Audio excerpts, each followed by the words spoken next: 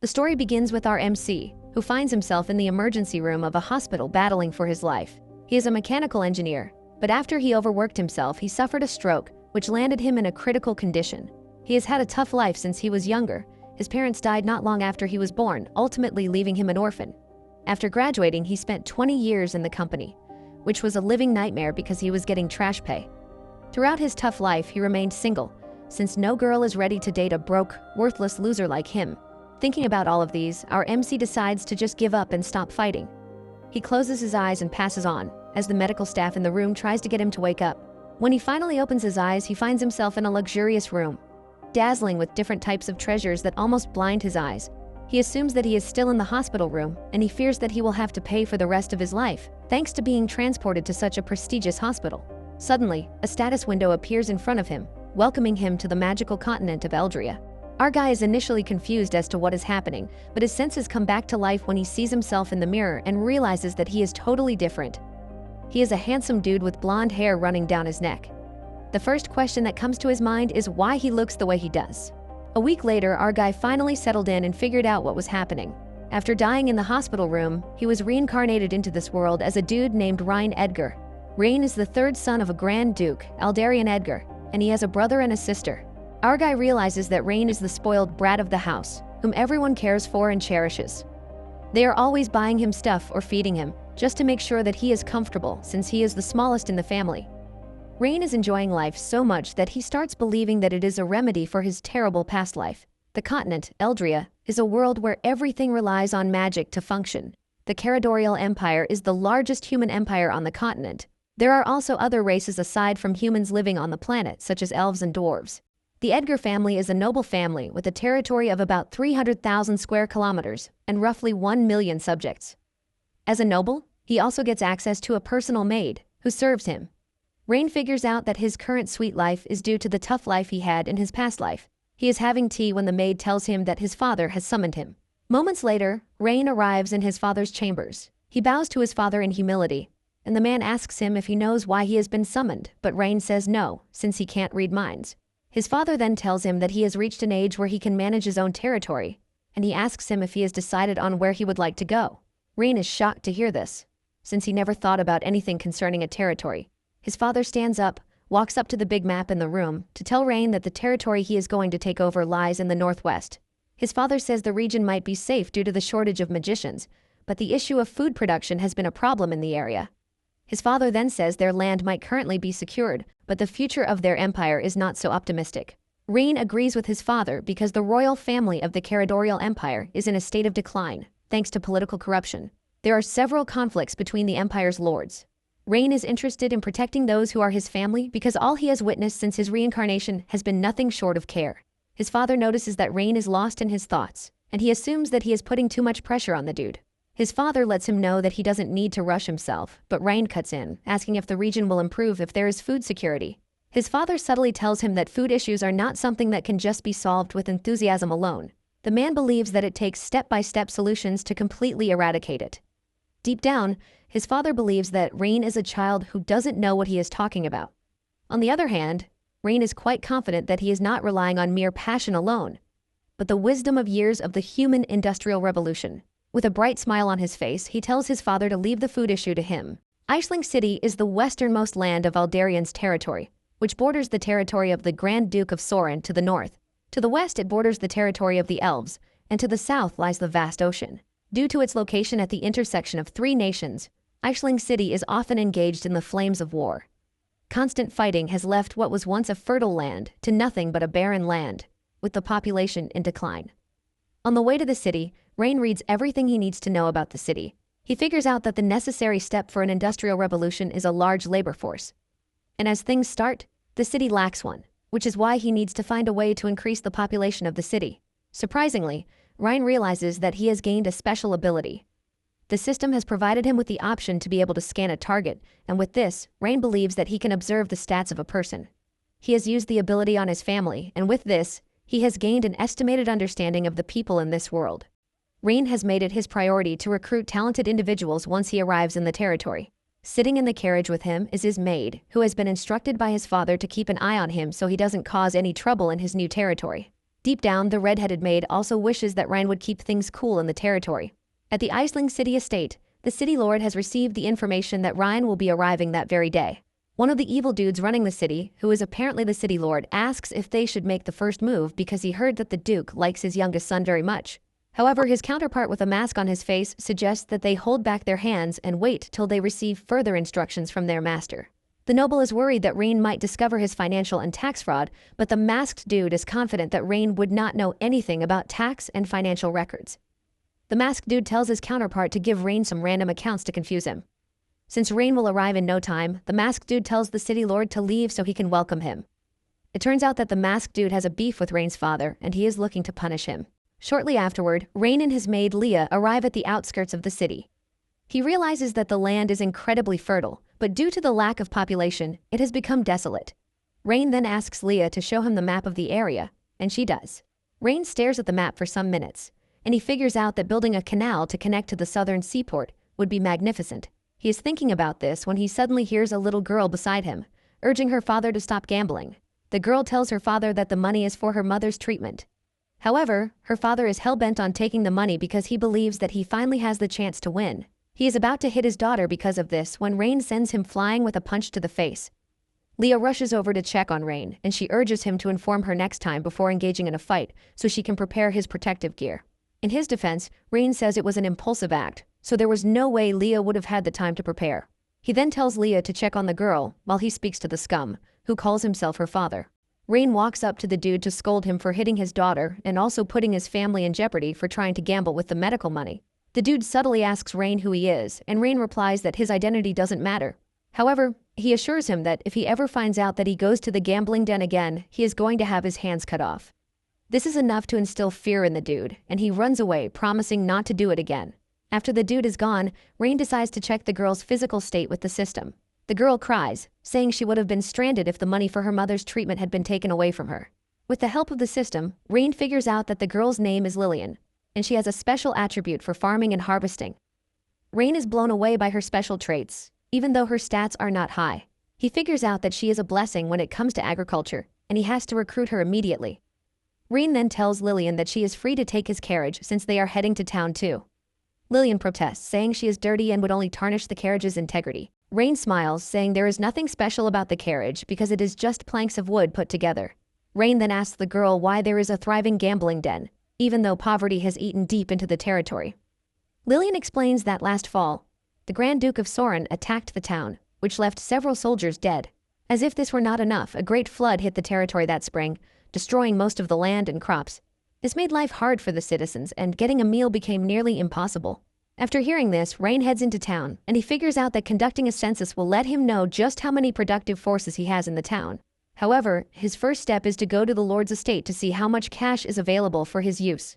Rain asks Lillian if she knows where the Lord's estate is, and she is about to reply when they hear a horseman in the distance, holding a whip and screaming at everyone to get out of the way.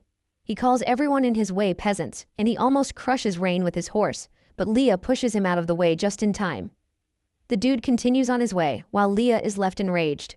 Rain quickly tells Leah to let him go because she is already choking him with her big melons. Leah adjusts herself and asks Rain if he is fine. Rain assures Leah that he is fine, and this is thanks to her.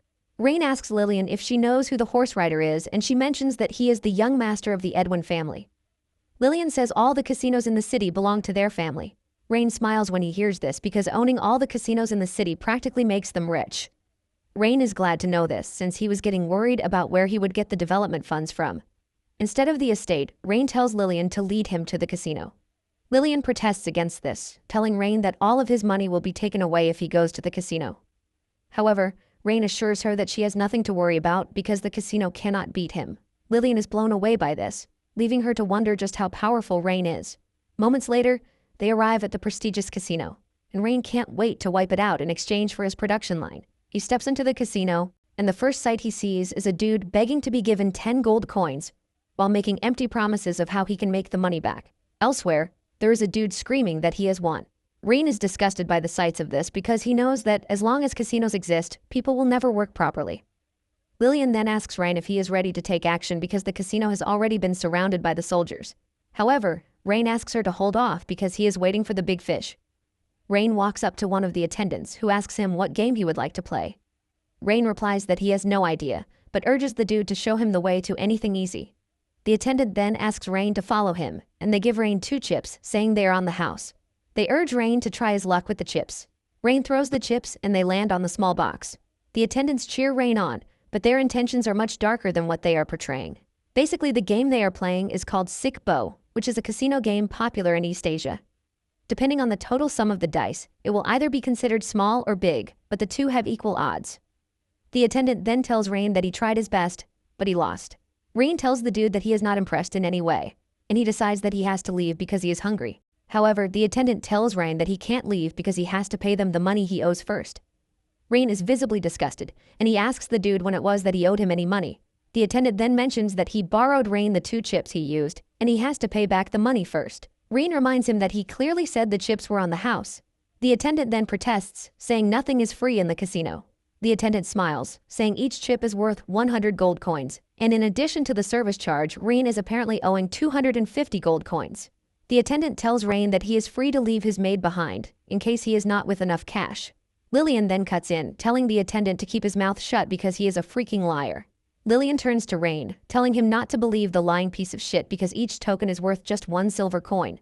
The attendant is pissed to hear this, and he berates Lillian for ruining his plan. Enraged, he calls on someone to beat Lillian, but before he can finish his statement, Rain punches him into the distance. Rain stands tall and cool, asking the dude who gave him permission to speak. Rain then turns around to see the people just focused on the games they are playing, while hoping that they win. Nonetheless, Rain's recent act doesn't go unnoticed as the big fish Rain has been waiting for finally shows up, demanding to know who dares to make a mess in the casino. The dude then tells his guards to beat up the gamblers, who caused a ruckus. His boys follow his orders, and he tells the other gamblers, who are watching him, that this will be their fate if they don't behave themselves.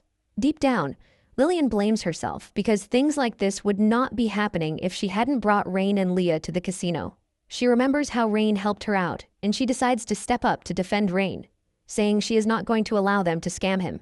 The other gamblers are shocked to hear this, and they all assume that it is the end for Lillian because no one who has made the owner, Vercello, mad has come out unscathed. Vercello turns around, asking Lillian if she is talking to him, and Lillian continues with her rant, saying Vercello's casino has ruined a lot of lives. She then says she is not going to sit around and let them bully her newly acquired big brother because he is a nice person.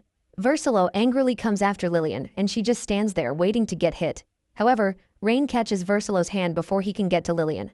He scans his stats and realizes that the dude has a terrible stat. His loyalty is a measly number of 5, and his special attributes are bloodlust and brutality. Vercello turns to Rain, asking him if he is not pleased with the way he does things. Rain replies that, on the contrary, he is impressed because only the strong can survive in this world. Rain then tells Vercello that whoever wins the fight will get the last laugh, and Vercello laughs when he hears this. He cannot believe that Ryan is seriously challenging him to a fight. With a disgusting look, Ryan tells Vercello that he doesn't need to know who he is, but he just needs to know one thing. With a clap of his hands, soldiers come rushing into the casino. Rain stands tall, with his soldiers all lined up behind him. Rain says he is currently winning the fight, which means he gets the final laugh. Meanwhile, the city officials are all waiting for Ryan. Most of them are already trying to look for a way to get Rain on their good sides. Even Vercello's father is planning to make a good relationship with Rain, but he is surprised that he hasn't seen his son around. Moments later, Ryan arrives in the hall, and the officials start rushing toward him, introducing themselves to him, while presenting gifts to him. Rain simply smiles at them and suggests that they start the meeting, since everyone is already present. The workers then drag in a board with a drawing on it, leaving the officials confused. Rain then tells them that the drawing they are looking at is the blueprint of the dam, and they need to make sure that all goes well. This leaves the officials even more confused because they don't know what a dam is. One even thinks it is meant to catch fish, but Rain urges them not to worry because he is going to explain everything to them. He calls on Leah to hand him the map, and she does. He lets the officials know that he has taken a look at the city's geographical location, and there is always a great flood every year due to the river north of the city. He mentions that they can build the dam there to stop the floods during the rainy season, and then water the crops during the droughts. The officials are blown away by this because it is an excellent idea, which will help the city's production increase. It starts to dawn on them that Ryan is not a simple dude after all. One of the officials then asks Rain what it is that he wants for them, and Rain comes clean, saying he needs money. The moment he says this, all the officials bow their heads in gloom, saying they don't have money. Standing behind is Vercello's father, Adrian, and he believes that Rain is a naive young fellow because there is no way the officials will give him money. Rain tells the officials that they don't have to say they are poor because he just raided a casino in the afternoon, where he was able to get about 50,000 gold coins. He mentions that this was just one casino, and there are still others there. This immediately catches their attention, leaving them wondering which casino he raided. The officials are worried that they are not going to get a share of the casino's profit that month. However, there is one thing that is certain, and this is the fact that all the casinos in the city are run by Adrian. The officials conclude that Rain is just going to get himself into trouble. Even Adrian is pissed when he hears this because he has no intentions of going against Rain before. But since he has decided to touch his business, Adrian is now interested in destroying him. Adrian walks up to Rain, telling him that his decision to raid the casino is against the laws of the nation, and he is not supposed to break the laws of the nation. The other officials are in support of this, and they start speaking out to Rain, telling him that Adrian is right. They claim that the casinos are legal businesses, and he just can't raid them because he wants to. Adrian is confident that Rain is a naive fool who has no idea how to control people. Rain then speaks up, reminding them of how they claimed to be poor after he asked them for money. Rain then tells the officials that he knows about their involvement in the casinos, and he lets them know that he is giving them one last chance. He tells them that they have a chance to give up the casino, or he will give it up for them. Adrian speaks back at Rain, telling him that the Grand Duke will not be happy with him if he knows what he is trying to do. The other officials are also in support of this, and they try to tell Rain that he must know his place. Since the group is all about laws and whatnot, Rain orders the soldiers to detain all of them because he is finally ready to teach them about the law. Rain also orders that the soldiers bring out the 2 guards from the casino. The 2 are already tied and restrained, shocking Adrian, since the 2 are always by Versilo's side. This basically tells him that something has gone horribly wrong. Rain then asks Adrian if he knows the 2. Adrian claims that he doesn't know them, and he asks Rain why he is asking him. Rain then tells Adrian that he has nothing to worry about because he simply wants to know about them, since they tried to assassinate him that afternoon. Rain then mentions that the 2 claimed they had the backing of someone important in the city. Rain then tells the soldiers to release the 2 so that they can see if there is anyone in the room who recognizes them. The officials are already panicking because the 2 are Versilo's followers, and the idea that they tried to assassinate Rain is a scary one. The officials believe that Adrian is done for good if they allow the 2 to speak. Adrian also knows this, and he quickly whips out a knife in an attempt to take down the 2 under the guise that they attacked the Duke's son. Before anyone can do anything about it, he cuts down the 2 in a gruesome manner. After this, he turns to Rain, telling him that he was overtaken by anger, which was why he acted rashly. He tells Rain that he is free to punish him for his actions. However, Rain tells him that he is an impressive person because he has a strong sense of justice. Adrian plays it cool, saying he only did what he had to do. Rain then turns things around, telling his soldiers to bring in the main culprit so that he can see if there are more impressive nobles like Adrian in the room. Just then, Versilo is dragged into the room while he is busy screaming about how his dad is the greatest noble in the town. Adrian's eyes lit up in shock when he realized that his son was captured, which was why he couldn't find him. Versilo screams at Rain when he sees the bodies of his servants on the ground, and he demands to know why he killed them. Versilo tells Rain that he is a dead man because the moment he is released, he is going to make sure he tortures Rain. This plays right into Rain's hand as he points out the fact that Versilo is trying to torture him and kill him at the same time. Versilo reinforces this, saying he is untouchable in the city, and he makes it clear that Rain is a dead man. Rain laughs when he hears this, telling Versilo that he is the bravest dude he has found. Rain finally steps aside so that Versilo can see that his father is in the room. Versilo laughs out loud, saying Rain is done for because the person standing behind him is a big deal. He is about to continue boasting when his father screams at him, telling him to shut his mouth and kneel. Versilo is surprised and confused, leaving him to ask his father what exactly is wrong. Adrian ignores his talk and he pushes Versilo to his knees. Adrian starts begging Rain, telling him that his son is young and naive, urging him to spare him. Adrian assures Rain that he will give him everything he has if it means sparing his son's life. This is when it dawns on Versilo that his father told him the day before that Rain would be coming to town, and he advised him to get closer to him. With fear written all over him, Versilo asks Rain if he is the Duke's son, and Rain points out the fact that he has many soldiers, which should have told him from the start. Versilo immediately bows his head, begging Rain to forgive him because he has made a terrible mistake. Adrian joins his son to beg Rain, saying he should give his family another opportunity. Adrian even goes on his knees, telling Rain that he and his family are pledging their loyalty to Rain. Rain then tells Adrian to hand over everything he has gained illegally because this is the only way he can guarantee his safety. Adrian bows his head, thanking Rain for the rare opportunity. Just then, Adrian makes the bold move to tell Rain that the city lord Eldrick has contacted external forces in an attempt to betray Rain's father. This shocks the rest of the officials, as they can't believe that the city lord is about to mount a rebellious activity. Rain plays the game of a fool, and he screams at Adrian for saying such trash, even after he has promised to let him go. Rain orders that Adrian and his people be executed for saying such. This shocks Adrian, but Eldrick, on the other hand, is glad. He believes that Rain is as stupid as they come. Eldrick then walks up to Rain, bowing his head, and telling him that he is completely loyal to him, which is why he would never think of a rebellion. Rain smiles, telling Eldrick that he believes him. However, Rain has scanned Eldrick's stats to see that he is a greedy person. Later on, while sitting in his office, Rain realizes that the nobles have all contributed about 100,000 gold, which is about 2 years' worth of tax. Leah enters the room to give Rain his black tea, and she asks him what he plans to do about what Adrian said, because if it is true that Eldrick is plotting a rebellion, Rain will obviously be in danger.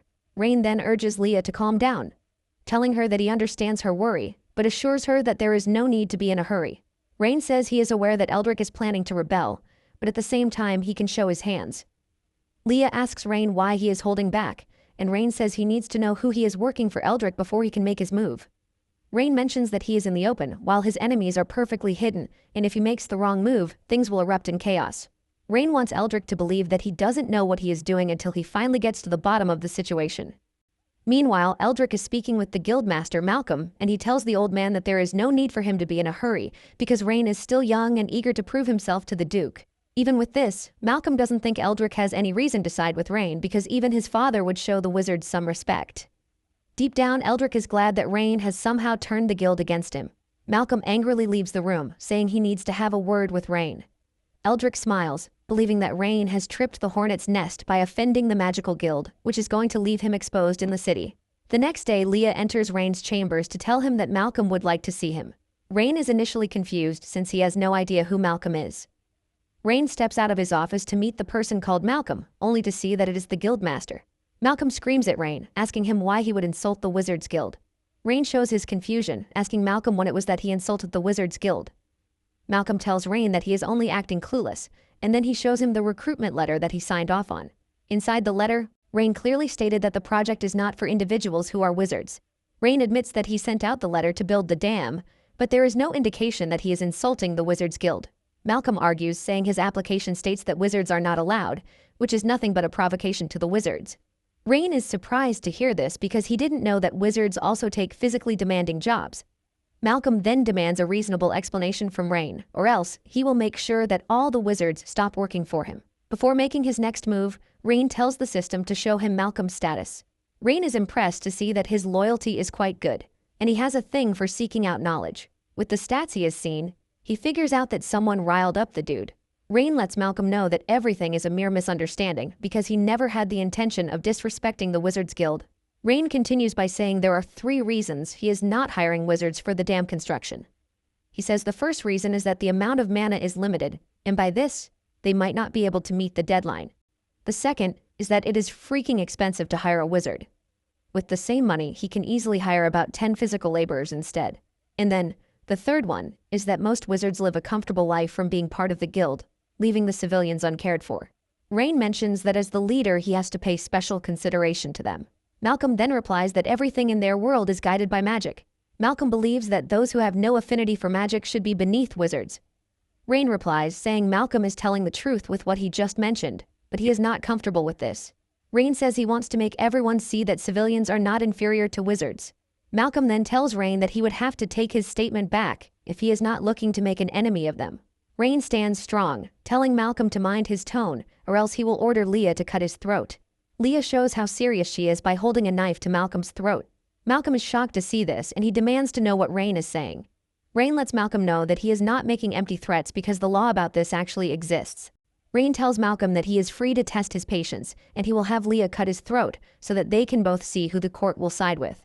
Realizing that Rain is serious, Malcolm starts begging, telling Rain to spare his life. Rain notices that even with the situation, Malcolm's loyalty toward him didn't drop. Rain pities Malcolm because he was simply being used. Rain then tells Leah to take the knife off his neck, and Leah follows his order. Just then, the system comes up with a notification that he has used his investigative ability on 10 people, which automatically completes the novice quest. With this, he is liable to get the host reward for the novice quest. He is also given a new quest, which is to obtain 5 high-stat characters. Rain is happy with the new item he just received, and he decides to check out the reward. After leaving Rain's place, Eldrick meets with Malcolm, asking him how his meeting with Rain went. Malcolm tells Eldrick not to stress him because Rain didn't listen to anything he had to say. In fact, he chased him out of the building. Being the evil dude that he is, Eldrick tells Malcolm that he has an idea that will change Rain's mind and even make Rain more respectful toward him. Eldrick tells Malcolm that Rain would have no choice but to come running to him after the construction workers refuse to work for him. Malcolm is surprised to hear this, and he asks Eldrick why the people would refuse to work for Rain even though he has given them a good offer. Eldrick continues by saying Rain will definitely be disappointed in the peasants if all they do is laze around. Malcolm refuses Eldrick's offer, saying he is not interested because the only issue he has is the fact that Rain refused to hire wizards. Malcolm lets Eldrick know that he has no intentions of sabotaging Rain's plans. Eldrick is disappointed to hear this, and he tries telling Malcolm that the peasants are a bunch of no-goodies who deserve what they are getting. He tells Malcolm that there is no way the citizens would be serious about helping Rain build the dam. After hearing this, Malcolm finally agrees to Eldrick's suggestion, saying they should give his idea a try. Shortly afterward, the citizens found the application for the dam construction on the board. The benefits of working there include 3 square meals a day, and the wages will be paid out by the end of the day. They are also assured that payment will never be late, and there is a guarantee that all will be treated accordingly. The citizens are surprised by this because the offer is too good to be true. Most of them believe that it is nothing but a trap, since they have been deceived time and time again by the trash nobles. The people are all speaking against this when Lillian enters the picture to scold them, telling them not to slander Rain's name. She tells them that Rain has assured her that he will make everyone's life better. The people start to laugh when they hear this, and they believe that Lillian is saying trash. Some even assume that Lillian has feelings for Lillian, which is why she is taking his side. Lillian ignores them, and then tells the attendant that she and her father would like to apply for the dam project. The attendant tells Lillian that he's going to accept her father, but there is no chance that he is going to take Lillian. Lillian protests against this, saying she is a pretty strong lady. The attendant then tells her that Rain has instructed him not to take those who are below the age of 18.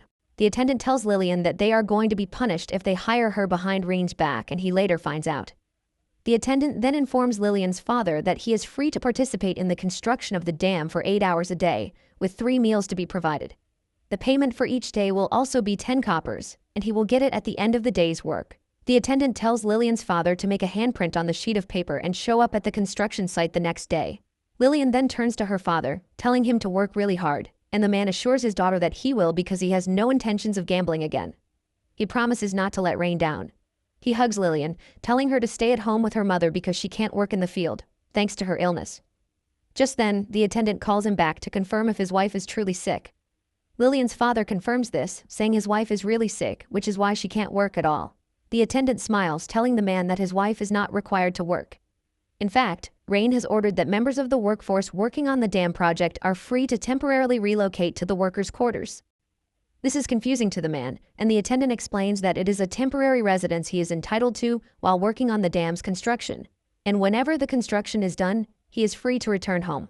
Lillian's father immediately falls to his knees in tears, thanking the attendant.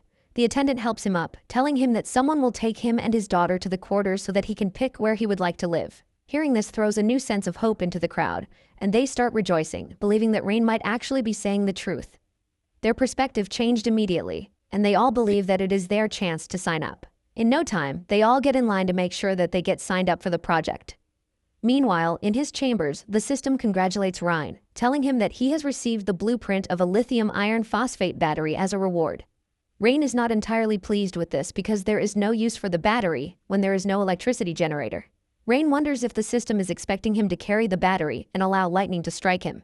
At the same time, he is worried about the new quest because he has no idea where he is supposed to find 5 high-stat characters. He was initially thinking of training Leah, but she can't improve anymore because her stats are almost maxed out. Rain figures out that his best bet is to go into the city to scout for talents again. Not long after this, Leah informs him that Lillian is there to see him. Lillian enters the room, telling Rain that things are not going well at the construction site because people are slacking off. This comes as a surprise to Rain. When Lillian was at the site, she asked her father why he is taking a break without doing anything tangible. Her father then tells her that he can't understand his body because he has been feeling tired since he woke up that morning. In fact, the same thing is happening to all the other workers. Lillian screams at the others, asking them why they are all slacking off even though Rain has offered them something really good. The workers reply, telling Lillian that they are not trying to be lazy, but they have been feeling really weird since the day began. One of them assumes that they are exhausted quickly because it's been a long time since they last worked. They suggest that they might feel better the next day if they rest very well for the day. However, Lillian is pissed at all of them and she screams at them, saying that they are nothing but a bunch of lazy lads because there is no way a disease like that exists. Rain soon shows up at the site, and he scans Lillian's father, Rock. He suddenly spots something unusual in the stat window, and this is the fact that the dude has been cursed. Rain then turns to Lillian, telling her that the workers are not sick, but cursed. Buried under the ground is a strange stone emitting really dark energy to affect the workers. Rain then resorts to the use of a skill named prospecting. He was waiting till the construction started so he can use it, but since it has come to this, he realizes that he has no choice. The skill allows the Rain to analyze the state of rocks, strata, formations, minerals, and other landforms in a target area. Rain then orders the system to analyze the geological condition of the area. The system takes the order, informing Rain that it is analyzing the geological condition within a 10-kilometer radius. Rain is disappointed that there is no petroleum or even metals in the area. However, he is able to locate something weird in the area. He then points Rock to the location he wants him to dig in. Rock accepts the order, telling Rain that he can still dig even though he is tired. Moments later, he digs up a suspicious rock that is emitting magic rays. Even Leah is shocked because the emission of magic from the stone is so faint that she cannot detect it. She is left wondering just how Rain was able to do it. Rain then orders them to dig up the crystal and put it inside a box. Rain asks Leah what is done to people who have been cursed. Leah says they usually go to the church where a priest helps them remove it. In addition, they can go to a high-level wizard from the Wizards Guild to help them remove the curse. Rain immediately becomes curious when he hears the Wizards Guild. He turns to Lillian, telling her to bring her father along because they need to find a priest. Lillian is worried, and she asks Rain if it is true that her father has been cursed. Rain assures Lillian that she has nothing to worry about because whoever is liable for this will not get away with it. Moments later, Rain arrives at the church, and he is welcomed by a saintess. Since he will be asking her to take care of someone, Rain tells the system to investigate her first. With the system's help, he discovers that her name is Ayuria, and surprisingly, she is an elf. However, her loyalty level is quite high. Ayuria finally introduces herself, and she asks Rain what she can do for him. Rain tells her that Rock has been cursed, and if there is anything she can do about it. Ayuria says she would have to take a look at Rock first. Ayuria uses her power on the dude, and she confirms the fact that Rock has truly been cursed. Rain asks her if she can remove it, and without delaying, Ayuria shoots a ball of divine energy into Rock, ultimately dispelling the curse. A large smile radiates from his cheek, and he tells Rain that he now feels like a new person. He tells Rain that he can finally go back to work so he can finish up everything that he is expected to do. Rain tells Rock that there is no need for him to rush because they need to resolve all the issues first. Rain then shows Ayuria the black gem they found at the construction site, and he asks her if she knows what it is. Ayuria replies that the dark crystal is the most common magical crystal, and a huge amount of magic has been stored inside for the curse to take effect. However, it is more like a prank rather than a curse. Ayuria says the caster is capable of killing anyone with the same amount of magic in the stone, but he is only making people feel tired with it. Rain then asks Ayuria if it is easy to make the crystal, and she says yes. She says the crystal can be easily created to be hidden in a construction site every day. Rain is surprised that Ayuria knows about the dam project, and she replies that it is a project that will benefit the citizens, so there is no way she is not going to know about it. She adds that hiring so many people for the project has also reduced the pressure on the church. Deep down, Rain is pissed, and he figures out that he has to teach Malcolm a lesson. Rain then asks her if she has a way to remove the curse on the entire construction site. Ayuria replies that it might be difficult because he might not be so lucky to find the crystal again another day. In addition, she says there won't be time for the construction if all the workers are digging out crystals. Rain is conflicted, and he starts thinking about approaching Malcolm. Ayuria then tells Ryan that she has someone who can help him solve his problem, even though the said person is a bit strange. She asks him if he would be interested in trying nonetheless.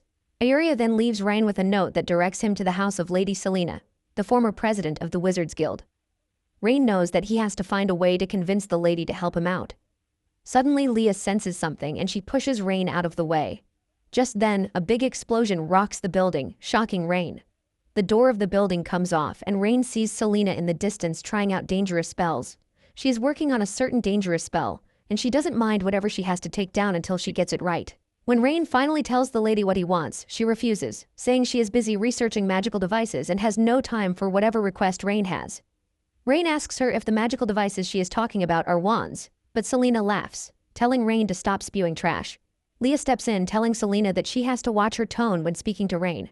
Selena immediately takes an interest in Leah because she can see that she has a high affinity for magic. She urges Leah to stay with her as her apprentice, and she promises to help Rain after she is done with what she is doing. The tension immediately explodes between the two, as Leah is ready to show Selena how to show some respect. However, Rain manages to calm Leah down, reminding her that they are there to ask for Selena's help. Rain then asks Selena if she is the one who made all the magical items on the table.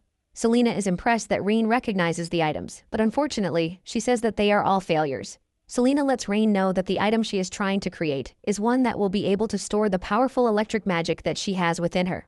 The moment she mentions electric magic, she catches Rain's attention. Rain immediately asks again to confirm if what she is trying to create is a device to store electricity, and she says yes. However, the whole thing has been exploding because none has worked. Selena then tells Rain to leave because she has to focus on her research. Rain takes a minute before telling Selena that he actually has a way to create a device that can store electricity. He asks her if she will be willing to help them out if he tells her the method. Selena thinks Rain is messing with her, and she reminds him that she has no time to be playing around.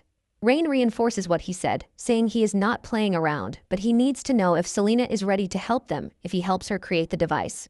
Selena then tells Rain that if he can help out, she will help him deal with Malcolm and even make sure that the other wizards listen to him. However, if he fails, she tells him that she will not be responsible for his safety. The trio then steps outside to the yard, and Rain is visibly happy because he was already worried about where to get electricity. He whips out the lithium iron phosphate battery blueprint with the intention of making the wizards his primary electricity generators until he builds the hydraulic generators. Not long after, Rain finishes building the battery and he presents it to Selena, who doubts the functionality of the battery. She fears that it is going to explode even if she uses a tiny bit of magic. Rain disagrees with her, telling her that the battery's capacity is about 180 watt-hours per kilogram. He urges her to show him how much she can charge the battery. Selena takes the power cord from him with the intention of testing out just how powerful the said battery is. Selena releases her electricity into the battery, and to her surprise, the battery didn't blow up like she was expecting it to. Rain smiles, asking Selena if she is done because all the electricity she just released is not even the maximum the battery can take. Selena's ego takes over, and she decides to show Rain that she still has so much more to release. She unleashes more electricity from her body, but in the end, she ends up collapsing from exhaustion, while the battery remains intact. Selena is surprised that the battery can actually store her magic. Rain checks out the battery, and he realizes that it is currently at 87% capacity. He is blown away because the current storage of electricity in the battery can power a vehicle for more than 3,000 kilometers. Rain is also glad that Selena has the power to get the battery up to 87%, and because of this, he concludes that she is a human battery bank. Rain then confirms the electric current in the battery, shocking Selena and forcing her to ask if Rain can also use electricity. Rain replies that using it is not the only thing he can do, but he can also make it so that everyone in the city is able to use it. Selena doesn't believe this because she believes that magic cannot be learned that easily. Rain smiles, telling Selena that he even has magic devices that are more powerful than the battery they are looking at. Rain tells Selena that he will make things better for everyone if she is willing to work with him. Meanwhile, Malcolm is sitting comfortably in his chambers, waiting for Rain to come and beg him for help. Suddenly, Selena enters the room, shocking Malcolm to his bones.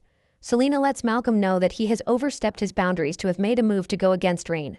Malcolm tries to act like he didn't do anything, telling Selena that he will never do such a thing. However, Selena is not there to joke around, and he grabs his chest, telling him to confess what he did to Rain's construction site. Selena shows him what happens when she is angry, and Malcolm doesn't want to get on her bad side. He quickly tells Selena that he is ready to talk. Malcolm confesses that he gathered all the mages in the association and he told them that Rain disrespected them. He then made them create crystals that could cast curses, and they used teleportation magic to place them underground at the construction site. This was what made the workers exhausted, so Rain would believe that they were useless and lazy. He wanted Rain to come and apologize to him so that they could finally work together. After confessing, Malcolm assures Selena that this is all he wanted and he had no other intentions. Selena berates him, telling him that he was being used. Malcolm is surprised to hear this, and Selena orders him to call back the mages. Selena then contacts Rain, telling him that he has solved the issue he has with the Mage Association, and he thanks her for it. Selena then asks Rain if he would like her to deal with Eldrick because she has the power to make him disappear from the earth, but Rain says there is no need for this. Rain tells Selena that he actually wants Eldrick to help him lure out the person he's working for. Selena acknowledges his order, saying she's going to back off since he has it all figured out. With a big smile on her face, she tells Rain to call her whenever he is ready to start working on the project that he talked about. Rain assures her that he will call on her, but he urges her to tell the mages to charge the batteries. Later on, Eldrick tells the masked dude that Rain has taken control of the Mage Association and he needs guidance on what to do. The masked dude tells him that he has nothing to worry about because Selena is the only one who can actually cause them a bit of worry. The masked dude says Eldrick's focus should be on the annoying dam project. He says if the dam works just like Rain said it would, the project will revitalize the people of the city, and this is the last thing they want. Eldrick assures his masked master that he has nothing to worry about concerning the dam because he has laid out a trap there already. Apparently, he has told the nobles in charge of grain supply to raise prices. The masked dude asks him if he is sure that the said nobles would side with him. Eldrick then explains that Rain made the nobles give up their money, but he has promised to help them get it back behind the scenes.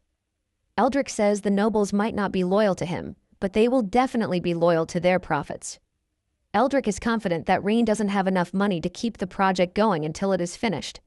In the market, Lillian finds herself fighting the sellers because of their prices. They have hiked the price of 2 bags of grain from 1 gold coin to 2 gold coins in just one day. The seller tells Lillian that she is free not to buy it because he doesn't care. He urges her to leave the grain if he can't afford it. Lillian remembers the promise she made to Rain about getting the grains at the lowest price possible. Lillian then asks the sellers if they are not scared that Rain is going to take action against them. The dude retorts, saying they are businessmen, and there is nothing Rain can do to them. He calls the situation a golden opportunity, and they are taking full advantage of it. He even pushes Lillian to the ground to trample upon her. When Ayuria also heard of this, she was pissed because she couldn't believe that they hiked the prices of grains in the space of one day. She tells her sister, Ilaria, that the grains they have won't be enough to get their people through winter. She tells Ilaria to take the grains back, saying she is going to figure something out. She then gives her money for a bribe. Ilaria is shocked because it is more than the usual money they used to bribe the guards. Ayuria is tired of explaining herself, and she tells Ilaria to just do what she asked her. Just as she is about to put the money in her pocket, Leah appears out of nowhere and snatches it away from her. The two are shocked, but are more shocked when Rain also shows up. Leah throws the money pouch to Rain, and Rain asks Ayuria if she is open to making a deal with him. The Saintess asks Rain what kind of business he might possibly have with her. Rain urges her to calm down, and he addresses her as an elf. Ayuria tries to act like she has no idea what Rain is saying as she claims that elves are not allowed in the human capital. Rain then tells Ayuria and Ilaria that they have no reason to be defensive around him because he already knows that they are elves. Ayuria then asks Rain what it is that he wants from them. Rain replies that he is talking about food supplies, but Ayuria thinks Rain doesn't have what it takes to help them out. Rain then asks her why she believes he is powerless in the situation. Apparently, the food in the city is controlled by the 4 major noble families, and these 4 have stood strong in the city for over a century, firmly dictating the prices of grain in the city. The Saintess says Rain might have intimidated some people with his hardcore tactics during the banquet some days ago. However, the nobles at the meeting are nothing but small fries. Rain then asks her if she knows the city very well, and she says yes, since she has been living there for the past 120 years. The Saintess says Rain's action to move against the Edwin family has made sure that there is no room for negotiation. Ayuria continues by saying war and natural disasters have caused the scarcity of food throughout the year. She says her people have no chance of surviving because grain prices have gone up. Rain then promises the Saintess, telling her that the prices of grain will be cheaper in the city than it was before. Meanwhile, the 4 heads of the strongest family are having a meeting. They are all happy with the way things are going because they have made some incredible money in a short space of time. They are raising a toast to their success when the butler enters to tell them that Rain has requested their presence at a banquet. This shocks the 4, and they start thinking of the worst possible things that Rain might have planned for them. One of the lords turns to the man who brought them together, Augustus, the head of the Klein family, to tell him that they are scared. Augustus tells his counterpart that he has nothing to worry about because Eldrick has already assured him that increasing the grain prices is within the laws of the nation. In addition, he believes that they are unstoppable as long as they stick together. Augustus says the price of grain solely depends on their mood, and the emperor doesn't even have the authority to meddle in it, let alone a young man like Rain. The other lords agree with him, saying if they follow everything that Augustus is saying, there won't be any room for poverty in their lives for the next 100 years. Augustus says the worst they can do is to drop the price by 5 coppers just to appease Rain. Augustus then turns to his counterparts, telling them that they will be severely punished if they try to back out. The other 3 assure Augustus that they are going to stick with him till the end. Since they are all in agreement, Augustus suggests that they change their clothes before meeting Rain. Later that night, Augustus and his counterparts arrive in the hall where Rain is waiting for them. Rain tells the maid to order the kitchen to start preparing food for his esteemed guests. When the four enter the room, they are wearing ragged clothes just to look poor. Rain is surprised to see this and smiles deep down because they don't know who they are dealing with. The first thing he asks them is why they look so dirty, since they are the ones controlling the city's grain supply. Augustus then cuts in saying they have heard about Rain's dam project, and they are willing to contribute. Another dude among them joins the conversation, saying they have donated large sums of money to support the project, and they have also been selling grains at the lowest price possible. Leah is pissed because the four are just trying their best to deceive Rain. Rain smiles after they are done spewing their nonsense, and he tells them that he appreciates their efforts in supporting him. He then tells the four that he has invited them because he wants to discuss grain-related business with them. August replies saying they are quite aware that Rain is low on funds, but at the same time the 2 gold coins per sack is a huge loss for them. Rain then shocks them by telling them that they are getting the wrong idea because he is not talking about them reducing their prices. In fact, he wants them to raise the price of grain per sack to 4 gold coins. Augustus is dumbfounded when he hears this, and Rain confirms what he said again. However, he lets them know that he will be taking 30% commission off the profit made. After Augustus confirms what Rain said, he concludes that Rain is not an inexperienced kid, but a cunning dude just like the rest of them. The four are glad that things are about to become very much easier for them with Rain's support. They even regret the fact that they didn't visit him earlier, since he appears to be on their side. On the other hand, Augustus is worried that this might come back to haunt them if they increase the price without an official decree. Augustus then speaks up, asking Rain when he plans to announce the increment. Rain tells them that the document is ready and stamped with his family seal. He promises to put it up once they are done with their meeting. He then warns them about disobeying him because he might just as well treat them the same way he treated the Edwin family. The four smiles, assuring Rain that they are going to support him. When the four finally return home, one of them tells Augustus that it would be right for them to inform Eldrick of the sudden change because raising the prices of grain appears to be totally strange. Augustus angrily smashes his cup on the floor, telling the dude that the more people who know about the deal, the less profit they are going to make. Augustus says Rain is probably trying to rope them into his plan so he can reap the benefits. Augustus tells the four that the entire issue must stay between them because they need to take full advantage of the crisis. One of them speaks up, saying he is only worried because the deal feels too good to be true. However, he is ready to follow Augustus through thick and thin. Augustus then urges his friends to gather all the grains from the small merchants before the announcement goes up. They are confident that they are about to make so much money beyond their wildest dreams. The next day, the Saintess shows up in Ryan's office to berate him and asks why he is colluding with the crooked merchants. She is about to crash out when Lillian steps in, telling her to calm down because Rain already promised that the price of things would drop. Lillian urges Ayuria to trust Rain because he must definitely have a plan. Ayuria then asks Rain if he is truly planning on raising the price of the grain, and he tells her that she has nothing to worry about. He says the price will not stay high for long because in half a month, the grain market will completely collapse. Ayuria thinks Rain is spewing trash, and she calls him inexperienced for thinking the prices of grain will drop. Rain then asks the Saintess just how much she thinks the prices would drop if he had threatened the four. The Saintess replies that she doesn't care because it wouldn't have doubled the prices of grain. Ayuria believes that the people are going to starve to death since the prices have gone up to 4 gold coins. But Rain tells her that it is all the same because the people still can't afford it at 2 gold coins and would starve to death too. Rain says the prices have the same effect, and it would only take longer than the other. Rain says his aim is not to make the merchants drop the prices of grain, but to make sure that they lose everything. 7 days later, Rain is taking Selena on a lecture when Leah shows up to tell him that the elf is there to see him. Selena believes that she is there to talk to him about the grain as usual. Apparently, the price has climbed up to 7 gold coins per bag, and just as suspected, this is exactly what Ayuria comes to complain about. Rain then turns to Leah to ask her how many days it has been since they started raising prices, and Leah tells him that it has been 7 days. Rain smiles and says it is time to finish off the merchants. This only gets the Saintess angrier as she demands to know what Rain means by this. She demands an explanation or threatens to sever all ties with Rain. With a calm voice, Rain tells Ayuria that he is finally ready to tell her the truth. The reason he didn't tell her before was to make sure her anger was genuine so that the nobles would not arouse suspicion. Rain then asks Ayuria what she thinks is the most lacking thing in the city as they speak. But she can't think of anything in particular. Rain then gives her the simple answer to this, and the answer is basically a merchant who actually sells grain. Rain explains that greed is the easiest human trait to control. and he cites an example with the merchants who rushed into the city after they heard that the price of grain had risen to 4 gold coins per sack. Rain knows that the 4 heads of family will buy the grains in higher quantities, further increasing the number of merchants entering the city. With this, Iceland City is basically the city with the highest number of grain in the entire empire. It is evident that all merchants lose their senses in the face of a 10,000% profit because the only 2 words in their minds are, "get rich." Rain assures the Saintess after that very day, the 4 noble families in the city will be eradicated. Rain then passes a note to Leah, telling her to pass it all across the city. The note is to inform them that Ayuria is selling the church's reserve grain because she doesn't like Rain's methods. Rain adds that the price of the grain should be set at 1 coin per bag. Ayuria is shocked when she hears this, and she asks why Rain is giving her such honor. Rain smiles, saying he doesn't have any grain, so he has no way of selling.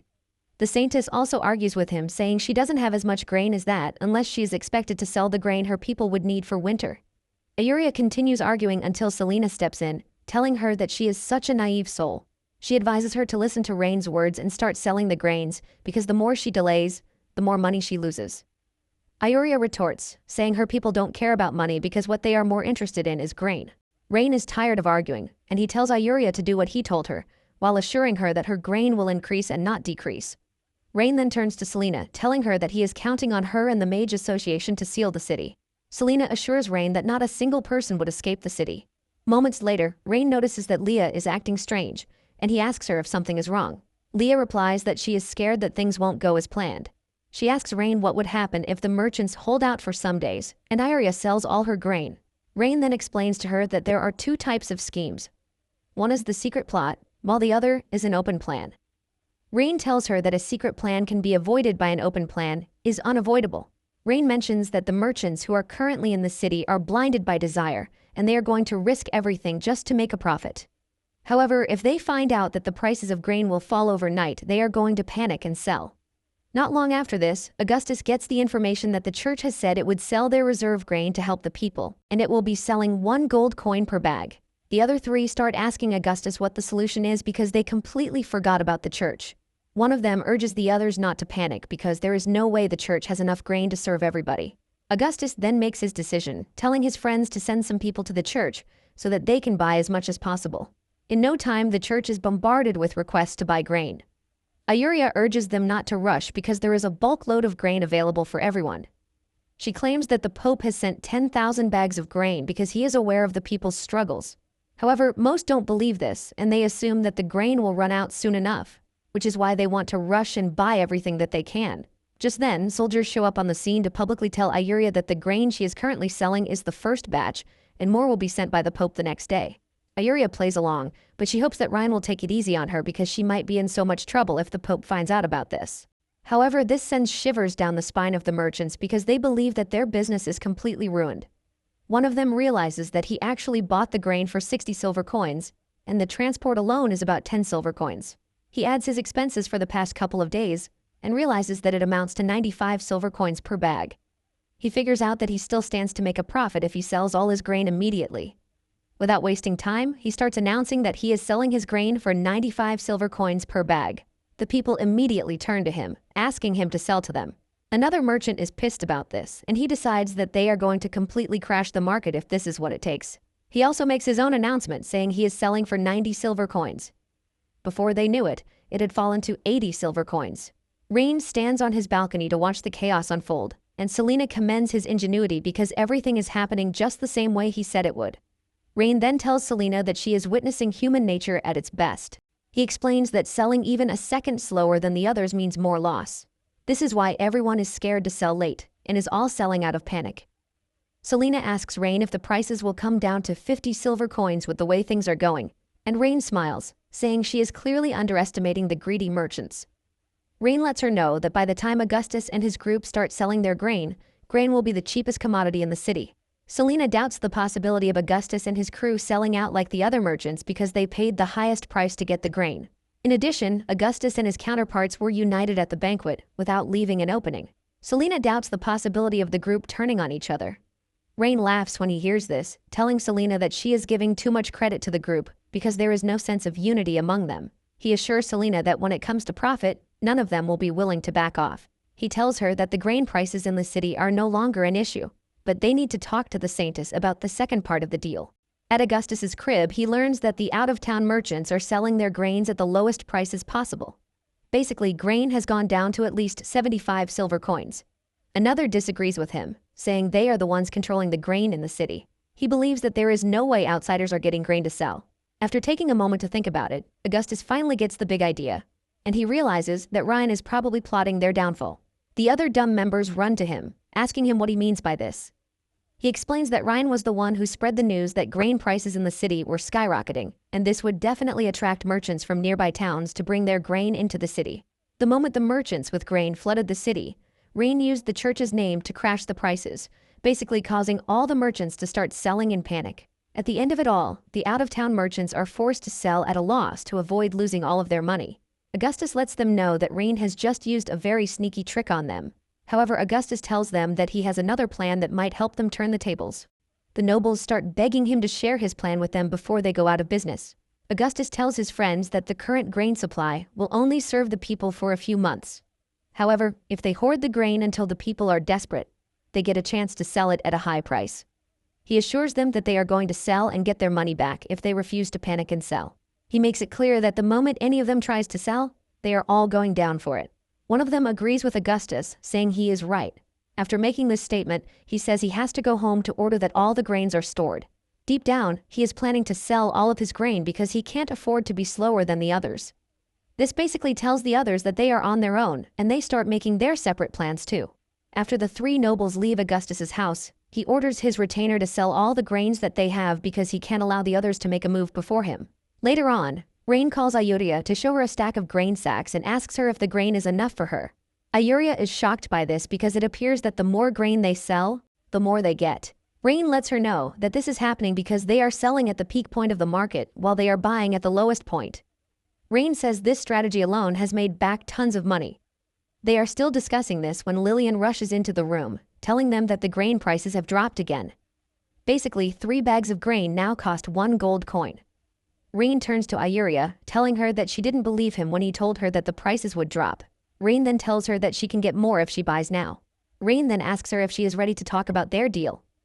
Ayuria is confused, and she asks him what type of deal he is planning to make with the Elven tribe. Rain shocks her when he tells her that they can basically handle everything that the elves need. Rain says he is ready to provide from the smallest thing, which is grain, to the big things like land. Ayuria is blown away by this, and she lets Rain know that the Elven Queen will be the one to make such a huge decision. Rain has no issue with this, and he tells her to arrange a meeting with the Queen. Ayuria then arranges a letter, which she gives to Ilaria, telling her to deliver it to the Elven Queen. Rain is pleased with the way things are going because once the crisis is over, the nobles in the town won't cause trouble again for a while. Rain already has the Magician Guild under his control, and he plans to extend his influence to the church too. As of the moment, the only cards that Eldrick has are the military and taxes. He figures out that taking over the military will leave Eldrick vulnerable, and he has to find a way to infiltrate the military. Rain is thinking about this when Leah shows up to pat his head and urges him to take a rest. Just then, a dude enters the room, complaining about the conduct of the soldiers. Rain stands up from his seat and he walks up to him. The dude screams at him, asking him who he is, and Rain simply answers that he is someone who would like to do business with him. Meanwhile, Lillian had been tasked with transporting goods out of the city to the Elven lands.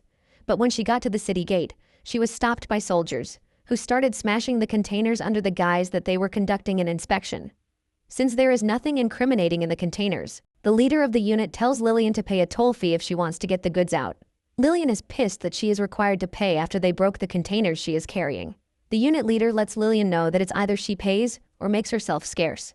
Lillian is about to continue arguing when a voice tells her to pay the soldiers. Lillian then brings out 1 coin, but the soldier claims that Rain has raised the toll to 5 coins. Lillian is pissed because everything she is carrying is only worth 3 silver coins, and she is being asked to pay 5 coins. The soldier simply tells her that she has the option to pay off or turn back. Lillian cannot believe that the soldiers are using Rain's name to perpetrate such crimes when Rain never ordered them to raise the toll. Lillian knows that the soldiers will be in big trouble once Rain has perfected his plan. Lillian then hands over the requested 5 coins, and the soldiers finally allow them to pass. Meanwhile, Rain is in the carriage with the dude from earlier. Rain hides his identity about being Rain and scolds Rain for raising the toll, but the dude protests against this. He tells him not to insult Rain because he is their savior. Rain is surprised to hear the merchant defending Rain because he is clearly blaming the soldiers instead of Rain. The merchant confidently explains how Rain used a brilliant plan to take down grain prices in the city in an attempt to help the people. The merchant admits that he lost money, but it is the first time he is going to see a leader care about his people. He confesses that if he ever gets the chance to meet Rain, he is going to serve him with everything he has. Rain then mentions the atrocities that some have been saying he committed, and the merchant still supported him, saying the corrupt families deserve everything that they got. Rain then asks him if he knows the Edwin family, and he mentions that everyone in the city knows the family. He says most people believe that the Edwin family amasses their wealth from casinos, but this is entirely false. The merchant then subtly tells Rain that Edwin's family's main business is human trafficking. Rain is shocked when he hears this, and rage overwhelms him. He can't believe that he is trying to raise the population of the territory, but the Edwin family is ruining his hard work. Rain figures out that the first thing they need to do is control the guards, because if an internal chaos breaks out, it will be easy for external forces to take advantage of it. Moments later, they arrive at another gate where the soldiers are demanding a toll.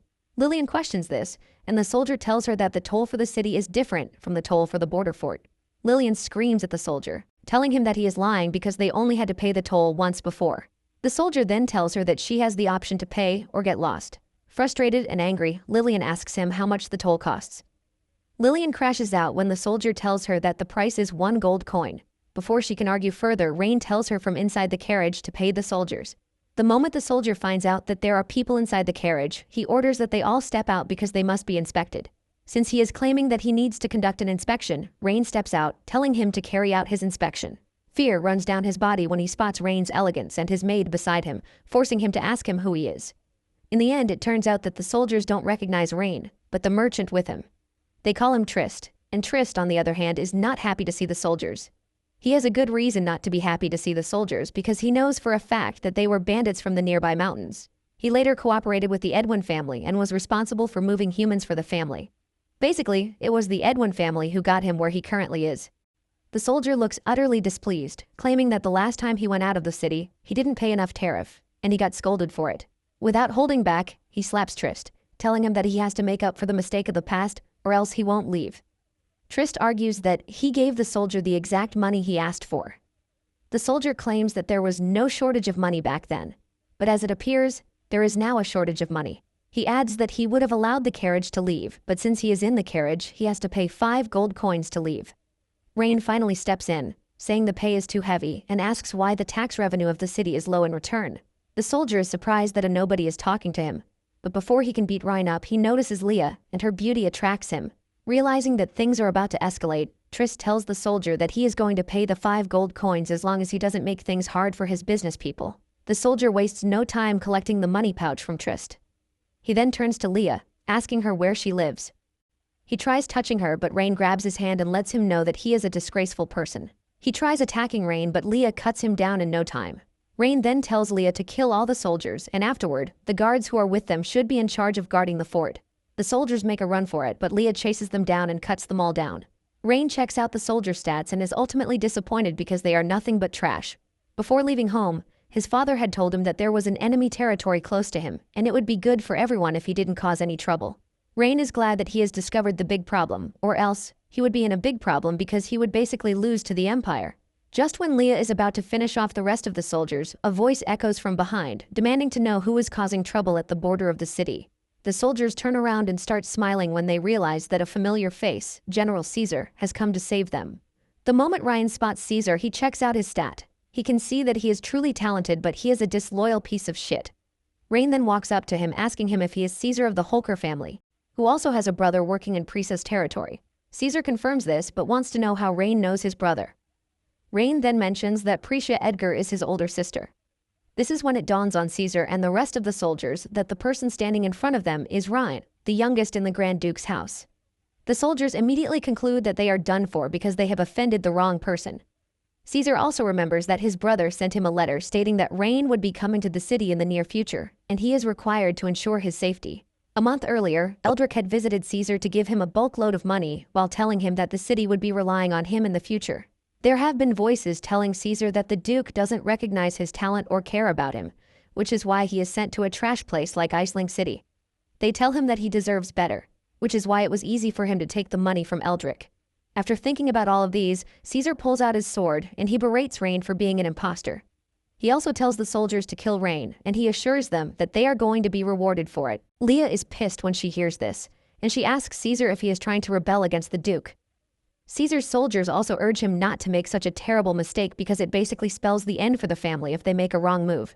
Caesar then claims that the person standing in front of him has already committed an offense by lying that he is the Duke's son. Caesar also tells his soldiers that they should not forget about what Rhine did by wiping out the Edwin family. He claims that they are currently in the westernmost part of the Caradorial Empire, and they are blessed with wealth that they have looted over the years. Caesar tells the soldiers that they stand a chance to live a happy life if they take Rhaen's head to the Orvis Empire in the north. Caesar continues by saying the choice is in their hands, but he is not going to force them. The soldiers are immediately confused as they do not know if they should listen to the general or not. Leah is also cautious because she can see that the soldiers are weighing their options. After taking a minute to think about it, the soldiers declare that Rhaen has a point, and it is in their best interest to follow Caesar's instruction. Caesar then asks Rhaen if he has any last words because he is about to die. Rhaen replies that he is going to give him one last chance to repent, but Caesar orders his soldiers to charge toward the young man. Realizing that the soldiers are not going to stop, Leah cuts off her skirt to make sure that she has enough mobility to deal with the threat. Leah goes after the soldiers and she slices one's throat before he can even move. Another tries to sneak up on her, but her acrobatic movements get her out of the danger before finishing off the dude. Suddenly she notices that a soldier has reached Rhaen already, and he is about to push his spear into Rhaen's head. Without delay, she throws her dagger at the soldier, ultimately taking him out, while Rhaen just stands there, aura farming. Rhaen then looks up to tell Caesar that he is offering him one last chance, and he urges him not to be stubborn about it. Caesar refuses the offer and urges his soldiers to charge at Rhaen, promising to give whoever kills Rhaen 1,000 gold coins. This provides an extra motivation for the soldiers, who are looking to make a quick profit. They try to take Leah out, but she is far above their league. She easily takes on a bunch of them and defeats them while she remains in the same position. Caesar realizes that the soldiers are having a tough time, and he calls on the wizards to attack Rhaen and Leah. The wizards heed his call, and they hurl ice arrows at Leah, but she kicks them away. However, this turns out to be a problem because the ice effect ends up freezing her legs. The moment Caesar realizes that Leah is immobilized, he orders his men to go after Rhaen. Before they can reach Leah, Rhaen tells her to find a way to leap into the air at that instant. He throws her a hammer to help with this, and she swings into action. Rhaen has already armed himself with an electrical battery, and he is waiting to see just how powerful it is. He removes the lid and drops the cable on the ground. The electric current from the cable runs into their body, shocking them and causing them immense pain. Rhaen, on the other hand, is unaffected because he is wearing an insulated shoes. The soldiers, who are standing behind, are ultimately confused as they have no idea what is going on. They believe that Rhaen is taking them down with thunder magic. On the other hand, Rhaen only wishes that there were a video recorder to help document the moment, so he can show his workers the dangers that come with reckless handling of electricity. Caesar is pissed that the soldiers are standing back and he berates them. However, one of the soldiers tells him that Rhaen must have used some sort of forbidden magic because everyone who gets close to his position is dying. Caesar angrily cuts down the dude's head, saying anyone who doesn't follow his order deserves to die. Caesar then orders the soldiers to go after Rhaen because he is just one person and he has no chance against all of them. Moments later, some of the soldiers remain standing and Leah asks Rhaen why they are still standing. Rhaen tells her that the battery must have run out of power because he only brought one battery with him to test it out. Leah then suggests that she take the dude away from the scene, but Rhaen refuses, saying they can't allow Caesar to get away. The moment Caesar notices that people are no longer falling, he orders his soldiers to charge in and capture Rhaen. Suddenly, a lightning bolt hits the ground, and with it emerges Selena, who is visibly enraged. She tells Caesar that he is one bold dude, and Caesar already knows what this means for him. Arriving with Selena are a bunch of other wizards too. Selena asks Rhaen if she came right on time, and he says yes because the power on the battery just ran out.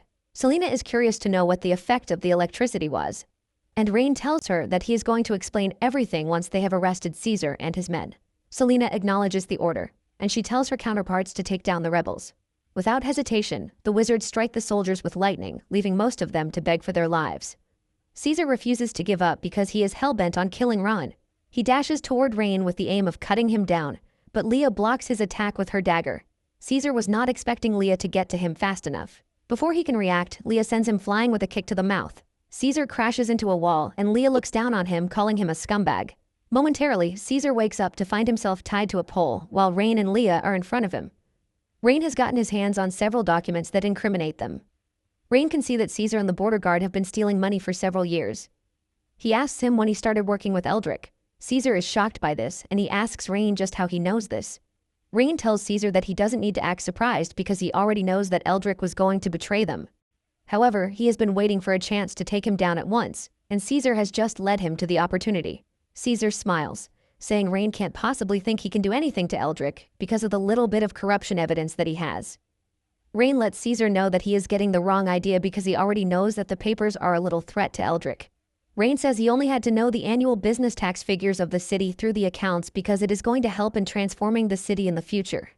Caesar laughs out loud when Rain says this, and he tells him that he is a dreamer. Caesar lets him know that Eldrick controls basically everyone in the city, and there is no way they are going to listen to him. Rain then walks up to Caesar, telling him that living people are the ones who can be called nobles, but dead people are basically corpses.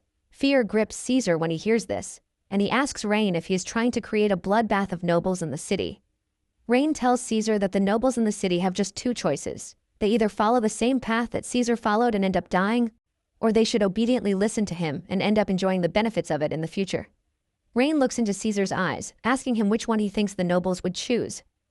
Later on, Rain figures out that he has to fix the city walls as quickly as possible because Duke Soren will definitely send troops again.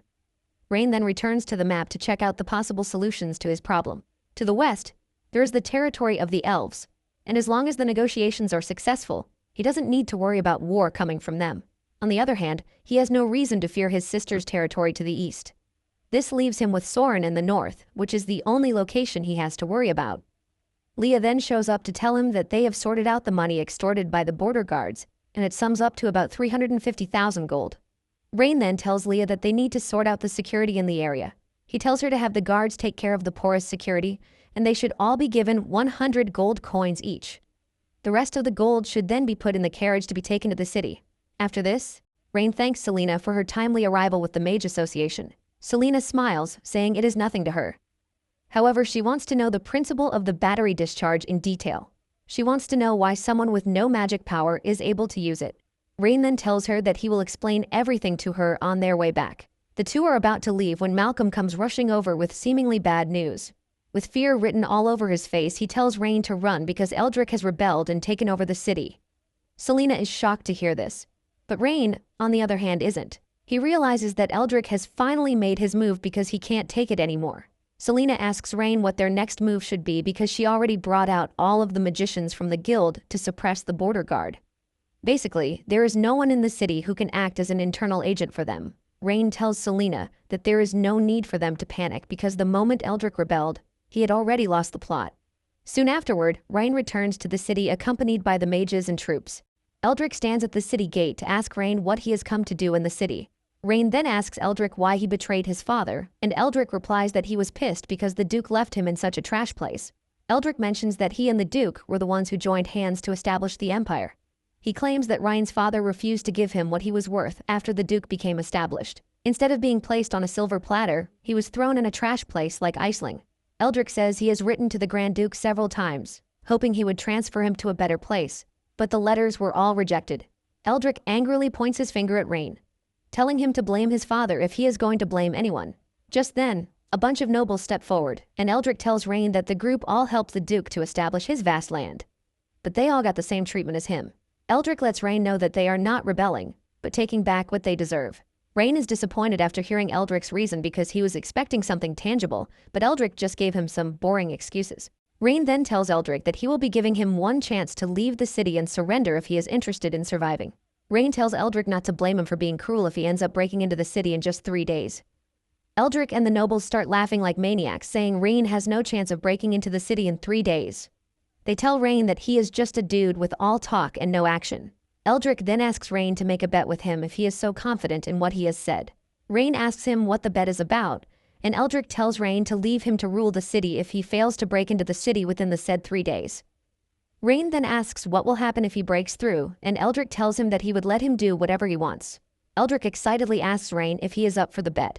Selena tells Rain that he has no reason to listen to Eldrick because they can fight them slowly. Leah also adds that she has reported the issue to the Grand Duke, and all they need to do is wait for the Grand Duke to send his large troops to destroy Eldrick and his annoying counterparts. Eldrick notices that Rain is silent, and he teases him, asking if he is scared. Eldrick calls Rain a coward because he was running his mouth some minutes ago, but he is already scared. The other nobles also urge Rain to accept the bet if he is not a freaking coward. Rain finally speaks up, telling the group that they are all eager to make fun of themselves, and he is willing to help them with it. Rain then tells them that he has accepted the bet and tells them that he hopes they keep their promise after 3 days. Eldrick assures him that they will, because everyone watching will bear witness to this. Just then Eldrick tells Ryan that the Orvis army has received news of his rebellion, and their army will probably arrive at the border in 10 days. After the standoff with Eldrick, Rain and his men set up a temporary base outside the city walls. Selena shows up to tell him that the city walls might look like they're gone, but it is difficult for them to break through with just their strength. One of the soldiers urges Ryan to follow them so that they can escape to the south and wait for the Duke's army to arrive. Rain then tells his supporters that they have nothing to worry about because the city wall will be broken down in 3 days. The only thing he is worried about is the Orvis army heading their way. Rain then asks Leah if she has gathered enough firewood and hay balls. Leah assures him that everything he requested is ready, and they even found a lake nearby. Rain then tells Selena to order the magicians to use ice magic on the lake to lower the temperature of the water in the lake to about 0 degrees. This is confusing to Selena, and she asks if everything he is doing is enough to break through the walls of the city. Rain then tells her that she has nothing to worry about because the city wall can only last about 3 days. Later on, Rain's men charge toward the city with firewood only, shocking Eldrick, who thinks they must be going mad already.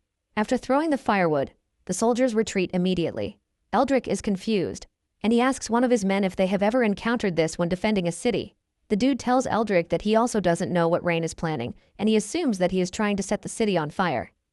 Eldrick punches the dude in the face for being stupid because he has never heard of a situation where fire is set to stone before. The guy then tells Eldrick that he can't think of anything else, which is why he said this. Eldrick is still scolding the guy when another person tells him that the dude might be right because Rain's men just set the wall on fire. Eldrick laughs when he sees this because he can't believe Rain is so daft that he is setting the wall of stone on fire. Eldrick's men then ask him if he wants the mages to put out the fire or shoot the soldiers carrying firewood with arrows. Eldrick then tells the dude not to worry about this because they are saving the little number of mages that they borrowed from the Orvis Empire till the most critical stage. Eldrick believes that using their magical power at a time like this is a waste. Eldrick is confident that in 3 days he will have defeated Rain. In no time, the whole wall is on fire. After this, Eldrick continues into his quarters to enjoy a good time with his people. Not long after this, one of his men comes in to tell him that the situation hasn't changed, as it appears that all Rain's men are doing is setting fire to the walls. Eldrick mocks their plan, asking if they have burned all the firewood for winter. He calls on his friends to follow him so that they witness Rain's downfall. They are all excited because it is the last day of their ongoing bet. Eldrick's men are happy because they believe Rain has lost, and Eldrick has won. They are mostly happy because the heat is becoming unbearable. When Rain rode up to the city gate, Eldrick asked him if he was ready to put out the fire and surrender, but Rain told him that he was there to give him and his friends one last chance. He tells them that this is the only chance that they are ever going to get before he kills them later. Eldrick laughs when he hears this, and he asks Rain if something is already wrong with his brain because there is no way they are surrendering. Eldrick asks him if he has forgotten about the bet that they made some days ago.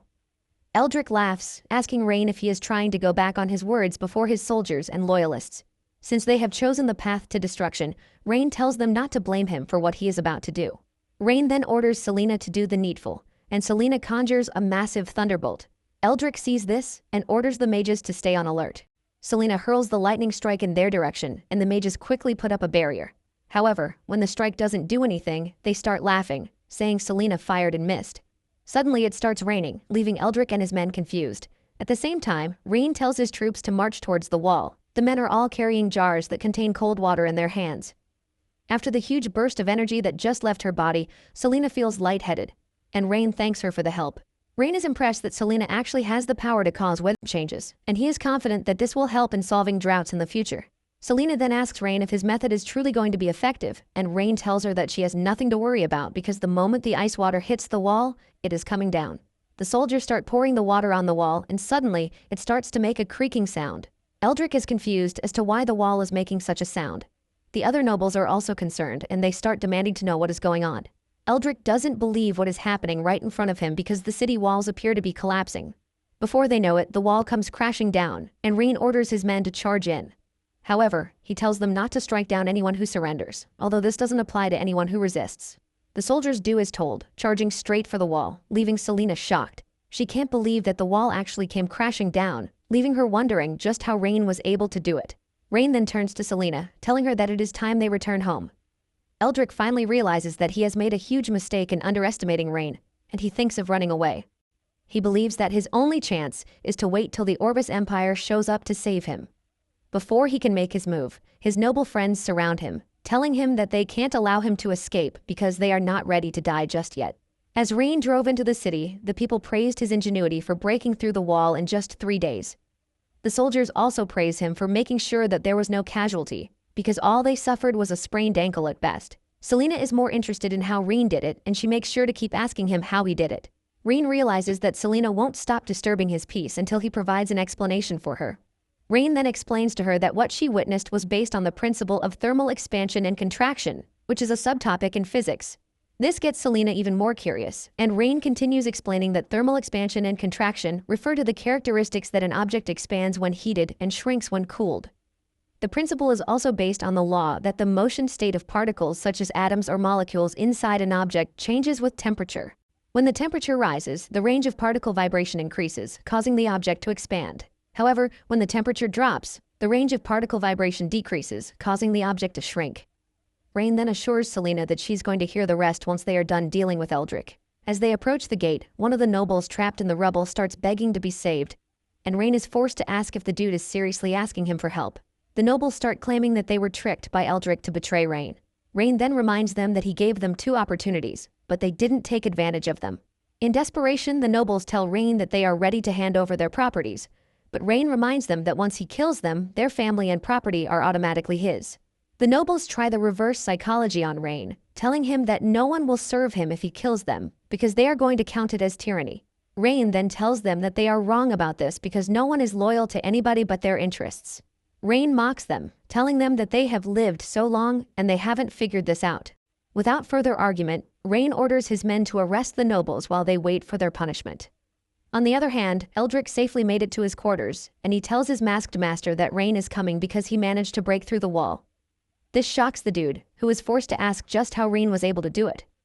Eldrick explains that the city wall was set on fire for days, and after this, water was poured on it, and it instantly collapsed.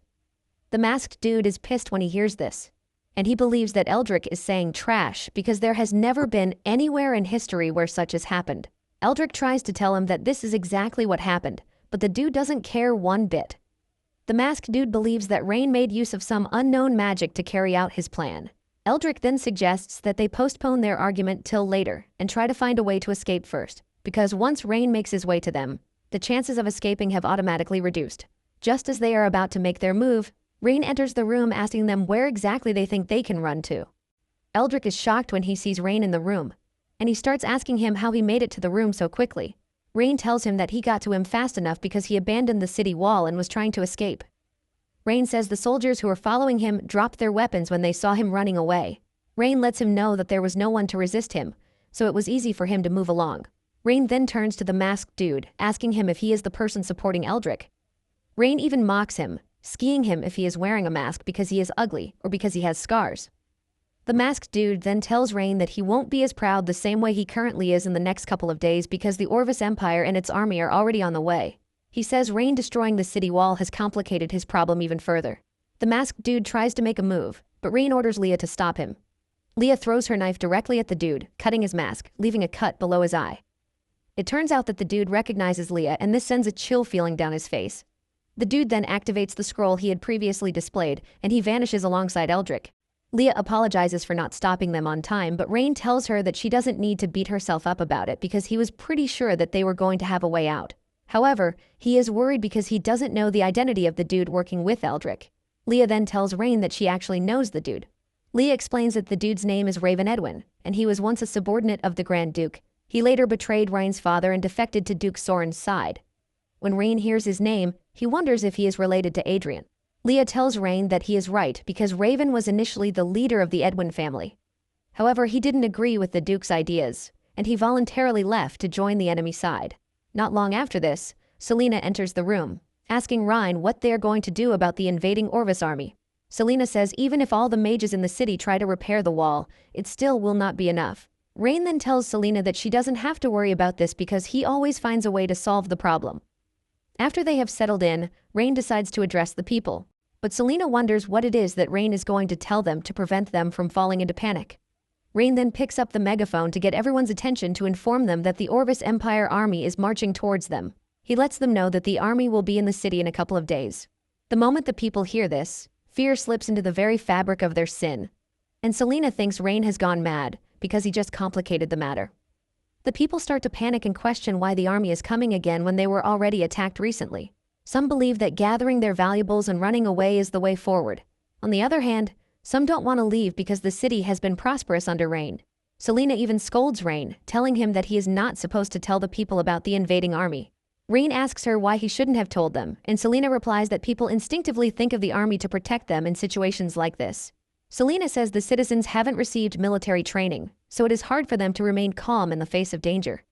Rain then tells Selena what she doesn't understand about the whole situation. He lets her know that the only person who is expected to remain calm is the commander.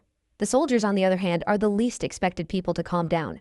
Selena is confused by what Rain is saying, and Rain whips out the challenge letter sent to him by the Empire so that the entire city can see it. Rain reads out the letter, claiming that the citizens are fools who can't defend their homes. Rain adds that the Empire has already deemed them to be cowards who will abandon their leader to escape. The moment the people hear this, they become mad because they have been suffering nonstop at the hands of the Empire. Rain then continues by saying the Empire has made a mistake by calling them cowards and fools. The people roar back in support, telling Rain that they are going to fight back. Rain is impressed by their resolve, and he assures them that he is going to lead them to drive out the Orvis Empire. Later that night, Leah shows up in Rain's chambers, urging him to have a cup of tea and rest. Rain tells Leah that there is no room to rest because they need to find a solution before the enemy army arrives on their doorstep. Failure to do this basically means the entire city will be captured by the Orvis Empire. Leah then asks him about the speech he gave in the afternoon, and Rain tells her not to worry about it because it was nothing but a lie. Rain says he said this to help stabilize the people. Leah still doesn't think this is enough, and she urges Rain to follow her out of the city so he won't be in danger. Rain informs Leah that she has nothing to worry about because he already asked Malcolm and Selena to evacuate the children, elderly, and women out of the city in an orderly manner. Rain takes an interest in a particular book about dark green divine oil, and he asks Leah about it. Leah doesn't particularly have an idea, but she heard that it is something that burns. She says it is a material that is used in witches' rituals. The color of petroleum, on the other hand, is rich, ranging from deep red, golden, dark green, black, brown, and transparent. The color of petroleum is basically determined by the content of gum and asphaltene that it contains. The higher the content, the darker the color. Curious about what it can be, Rain demands that Leah take him to the oil as quickly as possible because there is a report that it is stored in the warehouse. They rush into the warehouse, and Rain orders the soldiers to find the dark green divine oil. However, he warns them not to use an open flame around it. Rain looks around the warehouse and realizes that there is money everywhere. This is the money that Eldrick has embezzled over the years, and Rain cannot wait to resolve the crisis so that the money can be used for the betterment of the people. After some minutes of searching, the soldiers found the oil, and Rain dashed over to check it out. He opens the barrel, and with a smile on his face, he realizes that the city finally has a chance. At the Orvis military camp, Eldrick and Raven return to tell the Duke, Castile, that they failed at their mission. Castile tells the two that he was expecting them to fail, but he didn't know that they would be this bad. Castile cannot believe that they were not able to maintain the city for more than 3 days. Eldrick speaks up, saying Ran used a forbidden method to break down the walls of the city, which is what led to their failure. Castile becomes curious at the mention of a forbidden method, and Castile assumes that Aldarion sent a mage to protect his youngest son. Raven smiles, telling Castile that he has nothing to worry about because the forbidden spell cannot be used continuously. In addition to this, the walls of the city have been destroyed by Rain. Raven says there is no possible way that the walls can be repaired in a short period of time. Castile then tells Raven that he doesn't need to remind him of what to do because he is not an incompetent person. Castile then tells him that he has no more tasks for him, so he is free to return to the Orvis Empire and wait for the next set of developments. Raven is disappointed when he hears this, and he reminds Castile that they both planned everything together. Raven wants to know what Castile means about sending him back to the Empire, and Castile makes it clear that he has been kicked out. Castile then throws a scroll to him, and when he opens it, he realizes that it is his arrest warrant. Before he can make a move, Castile orders his men to grab him. After Raven has been taken away, Castile turns to Eldrick, asking him what his fate should be. Eldrick falls to his knees, begging to be spared. He says he knows a secret, and with this, he can move the Orvis Empire further. The mention of this certain secret piques Castile's interest, and he can't wait to hear what it is. At the Thurland City main hall, Rain's elder sister, Priscilla, receives a letter from Rain. But it was written by Leah. Priscilla is smiling about his brother sending her a letter until she opens the letter to see the contents. She becomes ultimately furious, and she tells her maid Gwen to call Velas, Caesar's brother. At that instant, Velas soon shows up in the room, and Priscilla wastes no time accusing him of trying to stage a rebellion. However, Velas argues that this is a lie because he can never do such. Priscilla angrily throws the letter at him, telling him to confirm the details by himself. In the letter, Leah had written to Priscilla about Velas because his brother is a freaking rebel. After he is done reading the letter, Priscilla asks her if he has anything to say in his own defense. With fear, Velas tells Priscilla that what Caesar did has nothing to do with the Holker family, because he was acting alone. He mentions that he even wrote a letter to him, telling Caesar to make sure that he listens to Rain's instructions. After hearing what Velas has to say, Priscilla realizes that his reactions and his words don't appear to be fake. Velas urges the lady to give his family a chance to prove their loyalty to her. Priscilla asks him what type of opportunity he is asking for, and he mentions that he is going to ask his daughter, Rosalind, to lead the army to help Rain against Castile's army. Priscilla is surprised to hear this, since Rosalind just became an adult. She mentions that if anything happens to Rosalind, the Holker family will be left with no heirs. Velas then tells Priscilla that the Holker family is willing to sacrifice everything as long as it means pleasing Priscilla. Velas says his family would have been wiped out a long time ago, but it is all thanks to Priscilla that they are still standing. He urges the lady to give him a chance to prove his loyalty. Priscilla then tells Gwen to send someone to keep an eye on Rosalind, because if she does anything out of order, she is going to be killed on the spot. Soon afterward, Castile and his army arrive at the outskirts of Iceling City, and they are accompanied by Eldrick. He shows him a vulnerable part of the city, telling him that it will be easy for him to break through using the path. However, the wall has been rebuilt, and Eldrick figures out that Rain used magic in fixing it. In addition to this, it appears that Rain is building a moat. Castile laughs when he sees this, and he concludes that Rain is the biggest idiot to have lived. Castile cannot believe that the mage's precious magic power was wasted in an attempt to repair the city wall. Eldrick, on the other hand, is worried that they have repaired the wall, and he asks Castile why he is happy. Castile then explains that a wall is only useful if the terrain is easy to defend but difficult to attack. Castile points out that there is a plain close to them, with only a river in the middle, but this can't stop the army from attacking. Castile says Rain might have had a chance to stop them, with the help of the mages. But since he has wasted their precious power on repairing the wall, Castile doesn't see a way out for him. Eldrick is blown away when he hears this, and he starts praising Castile, saying he is the wisest man ever. One of the soldiers tells Castile that they don't need to storm the fortress to capture the city. He suggests that they send troops to surround it, giving them the opportunity to isolate it. Castile turns to the dude, and with a disgusting face he asks him if he thinks he can't conquer the fortress. The dude quickly falls to his knees, saying Castile has misunderstood him.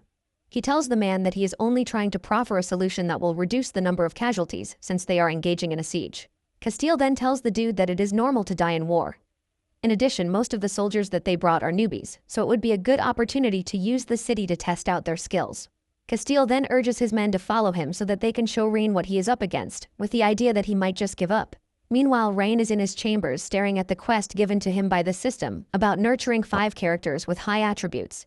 Rain cannot believe that the task has been there for over half a month, and he hasn't gotten a solution. Leah then enters the room to tell him that Castile and his magician want to see him outside the city. Rain gets up to meet Castile, and Castile tells him that he is giving him a chance to surrender. While the dude is busy laying out his demands, Rain simply turns to one of his men, asking if the fool standing in front of him is the Grand Duke of Orvis.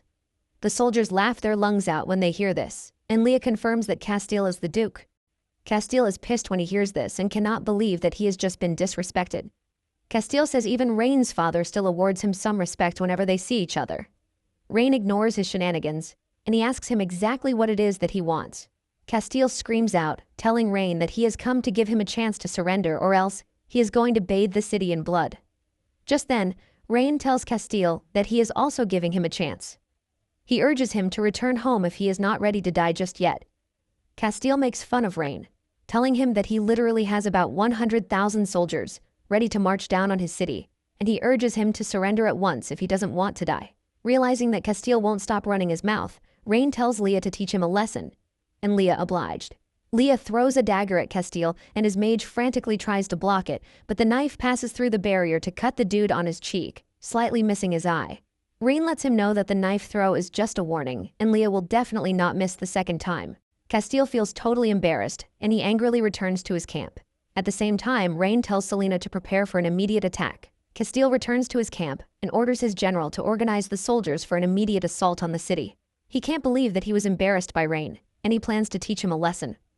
Castile's man reminds him that they have been on the move for the past 3 days without rest. He suggests that they wait till the next day after the soldiers are fully rested. However, this only makes Castile mad, and he tells the dude that there is no way that they are tired after 3 days of walking. The dude urges Castile to calm down because they still have to build bridges even if they are not tired. The soldiers are in agreement with their rep, but Castile remains stubborn, saying speed is the most essential thing in battle. He then sends out his orders to let his men know that they are attacking the city immediately. At the barracks, the soldiers are resting and having a good time, believing that they are going to have a good meal that evening. Their hope is crushed when the commander shows up to tell them to all assemble for an attack on the city. This shocks them, and they try to tell their boss that they have been running for the past couple of days without rest. They believe that they are supposed to get a full meal before battle, but the commander urges them to stop complaining because it is their duty as soldiers to take orders. Moments later, the soldiers start dashing toward the city wall, and Rain's commander asks him when they are supposed to shoot down the invading army. Rain then asks his soldiers if any of them have fought against the Empire before, and one of them says yes. Rain asks him why their troops appeared to be tired and starving. The dude then mentions that in his experience, the soldiers that they are looking at appear to be new recruits. In addition, it appears that they are hungry, and this shocks Rain. He is surprised that Castile is not feeding his men. The dude then tells Rain that Castile probably used the newbies as cannon fodder. They are basically there to die just to weaken the city's defenses. Rain is pissed when he hears this, forcing him to ask why Castile would carry out such an act. The soldier lets Rain know that there are only a handful of nobles who like their people the way Rain and his father do. Rain is enraged that Castile is a dirtbag and he decides not to hold back. Rain's men tell him that they have enough arrows to kill the recruits, and he asks him when he plans to make his move. But Rain shocks him when he tells him not to make a move. As the soldiers approach, Rain tells Selena to make all the wizards use cold wind. Selena does as told, and Castile smiles, believing that Rain is nothing but an idiot. His commander asks him why he said this, and he mentions that he intentionally sent out new recruits to make him use up his arrows, but he wasted his magician's power instead. Castile tells his commander that the moment Rain is done wasting his mage's strength and power, he is going to send in the magicians and cavalry to attack the city. Castile's men laughs, saying he is a really smart man because the city is going to be so easy to capture. Castile is already imagining himself capturing Rain as his prisoner. When the recruits look up in the air to see the magic effect, they start running in fear. However, when the effects of what Selena wore off, the commander scolds the soldiers, and he tells them to pick up their weapons again to charge again. Selena turns to Rain, asking him if the basic level cold wind magic that she just used is enough to repel the enemy. Selena believes that some lightning magic would do the job better.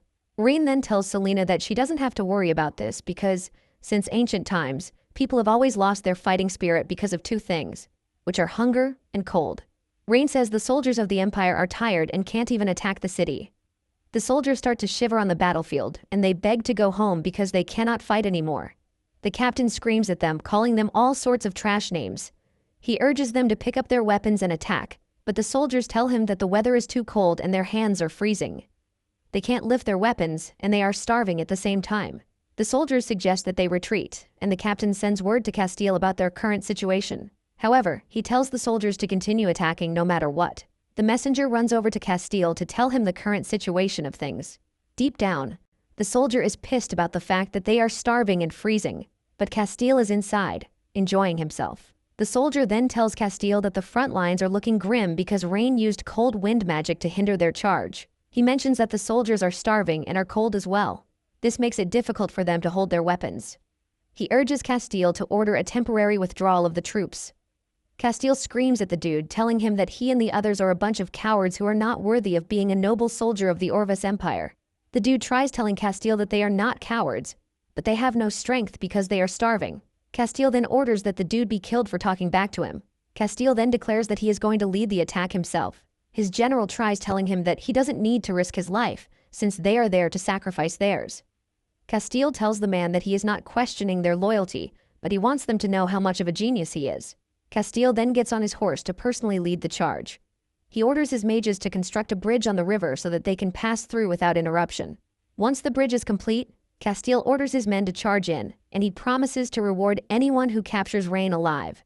As they run toward the wall, Rain's men inform him of the charging soldiers. Rain then tells Leah to order the men to dump what they planned in the moat. In addition, all passages on both sides of the moat should be blocked. Leah acknowledges the order, and the soldiers start dumping the oil through the prepared pipe. Unknown to the charging soldiers, oil is pouring into the river that they are trying to cross. Meanwhile, Rosalind is on her way to the city because she knows that the fate of the Holker family lies in her. After 3 days of straight marching, one of her men suggests that they take a break because the horses will tire out. Rosalind then asks him how long it is going to take them to get to Iceland at their current speed. The dude replies that they should be able to get to the city in just 1 day. Rosalind then tells her mage to project the map in front of her so she can see an alternative route. Rosalind figures out that Orbis must have broken through and forced Rain to stay locked up in the city. Just then, she stops her horse and screams out, telling the mage Nox, who is tailing her, to come outside so that they can discuss countermeasures. The soldiers are shocked when a dude appears out of nowhere, and the captain orders his men to protect Rosalind. However, Rosalind stops her men from doing anything. Nox then tells Rosalind to say whatever it is that she wants to say. Rosalind then points to a spot on the map where she plans to send her troops to cut off the Empire's army and take advantage of the situation to capture all the Orbis Empire's troops. Rosalind lets Nox know that he was sent by Priscilla to spy on her, but she needs his help with this. Nox then tells Rosalind that the mission he received is to make sure that Rosalind dies in case she does anything bad, and there is no instance where he is told to help her. Rosalind says she is aware of this, but reminds Nox that none of them wants anything bad to happen to Rain. Nox then asks her what he wants her to do.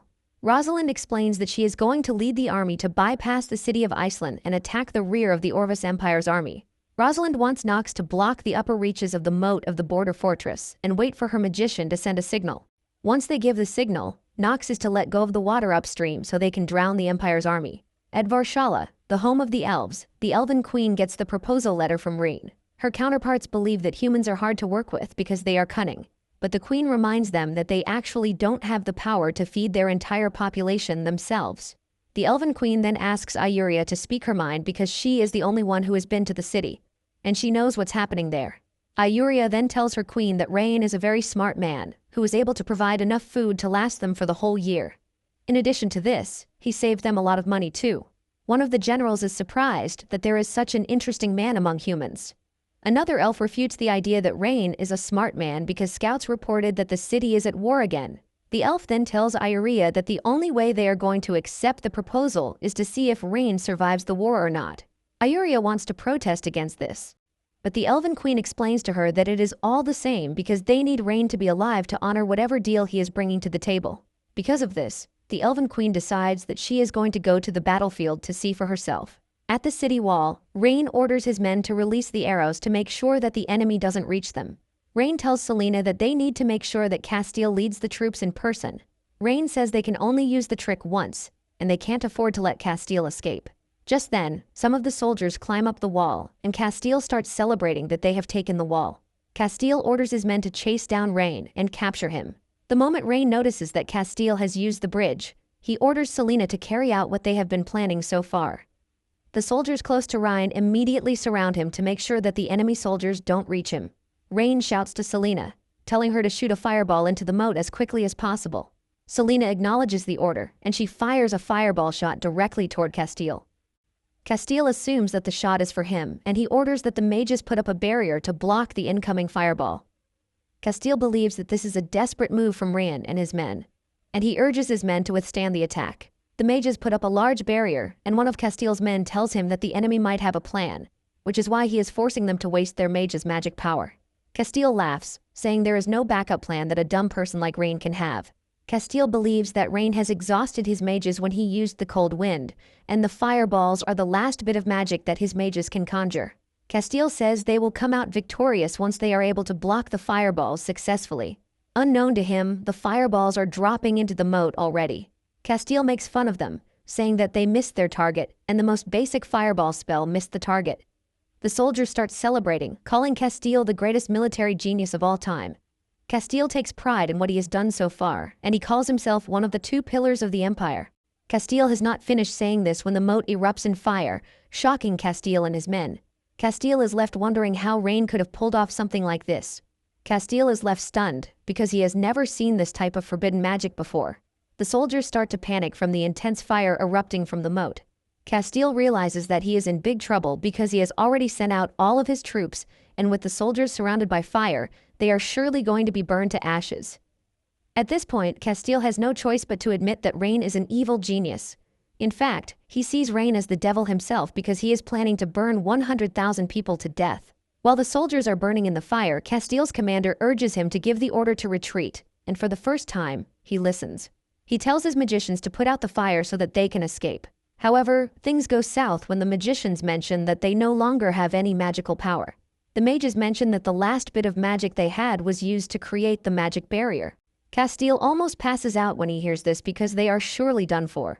Selena, on the other hand, cannot help but wonder at the level of ingenuity that Rain has to have pulled this off without any magic power.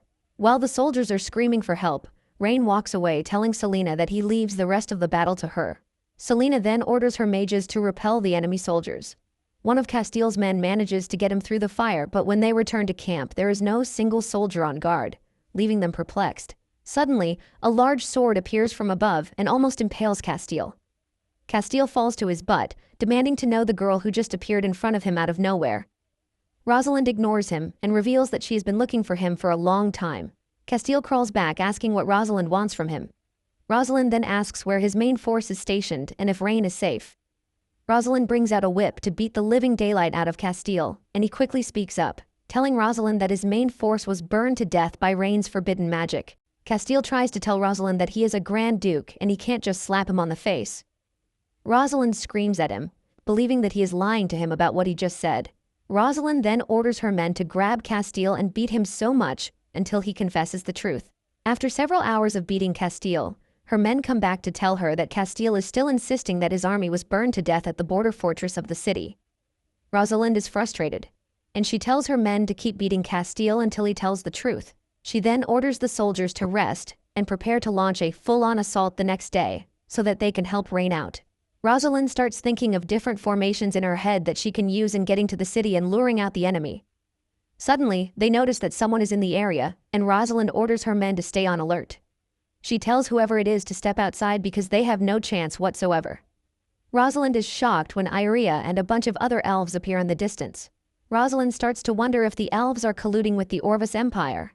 She lets out her mind and accuses the elves of this. But the elves retort, saying Rain was the one who asked to see their queen. Rosalind, as usual, refuses to believe this, and she maintains her stand that the elves are accomplices of the Orvis Empire. The elves are pissed because Rosalind is basically insulting them, who are noble elves. The elves prepare to attack, and Rosalind and her men prepare to defend. Things are about to escalate when the Elven Queen steps up to tell Rosalind that Rain was the one who asked for them. She then mentions that there is no need for them to fight if she is Rain's ally. However, if she is Rain's enemy, she lets Rosalind know that they are going to turn back, and they return after they are finished fighting. Rosalind then demands evidence to support their claim, and Iria produces the handwritten letter that Rain sent to them. Rosalind is surprised when she sees the seal on the letter because it is a family emblem that cannot be imitated by anyone. Rosalind then decides to trust the elves, but she lets them know that this is only until she meets Rain. She lets them know that there will be someone monitoring their every move while they meet Rain. The Elven Queen smiles, saying she has no issue with this. Rosalind then tells her men to continue whatever they are doing because their original plan remains unchanged. Rosalind tells her captain to keep an eye on the elves to make sure that there is no problem anywhere. One of the elven ladies demands to know why her queen is still trying to make a deal with Rain, even though the humans don't trust them. The queen simply replies that they won't be called humans if they had trusted them on a whim. However, the queen hopes that Rain doesn't disappoint her because the future of the elves depends on his deal. The next day, as Rosalind and her army march toward Iceland, the scouts return to inform her that the banner on Iceland remains the same, and there has been no change at all. Rosalind is surprised to hear this, and she starts believing that Castile might have told the truth. However, she doesn't want to wait around any longer, as she is eager to see the truth for herself. As they approach the border, Rosalind tells her men to wave the flag so that Rain's men will know that reinforcements have arrived. She tells her men that they are not stopping for anything because their aim is to rush into the city. Meanwhile, Rain is assessing the damage of the wall, and he is disappointed that he had to kill such good men because they would have been useful for a workforce. Leah is surprised and impressed that Rain is actually feeling sad about the death of the enemy. Leah then walks up to him to tell him that he doesn't have to feel bad for the invaders because they actually deserve it. Rain is about to explain why he is sad when a soldier shows up to tell him that a cavalry has just appeared in the direction of the Orvis Empire. However, the flag they are waving is Priscilla's flag, and this shocks Rain. Later on, Rain meets with the Elven Queen to explain what will become of the future of the city. He tells the Queen that as long as she is ready to invest at the moment, she will be known as one of the founders of the legendary city. The Queen tells Ron that his plan indeed sounds interesting, but she and her people have always been one with nature. And even without the things he pointed out, they are still going to live well. Rain tries further to convince her, but she maintains her stance, saying most human needs are nothing in the eyes of the elves. The Queen tells Rain that there have been several empires that have come to ruin thanks to their desires. Rain agrees with her, but lets her know that desire is also the push that motivates the world to progress. Rain cites examples of human desires like wanting to fly, which is why they ended up inventing airplanes. They wanted to dive underwater, and they invented submarines for it. Because of their desire to explore the universe, they invented spacecraft. Rain assures the Queen that one day she is going to stand on a tall building and look down on everything below, which will give her a satisfaction she has never felt before. While explaining these, the Queen is totally confused, since she hasn't heard of airplanes or submarines before. The Queen then tells Rain that he is the most confident human she has ever met, but at the same time, she lets him know that her elves are different from humans. The Queen says elves have not been enslaved by desire for thousands of years, and wonders if they can change this with the commercial districts that he mentioned. Rain assures her that this is possible as long as she is willing to invest in it. She is going to see a different future. The moment Rain mentions the possibility of a great future, it catches her attention, and she wonders if she will be able to avoid the catastrophic future that she saw in a vision. The Queen lets Rain know that he speaks well and fluently, but at the same time his reasons alone are not enough. In addition to this, she says she needs some time to discuss with her tribesmen. Rain assures the Queen that it is fine for her to take her time, but he lets her know that he will be looking forward to her investment anytime. Rain then presents the Queen with a VIP ticket to the completion ceremony of the Aisling City Dam. He urges her to come so she can witness the first step in the industry of the city. When Rosalind hears that Rain is fine, she is shocked because the Orvis Empire brought about 100,000 men to the battle. She starts believing the words that she heard from the Grand Duke himself. Even though she is interested in all of these, she doesn't want to care much about them. She wants to rush to Rain's side as soon as she can. Moments later, she arrives in the city, and she is taken to Rain. Rosalind bows to Rain, telling him that she was the one sent by his sister. She apologizes for not arriving when he needed her. Rain is surprised that his elder sister actually sent someone to him. He then asks her why she was coming in the direction of the Orvis Empire. Rosalind explains that she believes Rain would have abandoned the border fortress, which is why she made the decision to take a detour in an attempt to block the invading army's retreat. Rain expresses his shock that Rosalind was able to get to him in just 3 days from a location that is hundreds of kilometers away. Rain asks her how she did it when there was no railroad yet. Rosalind is confused by the question since she has no idea what a railroad is. Rain tells her to forget about it, and he commends her for a job well done. Rosalind assures him that it is nothing too difficult because her Holker family is already used to it. In addition, her uncle caused Rain some trouble. Rain is further hit with another surprise when he learns that Rosalind is Caesar's uncle. Rosalind then begs Rain to give their family another chance. She even tells Rain that he is free to punish her in whatever way he deems possible, and she is not going to complain. Rain refuses to say anything after this, and he leaves the room. One day later, Rosalind is still stuck in the room and she is feeling depressed already. She believes that her family is done for already, thanks to Caesar's mistake. Not long after this, Rain shows up, apologizing for keeping her waiting. Rain notices that she is tense, and he urges her to calm down because he is only there to discuss something with her. Rosalind is thinking of what it might be when Rain hits her with a question of whether she is willing to be one of his people, leaving her totally red-faced. It turns out that Rain has checked out her stats and realizes that her loyalty is a solid 100%. She also has a special attribute in sword mastery, and her traits include bravery. Rain tells Rosalind that she is a very talented person, and Rosalind thanks him for the compliment. With this, he asks her again if she is ready to become his. Rosalind bows her head, saying if Rain is looking to use her as compensation for his dissatisfaction, then she is willing to give everything. This is when it dawns on Rain that Rosalind has taken the conversation into another dimension. He tries telling her that she has misunderstood his intentions. Rosalind still doesn't get it, and she kneels in front of Rain, telling him that she is ready to give up her dream to become a knight if it means compensating with her body for the harm her family has caused him. Rain then repeats himself, telling the lady that all he wants from her is for her to be his subordinate and nothing more. Rosalind is confused, and he asks Rain what he means by this. Rain explains to her that he is asking if she would like to join his ranks.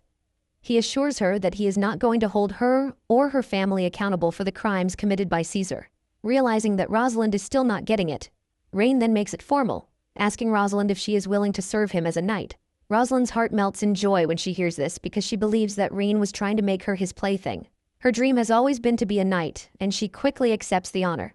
After their meeting, Rain writes a letter to her elder sister to inform her that the crisis has been averted. He also adds that Rosalind is an outstanding knight.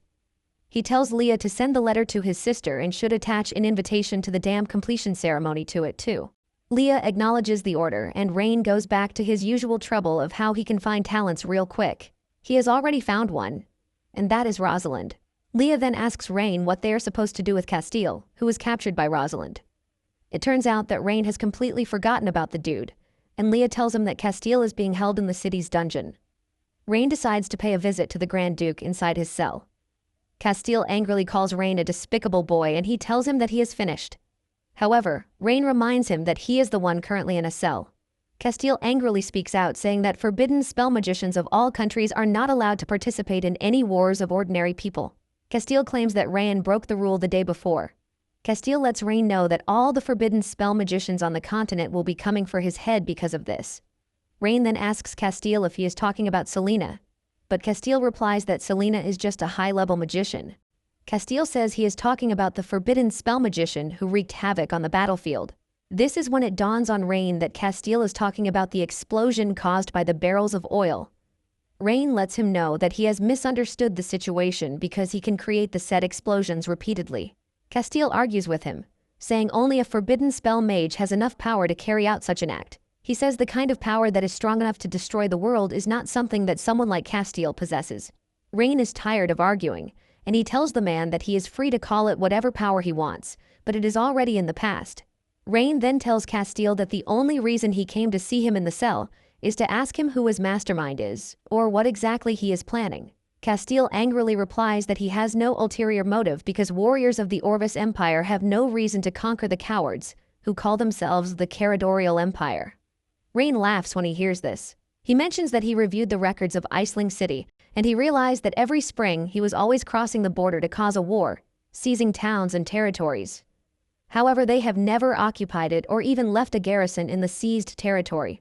In the fall, Castile's men are always withdrawing their troops immediately as if they had a reason to leave. Rain tells Castile that his actions speak against his claims and he believes that they have other purposes for their so-called crusade. Castile continues further by saying they didn't stay because they had no reason to occupy such barren lands as theirs. Castile says what the empire needs to do is to declare its strength to the world to see. Rain then asks him if they are testing something unknown or strange, but Castile fearfully says he has no idea what Rain is talking about. Since Castile claims that he knows nothing, Rain tells him to keep thinking about it while he rots in prison. As he walks away from the cell, Rain is confident that there is a hidden conspiracy behind the yearly attacks that he has not figured out yet. Rain concludes that they need to develop their industry as fast as they can. 10 days later, Priscilla receives the letter from her brother, and in the letter, Rain lets her know of his intention to make Rosalind his subordinate. Priscilla then tells Gwen to inform Velas that Rain has taken a liking to his daughter, so he has nothing to fear again. Priscilla then asks Gwen if she knows anything about a dam because the invitation letter says something about a dam. Gwen simply replies that she is too dumb to know what a dam is. Since they are both ignorant of what a dam is, Priscilla suggests that they visit Rain's territory to know what he is talking about. In addition, she tells Gwen to help her find girls who are about Rosalind's age because she wants to know the type of girls that her brother likes. Castile's capture soon reaches the Emperor of the Orvis Empire, and he calls a meeting with his officials to discuss the next step. One of his officials, Craven, tells the Emperor that it is going to be disastrous for them if Castile ends up leaking their secret information. Another official complains and scolds Castile's impulsive action, but the Emperor screams at them, telling them that what he needs is a solution, not complaints. One of the officials suggests that they send someone to Iceland for negotiations, but his colleagues condemn this, saying their empire is bigger than a trash city like Iceland. Craven lets them know that things would be worse for them if Castile leaks their secret, and he urges the Emperor to make the right call. The Emperor then mentions that peace talks are something that he can buy into, but he wants to know if they have someone who can be the lead.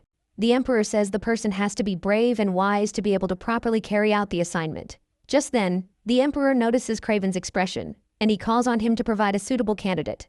Craven tells the Emperor that he wants to recommend Wilvina, the daughter of Duke Richard, for the mission. The moment he says this, the entire room erupts in chaos as they remind Craven that Richard was just imprisoned for going against the Emperor's wishes. Deep down, the Emperor is happy that Craven suggested just the right person that he wants. However, he still plays along, and he asks Craven why he suggested Richard's daughter. Craven then replies that he nominated Wilvina for 3 reasons. One of them is her noble status, which basically shows sincerity. The second reason is that Wilvina is quite eloquent and wise, even though she has just hit adulthood.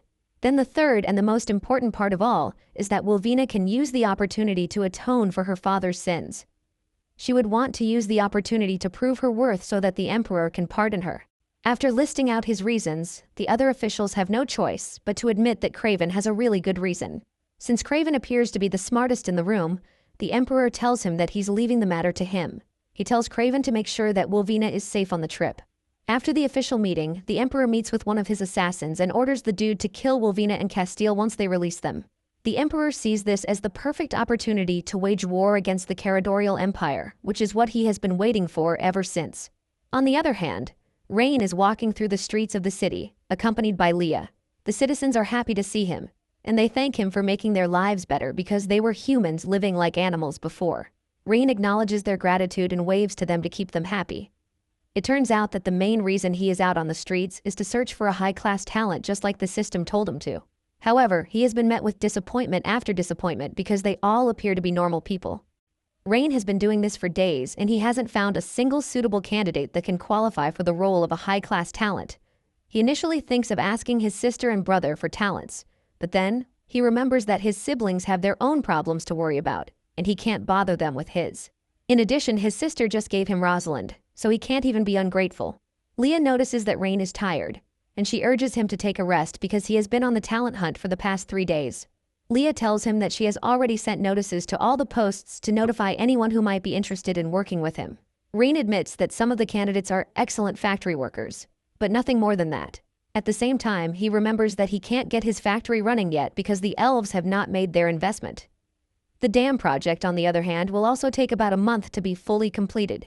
He already thought of teaching the magicians chemistry, but it dawned on him that it would be catastrophic. Frustrated by everything, Rain rests his head on Leah's tummy. He can't believe that the system also gave him a stressful task to complete.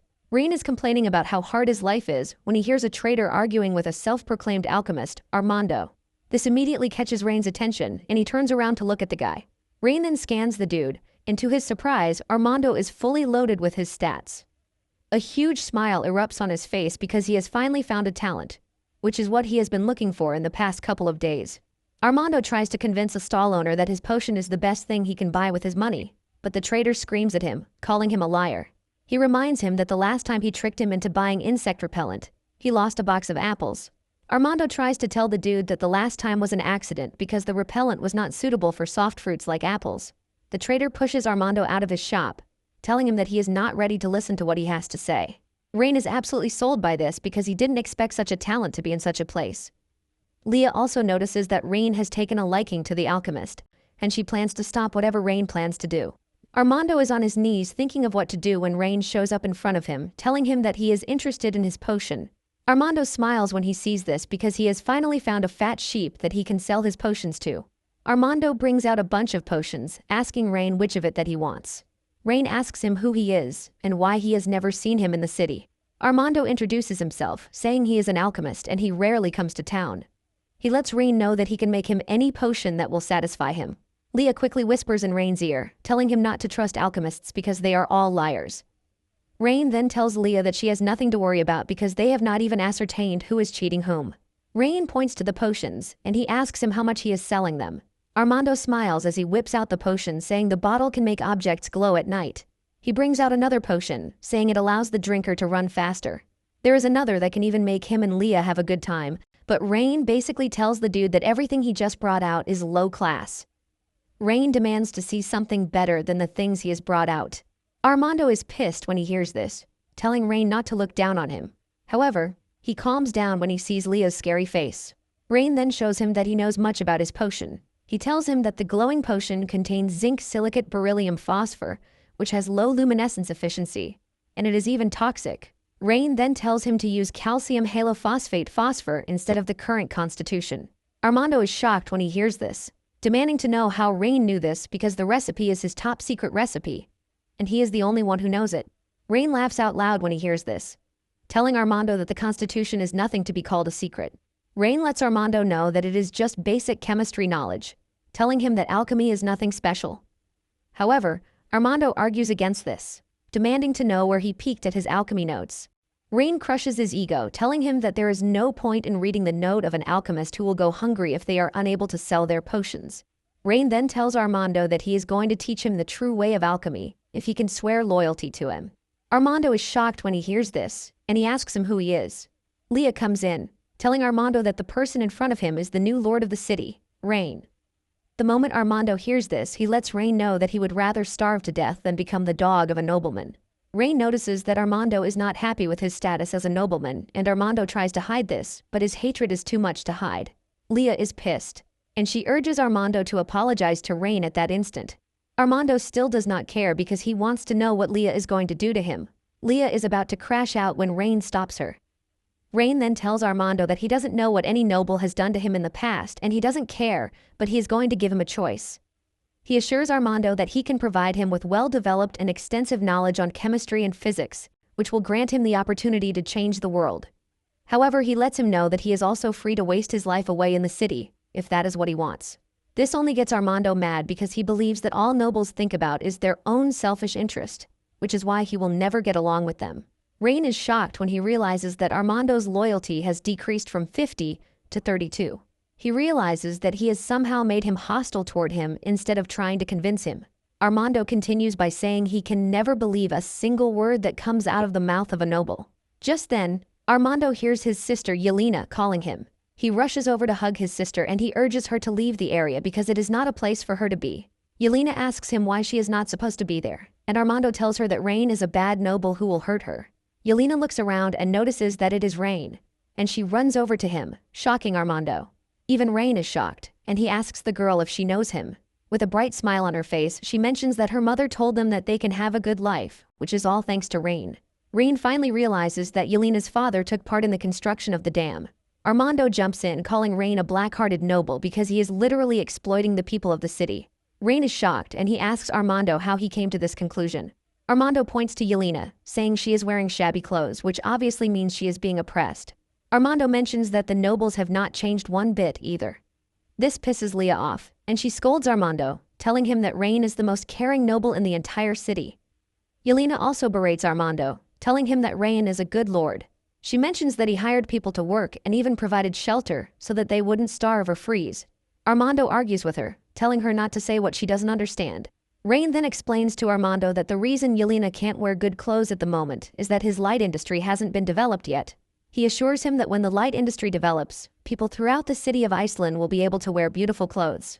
Armando retorts, saying he has no idea what he means by the light industry, but he is pretty sure that no noble would care about his people. Armando says nobles are only trying to fill their own wallets. Armando then turns around to leave, telling Yelena to be careful of nobles like Rain. Yelena angrily stamps her leg on the ground out of rage because of everything that Armando has said. Rain is conflicted because Armando is leaving, as he knows that he is a pure talent that he needs. Just as he is about to make a move to go after him, he feels a sharp headache, causing him to crash to the ground. Armando and Leah rush over to check on him, and by the time Rain opens his eyes, he realizes that he is back in his castle. Leah is standing beside him, looking all worried, but he assures her that he is fine. Leah tells him that he pushed himself too much, which is why he passed out the way he did. Rain holds her hand, apologizing for making her worry, and he assures her that he is fine. Rain then asks about Armando, and Leah explains that he actually rushed back after he fainted. Rain is surprised to hear that Armando rushed back to check on him, and Leah explains to him that Armando even gave him some medicine, saying it would cure his illness. After dropping the medicine, he left, and Rain asks Leah if the medicine was what brought down his fever. However, Leah says this is not the case because she didn't administer the medicine since it was administered by someone of unknown origin. Leah lets Rain know that she simply left the medicine on his desk, and the one who treated him is a doctor from the city. Rain reveals his interest in checking out the medicine, and Leah rushes over to bring him the medicine. Rain mentions that the color and texture of the medicine make it look professional. He opens the lid to smell it, and he reveals that he is going to find a doctor the next day to help him check out how good the medicine is. Leah then asks Rain if he truly wants to recruit Armando because he is someone who truly hates nobles. Rain assures Leah that he is interested in hiring him because he appears to have real talent and is also a rare genius. However, the problem with everything is that he really hates nobles. And it would be good if he could know the reason for this. Meanwhile, sitting on Armando's desk is a picture of him and an older lady, and it appears that he cherishes the picture and whoever is in it. While staring at the picture, Armando talks to himself as if he is talking to the person in the picture. He mentions how he met a noble who is able to analyze an alchemy formula at a glance. He adds that Yelena also likes the dude. But even with this, he maintains his stance that nobles are bad people. Apparently, the person in the picture is his teacher. Armando is willing to complete his teacher's research and avenge his teacher too. He hates the nobles so badly that he is ready to make all of them pay for what happened. To look at what happened, we have to go back to 15 years ago when Liesl Grant, Armando's teacher, was the best alchemist in the city of Iceland. Liesl was not only a genius in the field of alchemy, but also an idealistic person. She firmly believed that the meaning of alchemy was to benefit the public rather than serve the powerful. Liesl took in an orphaned kid, Armando, and raised him as a son and as her disciple. She taught him everything that she knew, from making potions to building complex mechanical devices, and also how to find a balance between humanity and morality. Apparently, Liesl's alchemy research was not pleasant to a certain noble, and he broke into Liesl's home with his guards. He stole all of her research and even slandered her for studying forbidden alchemy. Later on, Liesl died in what appears to be a deliberate accident. On the day his master died, Armando was only 15, and after this, Armando picked up all the notes and unfinished research of his master in an attempt to complete everything. After hearing everything that Armando went through from Ayuria, he admits that it is a touching story, but at the same time, it doesn't solve his problem. He wants to know where Armando is, and Ayuria screams at him, telling him to have a bit of sympathy. Rain simply replies that sympathy can't be eaten, nor can it solve his problems. He explains that people still have to move on no matter what happens. Ayuria then tells Rain that Armando must have gone to Liesl's old residence, which is a place he frequented almost all the time. She says Armando doesn't go there just because of Liesl's research notes, but because her remaining research equipment is in the house. Rain is happy to hear this, and he suggests that they go to where Armando is to get him. Rain then asks Ayuria if she knows what Liesl was researching before she was killed. Ayuria racks her brain before she finally lets it out that it sounded like steam. But before she finishes it, Rain has grabbed her out of sheer curiosity. Rain demands that she opens up about it, but Ayuria says the only thing she remembers is that it is related to steam, but she can't remember the details.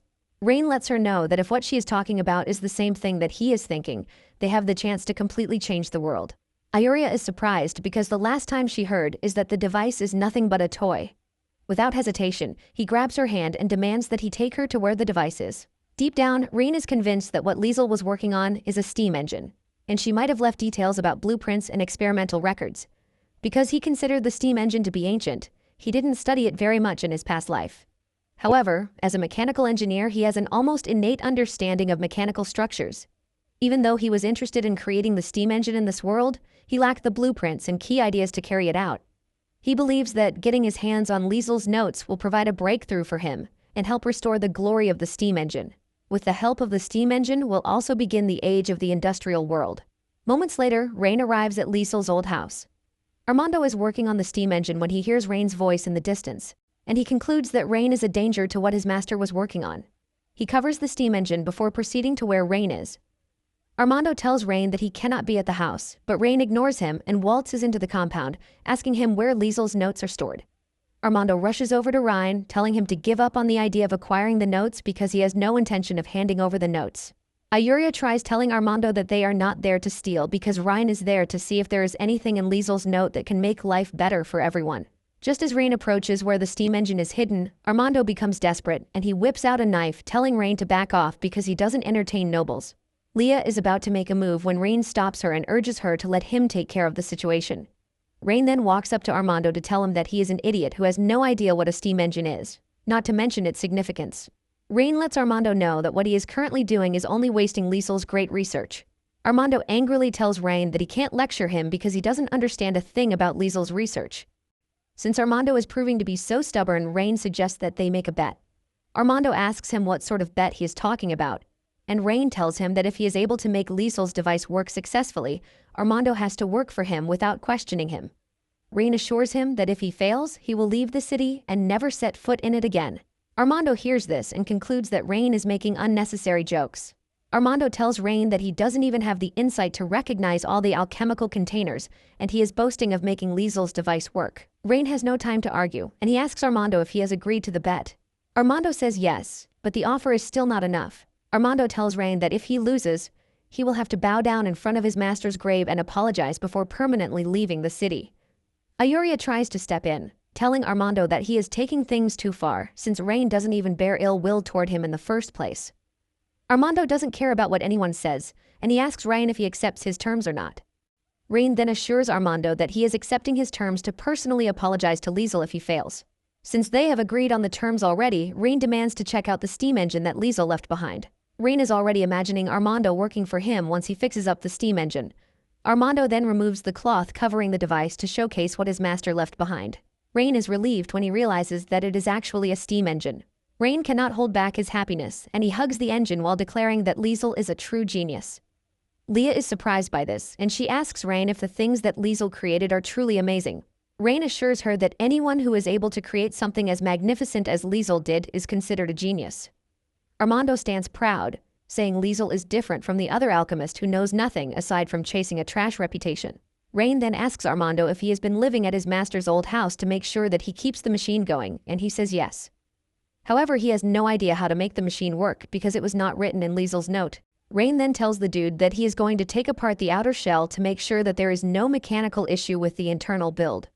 Armando protests against this, saying Rain can't tear it down. He says Liesel's entire research will be ruined if the machine cannot be put together again. Rain is disappointed when he hears Armando say this, and he lets him know that there is no machine that he can't fix. Rain then tells Armando to get him a screwdriver, but Armando is so clueless that he has no idea what a screwdriver is. Rain cannot believe his eyes when he hears this, forcing him to ask how the machine was put together. Armando replies that he used magic to put it together. He explains that everything was put together by a master dwarven craftsman who was enlisted by Liesel. Armando continues by saying the device took a great deal of work, and it is not something that a spoiled rich brat like Rain can understand. Rain is tired of exchanging words with the dude, and he asks Leah to give him one of her daggers since there is no screwdriver. Rain collects the dagger, and he starts to unscrew the outer part of the machine. He admits that Liesel is such a genius because she made everything so beautiful. Suddenly he notices some hidden parts in the machine, and he screams at Armando, asking him where the hidden parts of the machine are. Armando is shocked when he hears this because he was not expecting Rain to know that there were still parts inside. However, he decides to play a fool, and he claims that the machine has always been like that. He asks Rain if he is admitting defeat because he can't fix the machine. Rain is tired of his shenanigans and he screams at him, telling him that he is pretty sure that there is a core right in the middle of the engine, which is used to control the operation of the machine.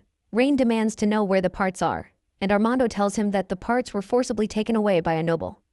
Rain is surprised to hear this, and he asks him what a noble would want with the parts. Armando mentions that the parts were forged from an extremely rare type of dragon crystal ore. When the noble learned of this, he took them, melted them down, and then used them to make a statue of himself. Rain loses it when he hears this because he can't believe someone actually destroyed such important components to uplift himself. With rage burning through his body, he demands to know who the noble is. Armando is hesitant to speak, claiming that the noble is a big shot, and Rain will be wise not to offend him. This only makes Rain even angrier because he doesn't think there is a noble out of his reach. Rain tells Armando to speak because he is interested in seeing who dares to obstruct his industrialization process. Armando finally speaks up, revealing that the noble who did it is Duke Oscar. Ayuria is shocked to hear this, and Rain asks her if she knows who the said Duke Oscar is. Ayuria explains that Oscar used to be a minor noble in the city, but his achievements in the alchemy world helped him gain the emperor's appreciation. Because of this, the emperor gave him a lot of resources and then granted him the title of duke, which earned him a territory. Rain then demands to know where his territory is, and Ayuria mentions that it's in Gransel, the upper right side of Iceling City.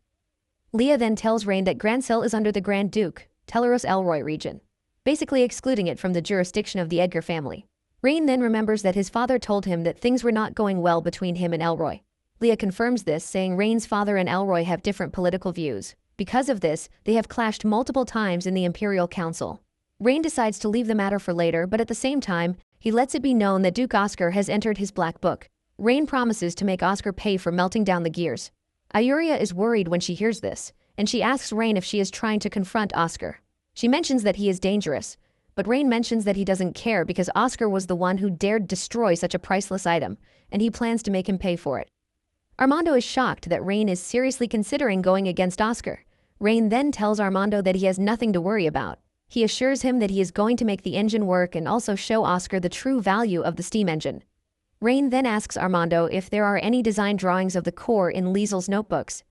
Armando replies that Liesel unfortunately didn't leave the design in her alchemy notebook. However, she discussed the production of the parts with the dwarven master craftsman. Rain asks if the dwarf dude knows about the engine, and Armando says yes. However, the craftsman was unwilling to meet with him. Rain pats Armando on the shoulder, telling him that he is going to try his own part to see if the dwarf will talk to him. Armando doesn't think Rain will also be successful because the dwarf dude has a short temper. Just as expected, Rain gets to the dwarf's place, only to be told to leave because he is not interested in talking to them. Ioria tells the dwarf Bram that Rain has done a lot for the city, and it would be disrespectful for him to treat him the way he is currently doing. Bram retorts, saying he doesn't know the special thing that Rain has been doing because all he did was kill some noble brats and then solve the people's food problem. Bram is not impressed by this because he believes that it is the normal thing a lord should be doing for his people. Ioria is crippled with Bram's facts, but Rain urges her to back down, while he takes over the conversation. Rain tells Bram that he is right about everything he has said so far because he is expected to manage his territory well and even make sure that the people have enough food and clothing. Rain tells Bram that to fulfill this duty is why he has come to see him. Bram finally decides to speak with Rain, and he asks him if there is anything he wants him to build for him. Rain simply replies that he needs the design for the steam engine gear. He adds that it would be nice if Bram could build it for him too. The moment Bram knows what Rain is looking for, he tells him to leave his workshop because he is not ready to give him anything. Rain asks him why he is refusing to give him the design, and Bram says the gears are what got Liesel killed. Bram blames himself for telling Liesel that she needed the dragon ore for safety, which is what later got her killed. Because of this, Bram is determined not to build such for anyone again. Armando then cuts in, reminding Bram that he just said it is a blacksmith's job to make iron for people. Armando scolds the old dwarf for being a double-standard dog. Bram maintains his stance and then says the gear might not even work even if they have dragon crystal ore. Rain is surprised by the repeated mention of dragon crystal ore, and he asks if the machine can only work with gears made from the ore. Bram is confused, and he asks Rain what he means by this. Rain blatantly tells him that, with what he has seen, he doesn't think Bram's forging skill is needed because he doesn't think it is impossible to forge the most common iron ore into the gears needed for the machine. Bram angrily tells Rain that melting ordinary iron ore into liquid is something only the ancient dragon race on the entire continent can do. The moment Bram mentions the dragon race, Rain finally catches on to what he has been suspecting. Rain then asks him if his furnace is not producing a high enough temperature to melt iron ore into molten iron. Bram retorts, saying there is no furnace on the whole continent that can melt iron ore into molten iron.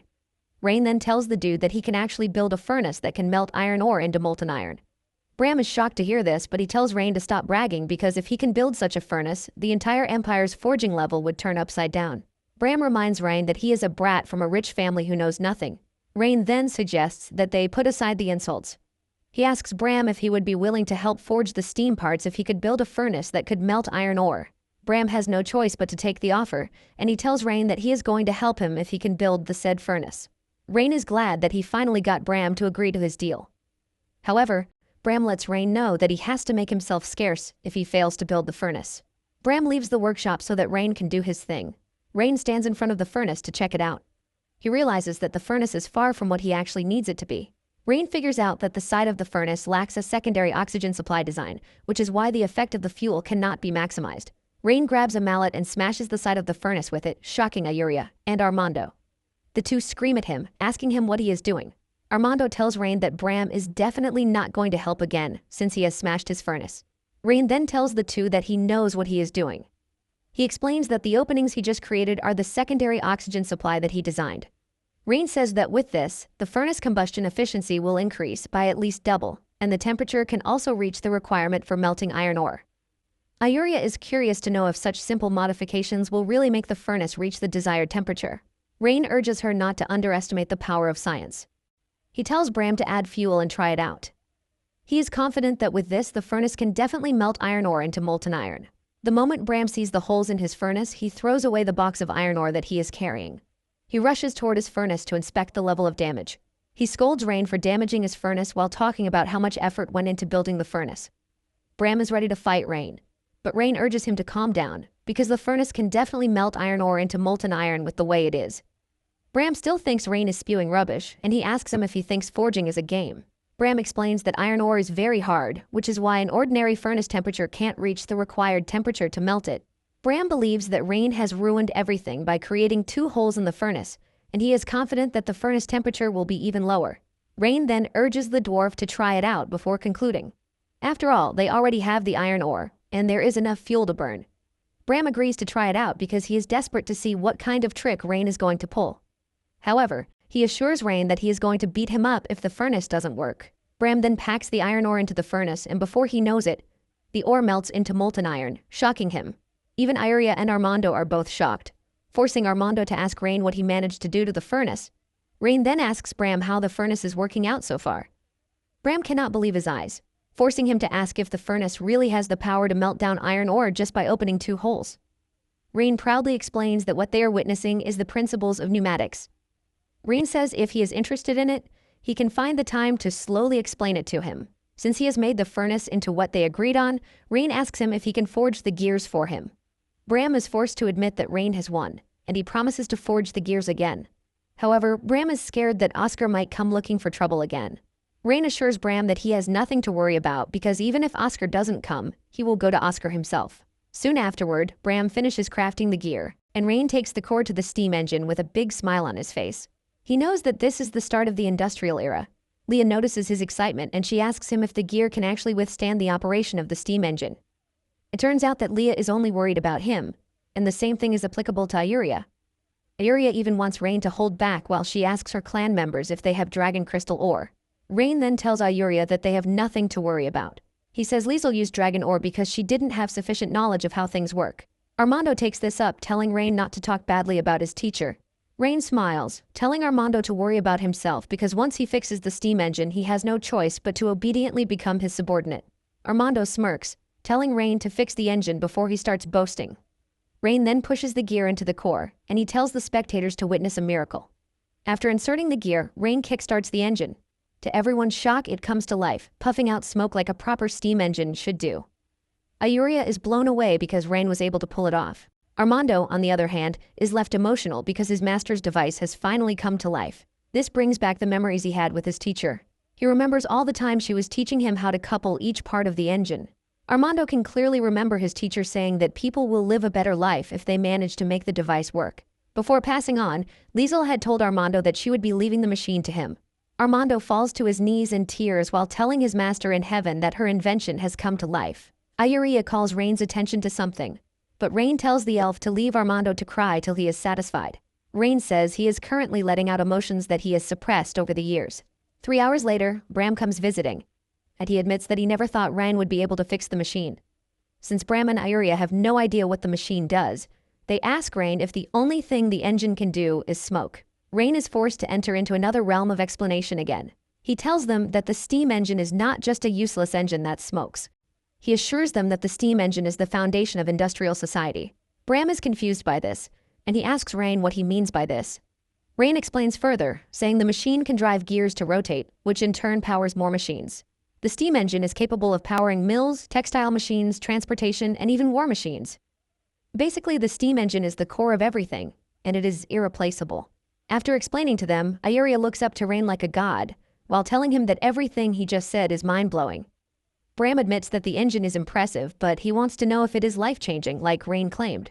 Rain tells the group that there is no need to talk too much because they will soon understand the incomparable value of the engine. Rain tells them that he is about to take them into the world of industry so that they can see the power of industry. They are still in the middle of this celebration when Rosalind shows up, informing Rain that Priscilla just arrived in the city. Rain is excited to hear that his sister is in town because she came just in time to watch the dam enter the completion stage. In addition, he wants to ask his sister to invest in the things that he wants to do. Rosalind then tells Rain that his sister brought a special gift for him. This makes Rain even more interested, and he asks Rosalind if she sees what the gift is. Rain is hoping that it will be gold, so he won't have any reason to ask for money again. Rosalind then crushes all of his monetary hopes by telling him that the gift is a group of young girls who have just come of age. Rain hears this and almost concludes that he must have gone deaf because of how shocking the information is. Shortly afterward, Rain returns to the castle, and he runs into his sister.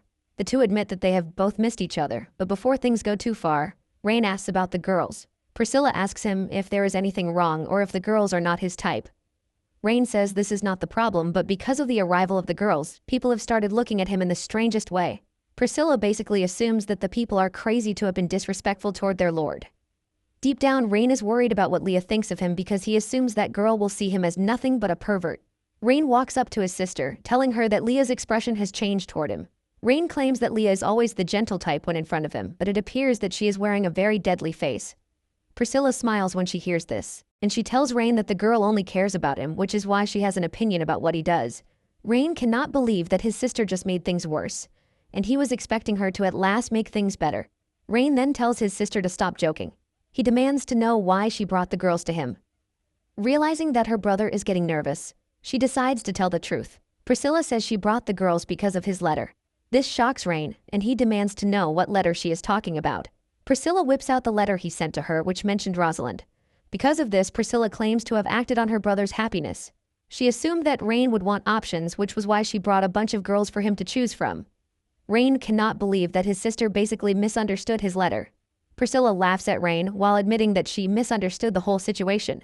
However, she urges him to reconsider Rosalind because she appears to be a good pick for him. Priscilla spices things up by asking Leah if she has any objection to Rain marrying a bunch of ladies. Leah tries to play it cool, saying Priscilla must be joking because she is nothing but a maid, and she doesn't have the right to comment on what Rain can or cannot do. Leah says Rain will decide on the number of wives that he wants to marry. Rain supports her motion, telling her not to pay attention to the nonsense his sister is insinuating. Priscilla decides to stop teasing her brother and maid, and she tells Gwen to take the girls away. Moments later, Rain and Priscilla hold a meeting in his office, and he tells his sister that in a few days, the dam will be complete. He lets his sister know that the dam cannot only control water, but can also provide irrigation for the surrounding farmland. He says the dam even has the potential to develop into a hydropower project. Priscilla is genuinely confused by the things that her brother is saying, and she asks if they are all part of a magic array. Rain explains that the way the dam can be used for power generation is to make it drive a mechanical device, which will produce an effect that can provide energy. Priscilla then asks Rain if the things he is saying are part of what he claims would solve the food problem. Rain knows that his sister is confused, but he assures her that it is a technical system, which is different from magic. This further confuses Priscilla, and she asks him where he learned everything he is talking about. Priscilla says the Rain she remembered used to prefer swordsmanship over reading, leaving her confused about what happened to Rain. With a stern face, she asks Rain what he did to her brother. The question startles Rain, who totally forgot about what happened when he found himself in this world. Apparently, he was injured when he first arrived in this world, and it finally dawns on him that it is a swordsmanship accident. Rain realizes that he needs a solution to get out of the situation fast. Rain smiles, telling Priscilla that she is overthinking things because he is the same brother that she knows.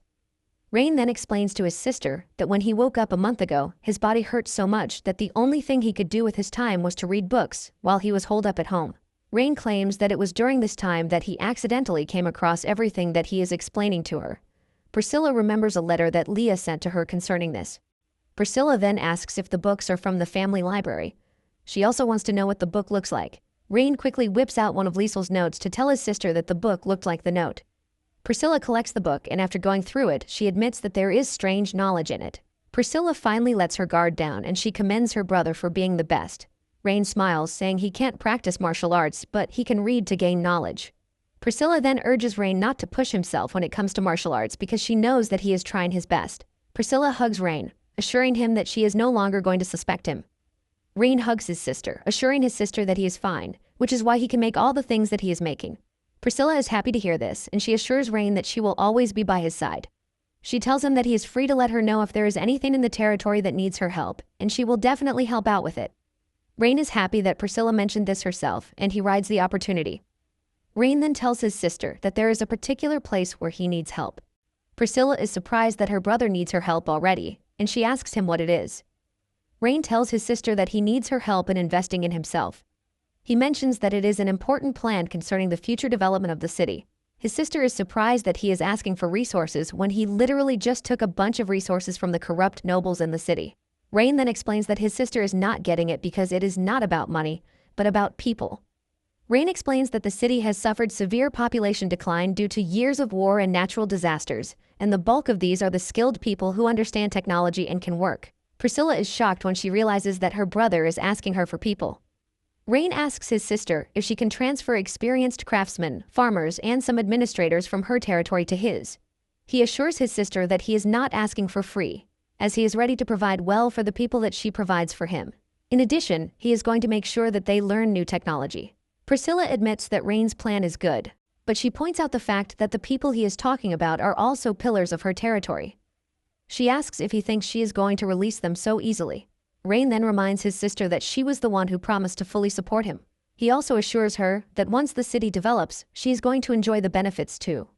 Priscilla finally agrees to send some people over, but she wants Rain to show her results first. She wants Rain to convince her that her people won't waste their time and effort coming to the city. Rain stands boldly, assuring his sister that he is going to show her the power of industry. After the meeting with her brother, Priscilla tells Gwen that her worries are over. She was scared that her brother had turned to the Emperor's puppet, but this isn't the case. Gwen agrees that Rain is naturally intelligent and hardworking too. Gwen believes that he is going to develop the city better in the future. Priscilla agrees with her maid, but she lets her know that she is not ready to let go of what the Emperor did. Apparently, the Emperor was the one who poisoned Rain. Since the Emperor poisoned Rain, making it impossible for him to practice martial arts, Priscilla plans to get back at him too. Priscilla then tells Gwen to investigate the whereabouts of the prince and choose the easiest target to take down. Priscilla is ready to make the Emperor pay for what he did. Gwen assures her that everything will be taken care of pretty easily. Deep down, Priscilla is enraged because the Emperor touched the most precious person to her, and she is not shy to retaliate. Later on, a group of human movers is seen making their way through the forest with their merchandise. One of them complains that the large bulk of money that they get from their deal goes to Eldrick, who doesn't even do anything. Another thug supports him, saying they are the ones taking the risks, but Eldrick is the one enjoying the bulk of the proceeds. Their boss screams at them to keep their a-hole shut because no matter how greedy Eldrick appears to be, he is still the one backing them. The boss says the only reason they are able to come and go as they please is all thanks to Eldrick. Just then, their scout returns to tell them that there is bad news. He lets the group know that the mayor of the city has changed and is no longer Eldrick. The boss frantically demands an explanation, and the scout explains that he just arrived at the gate of the city and he found that none of the soldiers guarding the city were people he had ever seen. He says he even tried bribing them, but they refused and demanded to know why he was trying to enter the city so late at night. He was able to evade any investigation by lying that he was coming to the city to visit his relatives. This was when he finally learned that the city had changed hands. One of the thugs suggests that they go back, but the dude says there is no place for them to go back to. He says the women they are currently transporting were agreed upon by Duke Oscar and the slave traders of the Orbis Empire. If they fail to deliver the girls, they are not going to get the 3,000 gold coins that were promised. To make it worse, they won't be able to go back to Oscar with a half-assed report. One of them expresses his concern, saying the new lord of the city might be a tough guy. The leader doesn't think there is anyone who can't be bought with money. However, he already knows that they are going to earn so little on the current trip. Since they have encountered a bit of a problem, he suggests that they rest there that night. They are going to pretend to be merchants the next morning while taking fewer women with them. If they are able to blend in doing this, the leader says all they need to do is go on a few more trips. The fat ass in the team immediately suggests that their leaders give them the opportunity to enjoy themselves since they are staying the night. The other scumbags also agree with him, saying they don't know if they are going to die the next day, and it is only normal for them to enjoy themselves in the face of uncertainty. The boss then agrees to this, but tells his boys to leave the red-headed girl for him. The boys are happy to hear this, and they quickly grab the girls of their choice, telling them that they are going to enjoy themselves in the cave close to them. The girls beg to be set free, but the scumbags are already imagining all the bad things that they want to do in their heads. They pound on the girls, but before they can carry out their useless act, a voice echoes from behind, telling them to stop. They turn around to see Rosalind staring at them with so much killing intent, ready to tear them apart. The bandits are surprised to see a woman talking down to them. Rosalind asks them what they are doing, and the dudes tell her that she can obviously see that they are having fun. They even tease Rosalind, telling her to come and join them so that they can all have fun together, but this is only making the girl madder. She angrily hits one of them on the head, immediately splitting his skull into two. The others freak out when they see their friend crushed, but Rosalind doesn't give them time to react before pushing her spear into the fat, ugly dude. This is when the other bandits realize that they have bitten more than they can chew and they decide to run for it. They run to their boss's tent, screaming for help. The boss steps out to find his subordinates getting poked like barbecues. He screams at Rosalind, telling her to stop attacking his men. The surviving bandits crawl up to their boss, begging to be saved. The boss then asks Rosalind why she is attacking them when they haven't even offended her. Rosalind then points to the kidnapped girl to jog their memories in case it has slipped into their anus. The leader then tells Rosalind that she clearly misunderstood the situation because they are slave traders from Duke Oscar's territory. He brings out an official letter that is given to them by Oscar. The moment he mentions Oscar's name, Rosalind remembers that she has heard the name somewhere before. Rosalind then remembers that Rain told her earlier to keep an eye out for anyone coming from Oscar's territory. Rosalind asks why she is supposed to keep an eye out, and Rain explicitly replies that she is free to look for trouble. The bandit leader tries to bribe Rosalind with gold, but it is his unlucky day, since Rain has given Rosalind free rein to deal with anyone from Oscar's territory. Rosalind screams at the bandit leader, telling him that he is wrong to have come to cause trouble in Rain's territory. Rosalind then tells the bandits to kneel and beg her, while promising to pity them if they do. However, the bandit leader has so much ego to fill up a water tank, and he decides to call Rosalind the B word. The bandit leader reminds Rosalind that she is outnumbered, and she has no chance against them. Realizing that the bunch is not ready to give up, Rosalind spins her spear really hard to show that she is not messing around. She gives them one last warning, urging them to surrender or face the consequences of not doing so. The bandit leader decides to attack Rosalind, but all it takes for her to knock him down is a simple spin from her spear. Rosalind then sends him flying by kicking him in the chest. The dude crashes to the ground, unable to move, and Rosalind holds her spear to his neck. She tells the others to get on their knees if they are not ready to meet their maker yet. Just then, Rosalind's troops show up in the distance, asking her if she's fine. Rosalind orders the soldiers to round up the bandits and throw them in the dungeon while they await Rain's judgment. Later that evening, Rosalind makes her way to Rain's office to inform him that she recently captured a caravan from Oscar's territory. Rain is excited to hear this because he wasn't expecting Rosalind to find trouble that fast. He commends her for a job well done and asks her what the caravan was carrying. Rosalind reveals that the caravan was transporting slaves, and the bandits had Oscar's written letter with them. This pisses Rain off because everyone is just messing with the labor force that he is desperately trying to increase. After getting the details of the operation from Rosalind, Rain heads to the dungeon where the bandit leader is being held. Rosalind tells the dude that he is quite a bold man to have tried to conduct business in his territory. The dude smiles evilly while telling Rain that he is attracting big trouble to himself for going against Oscar. He advises Rain to cooperate with them because if not, he is going to suffer a miserable end. Rain points out that Eldrick must have cooperated with them for a long time, which is why he is so confident to speak the way he does. The dude boldly tells Rain that they sell many women to the Orvis Empire every year, and what Rain saw was just a small portion of their deals. This catches Rain's attention, and he asks if they have more women stashed away. Rain demands to know where the women are kept, and the dude decides to taunt Rain, telling him to bow down to him if he wants to know. However, this doesn't even guarantee the fact that he is going to tell him even if he begs him. Rain walks up to the dude to tell him straight to the face that his life belongs to him, and if he continues being stubborn, he may as well send him 6 feet below. The bandit leader shows no sign of remorse as he tells Rain that he doesn't need to fear him because Oscar is backing him. Rain then reminds the dude that he is currently in his territory, and Oscar's protection is nothing to him. The bandit leader remains stubborn, saying he can't be intimidated by Rain. Realizing that he is not going to learn unless he shows how serious he is, Rain tells Leah to teach him a lesson. Leah gladly whips out one of her daggers and hurls it into the dude's shoulder, causing him to scream in severe pain. The bandit leader crashes to the ground and starts begging while telling Rain that he is finally ready to talk. The bandit leader reveals that there is an abandoned hunter's cabin in the southern forest where the rest of the goods are stashed away. Rain then tells Leah to instruct Rosalind to gather the cavalry so that they can set out to rescue the girls. Rain then tells the dude that he seriously hopes that he is not lying, or else he is going to suffer a miserable fate. Deep down, the bandit leader is leading Rain and his men into a trap because Oscar's assassination squad is located in the cabin. Soon afterward, they arrive at the cabin, and Rosalind tells Rain that the bandit leader is not lying because the cabin appears to be occupied. Rain then tells Rosalind to set up an ambush to prevent anyone from escaping. Rosalind breaks down the door, and upon stepping inside, they see cages filled with young girls. Rain is concerned with the situation of the girls, and he orders Rosalind to get them all out. Just as she is about to make her move, an arrow comes flying directly at her head. Thanks to her effective reflex, she is able to cut down the arrow. She immediately screams out, telling Rain to be careful because they have fallen into an ambush. Rosalind orders the cavalry unit to protect Rain, and they all form a wall of shields around him. The assassins emerge from their dark corners, and the leader of the unit says he is aware that they are Edgar's men. Because of this, he says he doesn't want any conflict and would rather settle everything without using violence. Rosalind is pissed already. and she tells the dude that there is nothing to talk about with scumbags like him. However, Rain tells Rosalind to calm down so that they can hear what the dude wants to say. The assassin leader mentions that they have been in the business of selling slaves for Duke Oscar for years.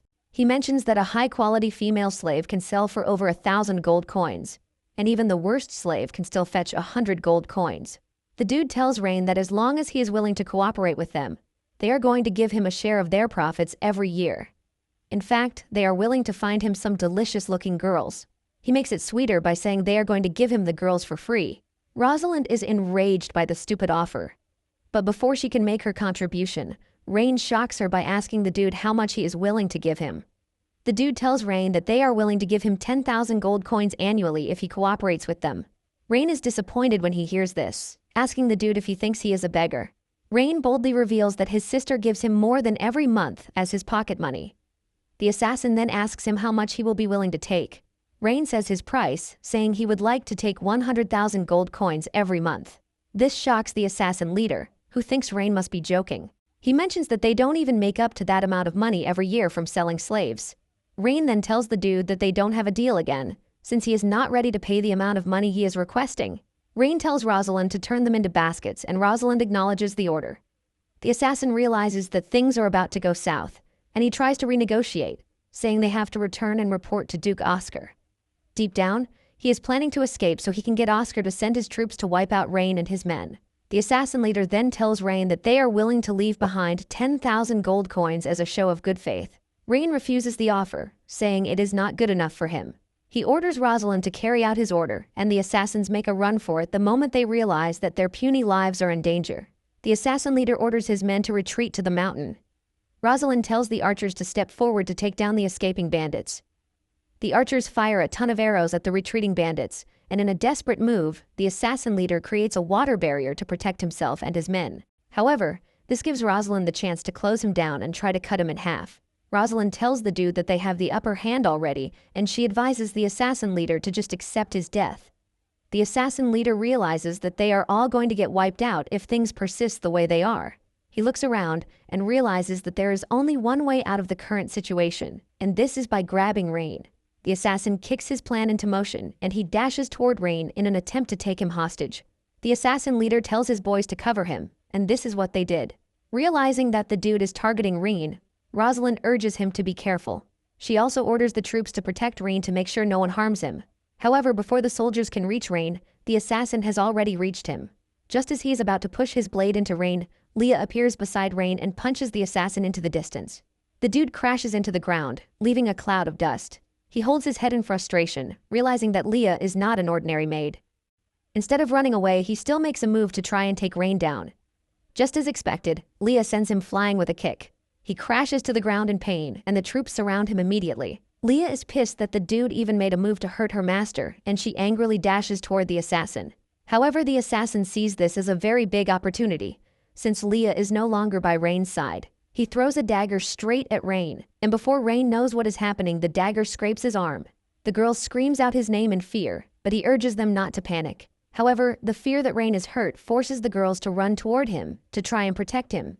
This breaks their formation, and the assassin leader believes he has found the perfect opportunity to escape. Rosalind tells the troops to surround Rain and escort him away. Rosalind also tells Leah to bandage Rain's wounds, but she suddenly realizes that Leah has vanished into thin air, leaving her to start questioning where the lady has disappeared to. The assassin leader sprints through the mountain, hoping to reach Duke Oscar so he can deliver the message of what happened to him. Suddenly, he runs into Priscilla, who is just standing there, as if she has been waiting for him to come. This shocks the dude, but he calms down when he realizes that Priscilla doesn't appear to pose a threat to him. Priscilla then introduces herself to the dude, sending a wave of fear through his body. He demands to know what the Duke's daughter is doing in the area. He fears that Oscar's terrible acts have been exposed.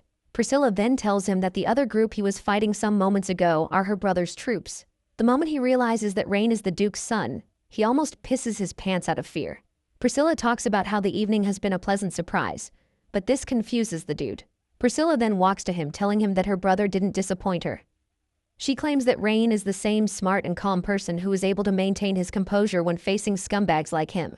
However, she assures the dude that she has no intention to harm him because she's just a mere spectator. However, she lets him know that he has provoked the worst person he can possibly provoke. Standing behind the assassin is Leah, and she is radiating so much killing intent from her body that it sends a shiver down the assassin's spine. He turns around to see Leah staring at him with so much animosity, and Leah lets him know that there is no escape route for him because he literally hurt her master. Realizing that Leah is not messing around, the dude starts begging to be spared, but Leah shows her magical powers for the first time. She lifts the assassin dude into the air with her telekinetic powers, shocking the dude. He realizes that he is unable to breathe, and before he knows it, he explodes into tiny bits, thanks to Leah's crazy powers. Leah doesn't even let his blood touch her, as she creates a magical barrier to shield herself. After killing the dude, she tells Priscilla that she needs to return as fast as possible because Rain is wounded. Priscilla tells her that she is free to go, and Leah flies toward Rain's direction. Priscilla then asks Gwen if she thinks she should warn Rain about what will happen to him if he crosses Leah. Gwen steps out of the pocket dimension to show that the family has a bunch of overpowered ladies posing as maids. Gwen tells Priscilla that she has nothing to worry about because no matter what, Leah will never lay her hands on Rain. Priscilla taunts Gwen, saying that the way she is speaking makes her brother sound like a scumbag, but she quickly clears the air, saying Priscilla misunderstood her. Priscilla teases her further, saying she might just have her marry Rain. With a slightly red face, Gwen tells Priscilla to stop messing around. Priscilla then tells Gwen to send someone to Oscar, asking him if he has gotten so bold because he is jobless. Priscilla sends a warning to Oscar to remind him of what will happen if he crosses her family. Gwen acknowledges the order, and Priscilla returns to her usual smiling self, suggesting that they return to the castle before Rain figures out that they are not around. When Rain returns home, Leah helps him check out his arm, and she looks really concerned while doing it. Rain tells her that she has nothing to worry about because it is nothing but a scratch. Gwen urges him to stop moving, and she lets him know that he is banned from stepping outside until his injuries heal. Rain rubs Leah's face, telling her that she has nothing to worry about because it is nothing but a scratch. The two are having their moment when Priscilla rushes into the room to check on Rain because she heard that he got injured. Priscilla rushes over to Rain to ask him if the injury will affect his future plans, but Rain assures his sister that the injury is not much because it is a mere scratch. However, Leah begs to differ because if the dagger had been half an inch off, it could have struck his heart, putting his life in danger. Priscilla agrees with Leah, telling Rain that he can't be joking with his life. Priscilla then demands to know what happened. Rain explains that Rosalind captured a bunch of bandits, and after investigation they found out that they had another hidden group of slaves in the forest. Rain explains that he took his men to the forest, and after negotiations failed, a fight broke out. Because of the dark environment, he couldn't see the dagger coming at him, which led to his shoulder being cut. Priscilla is pissed when she hears this, mostly because it is forbidden to carry out slave trading in the Edgar family's territory. Leah then reveals that, according to the information that they got, the bandits are Oscar's men. Priscilla cannot believe that Oscar had the balls to carry out such atrocities on their turf. Rain mentions that he was confident to do this because Eldrick was his inside man. Rain adds that they made a ton of money over the years, judging from what he heard. Priscilla admits that Eldrick has caused the family loads of problems, but she wants to know Rain's plan for the girls. Rain reveals that he plans to talk to the girls tomorrow. Since he is short-staffed, he is open to recruiting those who have nowhere to go. He plans to give them a basic education so that they can work in the city. Priscilla admits Rain has a good plan because it will help increase the city's labor force. She commends her brother, saying he is becoming more thoughtful with each day. Since there is nothing more to discuss, Priscilla decides to leave so that Rain can rest. However, she lets Rain know that she is worried about him, and Rain assures his sister that he is aware of this. Priscilla then tells Leah that she will be handing Rain over to her. Leah pledges her loyalty, telling Priscilla that she is going to make sure no harm ever comes to Rain again. Priscilla then steps out of the room to meet Gwen, who is waiting for her. Gwen asks her if Rain is fine, and she assures her that it is nothing serious because it is a minor injury. However, Priscilla is unhappy that her brother got hurt. Priscilla then summons Knox, telling him to go to the dungeon and ask the bandit leader what he knows. She orders Knox to keep the dude alive because Rain still needs to question him. The next morning, Armando shows up in Rain's office to pledge his loyalty to him. Rain teases him, reminding him of how he said he would rather die than serve a noble. Armando cannot believe that the dude he just pledged his loyalty to is busy acting like a clown in front of him. Nonetheless, Armando's loyalty has gone from 32 to 95, and Rain is happy to see this. He knows that he has finally gotten Armando under his wing, and he is going to work him to death in his factory. Armando is forced to tell Rain to stop fooling around and get serious for once. Armando asks him if there is anything he wants him to do, and Rain asks Armando if he is willing to become his subordinate. Armando replies saying he is willing to serve Rain and be a loyal subordinate. The moment he answers this question, the system records him as the second talent that Rain has obtained. With a passionate voice, Rain tells Armando that he has become the director of the city's workshop. Armando is genuinely confused by this because he is an alchemist and doesn't know how this relates to being a workshop director. Rain then hands him a blueprint, telling him to study it first. Rain reveals that after the dam is built, they are going to gradually advance the industrialization process of the city. Armando takes a look at the blueprints and realizes that they are nothing short of genius. This shocks him, leaving him to start wondering if Rain is actually smarter than his master. The two are concluding their discussion when Rosalind rushes into the room to tell Rain that there's been an incident. Rain asks her what the problem is, and she reveals that the bandit leader held in the dungeon has been murdered, shocking Rain. Rain and the girls head to the dungeon to find the bandit leader's body lying cold in the dungeon. Rain asks Rosalind when she found out that the dude was dead, and she says the guard was the one who found him when he came to give the bandit leader water. There is a symbol on the wall, and Rain asks if there is any of them who knows what it means. Selena casts her magic on the symbol to decipher it, and she informs Rain that there are dark magic residuals in the dungeon. Rosalind is shocked when she learns that a dark mage is involved. Leah then tells Rain that he needs to get out of the room fast because dark mages are trash people. She says the residue from their magic could actually make him sick, but Rain takes this with a pinch of salt. Selena then supports Leah's suggestion, and she tells Rain that it would be better for them to get out of the dungeon first. She explains that dark mages usually hide in dark corners, and even though they act low-key, they are very deadly. Selena says dark mages possess powerful magic that can cause large-scale disasters like plagues. Rain is surprised when he hears this, and he is forced to ask if the mages are studying bacteria. Selena mentions that the motive for killing the bandit remains a mystery to them. She says if it is just to silence him, then they have nothing to fear. However, if the dark mage is targeting Rain, they have no choice but to make plans in advance. After leaving the dungeon, Rain visits the orphanage where the girls are being held. Rain introduces himself to them and tells them that he was the one who rescued them. He lets them know that they have two paths to choose from. The first path is to tell them where their homes are so that they can be returned to their loved ones. The second path is for those who have nowhere to go. He lets them know that he can find them jobs with food and lodging so that they can stay in the city. If they choose the second path, they have become his subjects, he says. After telling them the whatnots, he asks them if any of them knows where they came from. However, a stroke of silence hits the room, shocking Rain. He is forced to ask if there is none of them who knows where they came from. Aria then reveals that most of the children were abducted at a young age and have experienced too much deception and intimidation. Aria says this might have conditioned them to believe that there is no one who can genuinely help them. Aria lets Rain know that it might take some time for him to gain their trust. Rain boasts, saying there is no need for this because he is the best at coaching children. Rain then tells Leah to go to the kitchen to bring cookies for the kids, and he tells her to bring plenty. Once the cookies arrive, Rain tells the kids that the cookies they are looking at are the best. He gives one of the girls a cookie to try it out. He assures the girl that she is free to reject it if she thinks it's not sweet. The girl eats the cookie, and she munches on it with so much excitement that it catches the attention of the rest. The rest of the girls quickly rush to the tray to take their own cookies. They all munch on it happily, and Rain tells them that it is time they play a game of truth and dare. One of them asks what kind of game it is, and he explains that it's a simple game where they take turns drawing a question card.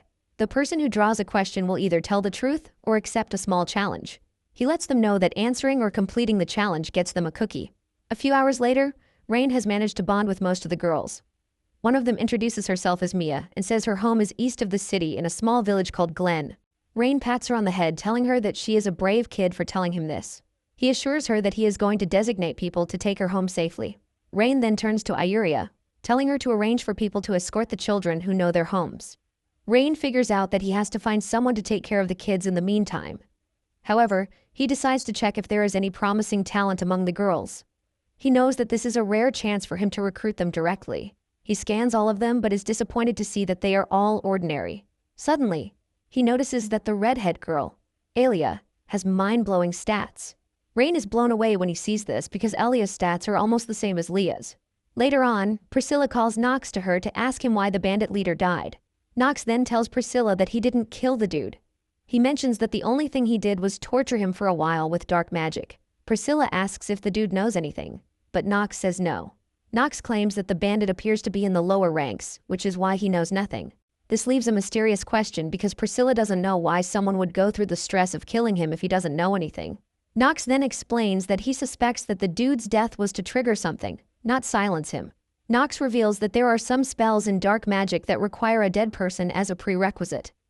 Since they are dealing with complex entities, Priscilla tells Nox that he must ensure that Rain is safe at all times. Nox acknowledges the order, and Priscilla starts realizing that her trip appears to be a fruitful one. Elsewhere, Oscar is having fun in his bedroom when his attendant shows up to tell him that someone important has arrived to see him. Oscar is surprised that someone would disturb him while having fun, and he asks the guard who the guest is. The guard reveals that the person is Eldrick, and he claims to have important things to discuss. The moment he hears that it is Eldrick, Oscar immediately assumes that he has brought a new gift for him. Oscar then tells the guard to take Eldrick to his study, saying he will be there soon enough. All Oscar can think about are the girls that Eldrick brought for him the last time, and he assumes that he has brought another batch of girls. With this in mind, he rushes to his study to meet Eldrick. Oscar asks Eldrick if he has brought some incredible goods for him, which is why he came to see him personally. Eldrick then drops the bombshell, telling Oscar that he didn't bring him gifts, but a piece of bad news. Oscar asks Eldrick what it is, and he explains that the Grand Duke's son, Rhine, has chased him out of Iceland. Eldrick breaks Oscar's heart when he tells him that he might not receive beautiful goods again. Oscar becomes agitated when he hears this, and he asks him why Edgar abandoned him even though he had worked for him for years. Eldrick explains that Rain is the new lord of the city, and he is an overconfident person who thinks he has everything under control. Eldrick reveals that he personally infiltrated Iceland the night before to kill the bandit leader working for Oscar. Oscar asks Eldrick if there is any possibility that Rain has discovered them, and Eldrick says yes. He reveals that this is the reason he risked coming to report the news to him. Oscar then asks if Rain will make a move against him, and Eldrick reminds him that the Empire does not allow cross-border slave trading. To make it worse, Oscar's political views clash with Edgar's. Eldrick is confident that the Duke might use this to strike back at Oscar. Deep down, Oscar is freaking out because he knows once the Emperor finds out about what he did, he is a dead man. Desperate to live, he asks Eldrick if he has any idea what to do. Eldrick reveals that when he left Iceland, he heard that the dam was completed, and he sees this as a good opportunity for them to act. Since Oscar has never heard of a dam before, he asks Eldrick what this means. Eldrick explains that with what he knows, it is a device that stores water. The water stored in the dam can also easily flood the lower district of the city. Eldrick wants them to use the dam to create a disaster, thus destroying the city and those living in it. Oscar will then seize the opportunity to send troops to occupy the city, ultimately solving all of their problems at once. Oscar is shocked to hear this, and he asks Eldrick if what he is saying is for them to kill the Grand Duke's son. Oscar is against this because he believes that they are dead men if the Grand Duke finds out. Eldrick reminds Oscar that he is dead either way if Rain reports him to the Emperor. Eldrick says the Grand Duke will not be able to say anything if they can push Rain's death to the dam's failure. He believes that it will be easy to do, since no one knows the essence of the dam in the first place. He adds that Oscar will get access to the kinds of beauties that he wants once he occupies the city. After hearing about the girl's part, Oscar finally agrees to proceed with Eldrick's plan. 3 days later, Rain hosts Elia in his office, and he is surprised that she has not said anything in the past days. He feeds her cookies just to get a word out of her, but she remains mute. Rain wonders just what sort of treatment the child went through to have made her totally autistic. Rain is wondering what he can do when Lillian rushes into the room to tell him that the dam is complete. Rain is happy when he hears this, because he has finally gotten a bit of good news. Rain tells Leah to summon the elves and the nobles in the city so that they can come and witness the moment. He is excited to show them that the city has entered into a brand new era. Rain then turns to Elia, asking her if she is ready to follow him to the opening of the dam. He assures her that it is going to be a lively event where there is going to be plenty of food and drink. In addition, there are going to be girls and boys her age at the event. Even with all of his persuasion, the girl remains mute, and Rain decides to leave her in his office. He assures her that there will be maids to take care of her in case she needs anything. He also adds that she is free to change her mind, and in case she wants to come, all she needs to do is tell the maids to bring her. Arriving at the dam, the Elven Queen expresses her doubt about the durability of the dam. She tells Rain that elves are basically powerless against flash floods, just in case things go wrong. Rain then tells the lady that she doesn't need to worry about anything because he specifically monitored all the processes, and everything was done in the right way. He lets the Queen know that she is about to witness true power.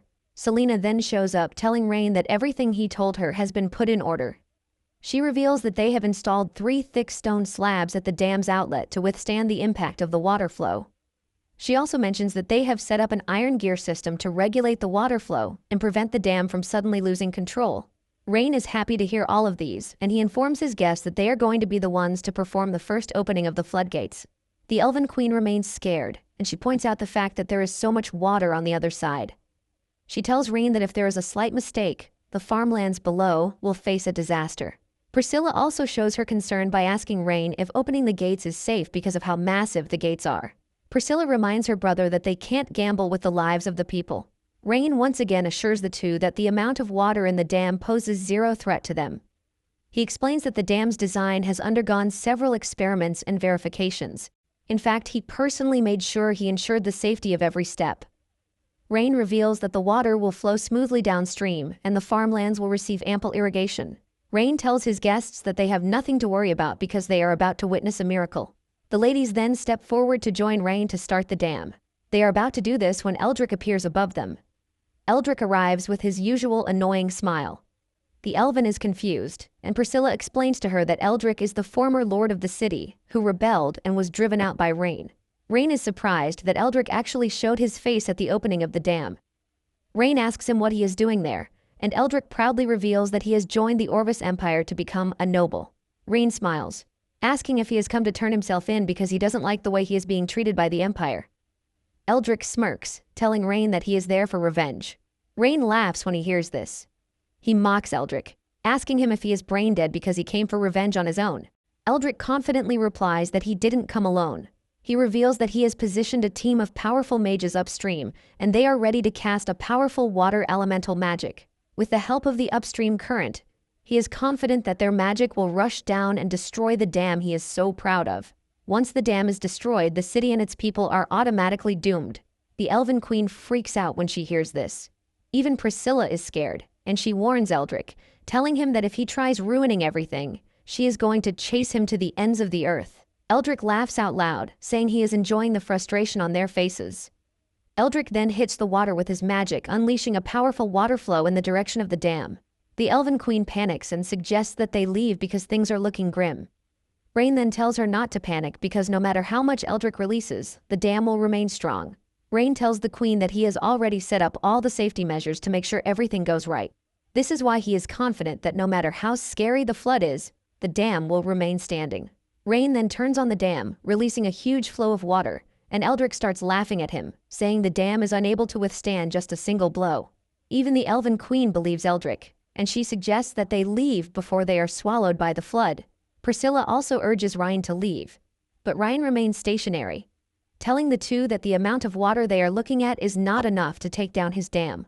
Rain even taunts Eldrick further, asking him if that is all he can do. Eldrick is more than happy to shoot more magic power into the water since Rain is asking for death. The water starts rushing so hard that the slab underneath starts to crack. The Elven Queen wants to run away, but Rain tells her that it is not yet time for them to panic. Eldrick continues attacking the dam just so he can make sure Rain fails. Suddenly, the intensity of the flood takes down the 3 slabs, shocking the ladies. While the others are panicking, Rain is smiling because it is finally going down the way he wants it to. The gear under the dam then changes direction, and the overflow of water starts going through another outlet, which leads to the farmlands. This shocks everyone who is watching, and Rain thanks Eldrick for his help. Rain says he would have had to waste his magician's mana to irrigate the farmlands, but Eldrick has done it for him for free. Eldrick cannot believe that Rain actually used him, and Rain explains to him that the dam was not meant to block water only. He explains that the main purpose of the dam is to actually utilize the power of the water flow to allow the entire farmland to be nourished. Rain says the larger the flood, the more adequately the farmland is irrigated. Eldrick cannot believe that his grand plan has been used against him. Since his plan has failed, Ryan suggests that they continue with the last unfinished business. Instead, Eldrick decides that he needs to leave, but he assures Rain that they are going to meet again. Rain laughs when Eldrick says this, and he reminds him that his city is not a theme park that he can just waltz in and out of. Rain then tells Selena to go after Eldrick, and Selena gladly obliges. She conjures a huge lightning bolt, and she strikes Eldrick with it, taking him down. Since they have taken care of the Eldrick problem, Rain turns to the ladies to discuss the investment plan with them. The Elven Queen admits that Rain's dam has opened her eyes. Priscilla then asks him how he wants them to invest in the plan he is offering. Rain says the dam has solved the incessant flooding of the city, and to make the city great, they need to work toward building economic prosperity. The Elven Queen asks him if he is planning on building caravans to achieve this, but Rain says no. Rain reveals that his plan is to earn money from the caravans instead. Priscilla asks him if he is planning to raise tolls because this is a bad idea, which will cause resentment among the caravans. Rain then replies that she is also wrong with her assumption. Rain reveals that he is planning to build a community that serves passing caravans so that they can spend all their money while they are in the city. Rain then takes them to the only road from the city that leads to the border fortress. He shows them a particular spot that used to be a casino, and he tells them that the location is pretty advantageous for what he wants to do. He says as long as they build a service area there, the passing caravans will definitely stop to spend money. The Elven Queen points out the fact that the area is in complete ruin, and she asks why the service area would survive when the casino couldn't. Unknown to the Elven Queen, Rain was the one who ordered the destruction of the casino, but he couldn't even tell them that. Rain lies that the reason the casino didn't work out was thanks to the mismanagement of the previous owner. However, he is confident that they can do better. The Elven Queen then asks him what he means by the service area that he is talking about. Rain explains that a service area is a type of comprehensive facility, and he shows the blueprint for this. He says the service area includes rest stops, shops, stables, and so on. Rain says the service area is specially designed to provide services for passing caravans and travelers. It is basically a commercial center that integrates rest, supplies, trade, and communication.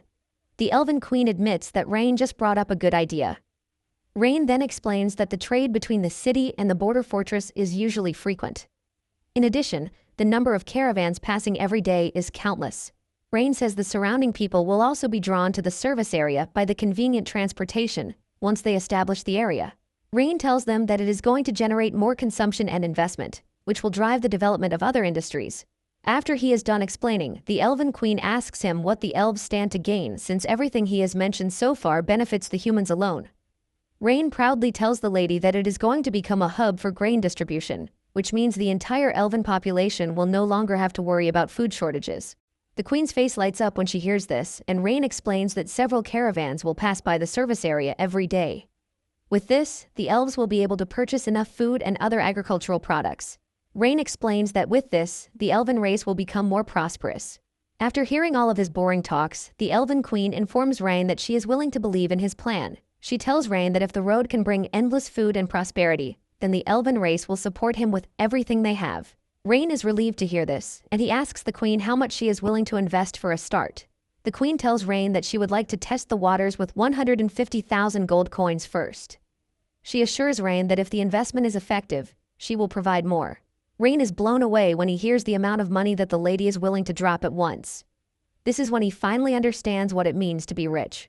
Rain cannot believe that he just landed a big fish, who will single-handedly sponsor everything he needs. The Queen then tells Rain that she is going to send her own people to supervise the project.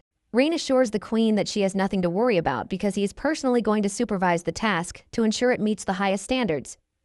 After the meeting, Rain rushes over to tell Leah that everything went smoothly. Leah then replies that it is all thanks to his wisdom and persistence. Rain says the investment issue might be out of the way, but there are still other issues like fund management that need to be tackled.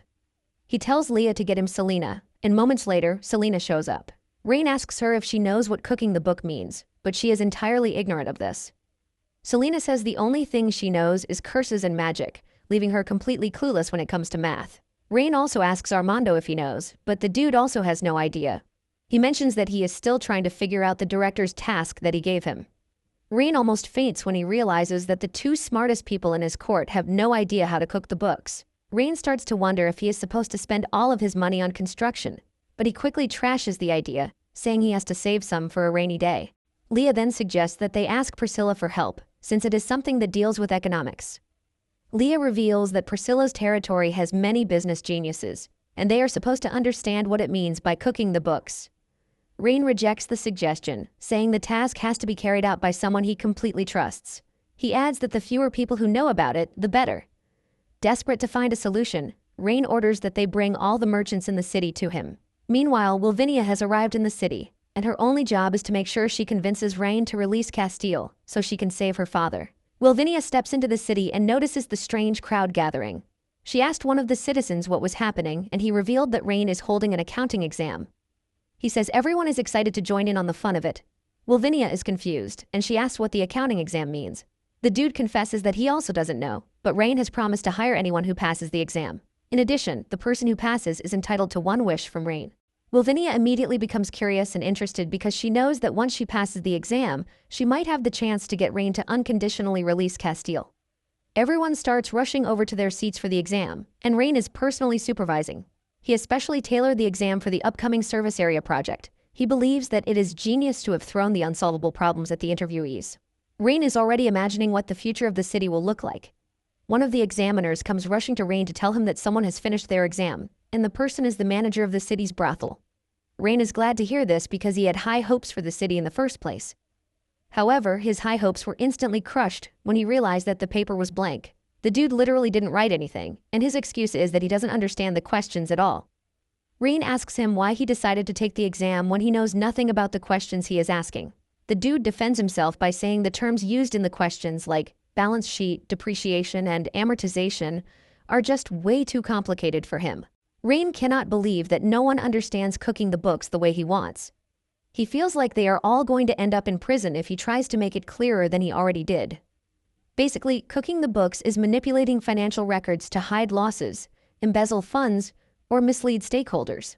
After he is done scolding the dull guy, another examiner shows him an answer sheet that looks promising.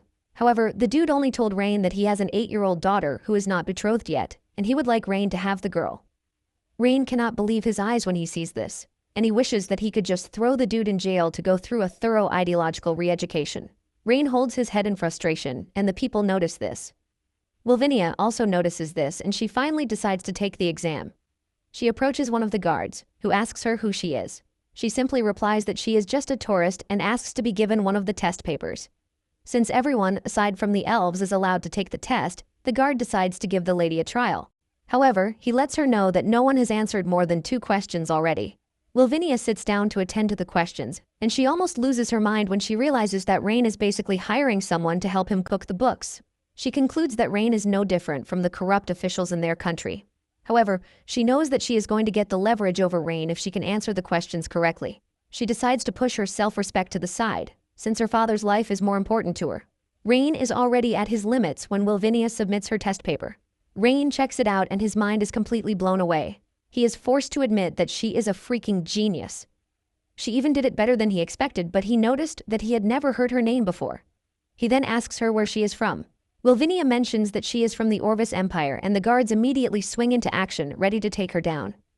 However, Rain stops them and asks Wilvinia why she has come to Iceland. Wilvinia casually replies that she is there to negotiate, and this catches Rain's attention immediately. Rain then takes Wilvinia to his office, where he tells her that he is extremely satisfied with her answers. He asks her if she is the financial advisor to the Orvis Empire, but she says no. She mentions that she only knows a little about finance. Rain is impressed with her answers because they are so detailed, and he decides to scan her stats to see what he is dealing with. Rain is blown away when he realizes that she has a special attribute in mathematics. Rain realizes that Wilvinia is the kind of talent that he needs, and he has to find a way to keep her. Rain then asks her what the Orvis Empire wants with him, since she claims that she is there to negotiate. Wilvinia comes clean, telling Rain that she is there for Castile because the Orvis Empire hopes that he can release him. In exchange for releasing Castile, the Empire is willing to give him a generous amount of money. Rain is interested in the exchange, but he lets Wilvinia know that he is not interested in money. She is shocked to hear this, and she starts to figure out that Rain might actually want the territory for himself. Wilvinia then asks him what his conditions of release are. Without holding back, Rain points to Wilvinia, asking her if she is ready to be his retainer. Wilvinia is shocked when she hears this, and Rain lets her know that he has just made the most reasonable request that he can make. He reveals that Wilvinia is far more valuable to him than Castile. Wilvinia cannot believe that Rain is seriously offering her a chance to become his retainer, which is something she considers to be a joke. Wilvinia asks Rain if he is trying to humiliate her because she is a noble of the Orvis Empire, and there is no way she could possibly bow to an enemy nation. Rain lets the lady know that he doesn't joke around when it comes to matters like this because Wilvinia is such a talented individual that he can't afford to waste. Wilvinia is entirely confused because she can't tell if Rain is serious or just messing with her. At the same time, she can see that he is not joking, but she is worried that Rain might not release Castile if she refuses his offer. Wilvinia then asks her if he is going to deny her request if she refuses to become his retainer. Rain smiles, saying this is not going to be the case. This surprises Wilvinia, who is not expecting Rain to just give in so easily. Rain tells Wilvinia that she has helped him solve something that was a huge problem for him, so there is still something to discuss. Rain tells the lady that he needs talented individuals like her to make the city a prosperous city. Wilvinia bows her head in sadness, telling Rain that his request might be tempting, but she can't agree to it. Rain asks her why she is holding back on the request, and he asks if it is because of some old-fashioned imperial glory. Wilvinia confesses that her father is still imprisoned in the Orvis Empire and she must bring Castile back with her. She plans to use Castile to negotiate her father's release. Rain finally understands her plight, and he realizes that winning her over by force might work out well. Wilvinia then reminds Rain that he promised to grant a wish to anyone who is able to pass the test. She tells Rain that she is hoping he holds on to his promise. Rain smiles when he hears this, and he orders one of the guards to get Castile out of the dungeon because Wilvinia is taking him home. Wilvinia is relieved to hear this, and she thanks Rain for his generosity. Moments later, Wilvinia and Castile began moving to the Orvis Empire and they were escorted by Rain's men. Castile shows his rage inside the carriage, saying Rain humiliated him and he promises to get back at him. Wilvinia cannot believe that Castile is so dumb enough to be thinking about revenge after he already lost once. He soon starts to complain about the carriage being too bumpy, but Wilvinia tells him that it is not the carriage, but the road. Castile still crashes out because of this as he tries to tell Wilvinia that he is a Grand Duke, and by this he deserves the best treatment. He threatens to report Wilvinia to the Emperor once they return. Deep down, Wilvinia is cursing the dude out, and she's pretty sure that the Emperor is going to punish Castile once they get back. Not long after, the guards inform Wilvinia that there is a stream up ahead, and he asks her if they should rest there. Wilvinia agrees to this since it is dangerous to travel at night. While they are settling in at the stream, Wilvinia cannot get her mind over the request given to her by Rain. She doesn't want to believe that Rain is willing to hire her as his retainer. Just then, Castile spots one of the maids, and his attention immediately shifts to her. He grabs her and demands to have fun with her, but the girl urges him to let her go. Castile is pissed that the girl is rejecting his offer, and he angrily slaps her across the face. Wilvinia is disgusted by this, and she urges Castile to show some semblance of nobility. However, Castile is a pig, and he tells Wilvinia to get out of his sight because the matter doesn't concern her. Suddenly, the Emperor's assassin appears out of nowhere and pushes a knife straight into Castile's chest before he can even react. This leaves Wilvinia shaken, and she starts sweating all over. The terrifying assassin then turns to Wilvinia, telling her that it is her turn to die. Wilvinia and the maid make a run for it, and they alert the soldiers that they are under attack. The leader of the unit cannot believe that there is someone bold enough to go after the Duke of the Orvis Empire, and he immediately orders his men to be careful. The assassin shows up, telling them how easy it is since they are all gathered. He plans to wipe them out at once, but the leader of the escort unit urges the assassin to surrender since they have him surrounded. The assassin laughs at them, telling them that they are the ones who are actually surrounded. With just a loud whistle from the dude, hiding Orvis soldiers emerge from their hiding place. Wilvinia is shocked to see soldiers from the Orvis Empire in the forest.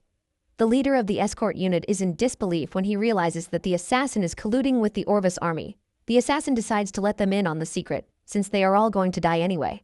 The assassin mentions that the Emperor wants a war, and he wants to use them as the catalyst for the war. He lets them know that their deaths will be a reason for them to be able to invade the Iceling city. Wilvinia doesn't want to believe this, but the assassin assures them they are all facing the grim reality of things. The assassin orders his men to go after Wilvinia and the escorts. Wilvinia trembles in fear, and she considers herself a failure because she has managed to involve herself in politics, which her father was always warning her about. She now understands why her father didn't want her near politics, because she is just a kind soul. Just as they are about to meet their makers, Rain's voice echoes through the tree line, and with it emerges his troops.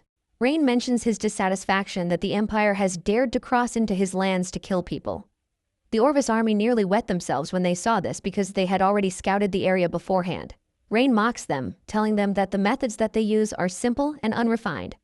Wilvinia is surprised by Ron's arrival, and she asks him why he came. Rain then asks her if she is so naive to the extent that she thinks the Emperor would allow Castile to return safely. Wilvinia is shocked to hear this, and she asks Rain if he knew this all along. Rain says yes, and he assures Wilvinia that she would have died before getting to the Orvis Empire. Wilvinia asks him how he knows this, and he reveals that the Empire has wanted to use her death as an excuse to start a war. Surprisingly, Rain is not against this. The assassin tries to act tough, and he tells his soldiers that they have to kill Rain so that the city can fall into chaos. The soldiers charge toward Rain and his men, and Rain casually tells Rosalind to wipe out the invading soldiers. Rosalind descends into the battlefield from above just so she can ore a farm and show the enemy troops how it's done. A fierce battle ensues, but Rosalind is on another level, and she creates a decimation scene across the battlefield, causing the enemy soldiers to start trembling in fear. She looks like a total maniac in battle, and the soldiers start admitting that she is just too strong, and they might not have a chance against her. The assassin urges his men to stand strong because Rosalind is just one person, and they can take her down. Since the assassin is so brave, Rosalind turns her attention to him. She almost smashes his head in with her spear, but he narrowly escapes the strike. The assassin blocks her attack, and one of the soldiers tries to sneak up on her from behind, but Rosalind renders him limbless on the spot. Rosalind then turns to the assassin again and she delivers a high-powered kick that sends him staggering backwards. He coughs in exhaustion, and Rosalind urges him to surrender if he doesn't want to die. The assassin boldly tells Rosalind that he is not scared of her, and she gives him a reason to be. She dashes toward him at a blinding speed, which he is not able to react to. Rosalind lands a strike on his shoulder, causing the dude to fall to his knees. The enemy soldiers see this and conclude that Rosalind is way above their league. Even the assassin now realizes that Rosalind's strength is completely beyond his expectations. Standing in the rear is Ryan, and he is also impressed by what he is watching. He realizes that Rosalind is going to be totally unstoppable when she starts wearing a bulletproof vest and wielding a submachine gun. Rosalind then urges the enemy soldiers to drop their weapons, surrender, or die. The soldiers have no choice but to start dropping their weapons as they beg to be spared. The assassin tries to rile them up to fight, but the soldiers prioritize their lives. Rosalind then informs Rain that all the enemy troops have been captured. Rain is glad to hear this, and he commends Rosalind for a job well done. The assassin is brought to Rain, and surprisingly, he tells the soldiers to let the dude go. The assassin urges Rain to kill him if he wants to, because he is never going to beg for mercy. Rain smiles when he hears this, and he assures the dude that he has no intentions of killing him. The assassin is shocked to hear this, and Rain tells him that he is sparing his life because he needs him to pass a message along. The assassin wonders who he is trying to send a message to, and Rain says the message is for the Emperor of the Orvis Empire. This shocks the assassin, who starts racking his head in an attempt to figure out what Rain wants to do. Rain tells the assassin that since the Emperor is looking for an excuse for war, he is willing to satisfy him. Rain tells the assassin that he is going back to the Empire to tell them that he was the one who betrayed the Alliance and killed Wilvinia while they were returning to the Empire. Rain basically tells the assassin to pin everything that happened on him, but he is waiting to show the Empire why they are not supposed to mess with him. Rain then tells Wilvinia to return to the city with him, since the Empire was already planning to kill her. The assassin finally leaves, but he tells Rain that he is going to regret his decision to let him live. After the assassin has vanished, Wilvinia asks Rain if he is not scared that the Empire is going to launch a full-scale attack on him in the city. Rain says he is more afraid that the Orvis Empire army might not come. He confesses that what he actually wants can only be given to him by the Orvis Empire. Wilvinia asks him what it is, and Rain smiles before revealing that he wants the land of the Orvis Empire. Rain then tells Rosalind to take back all the prisoners and reform them into workers.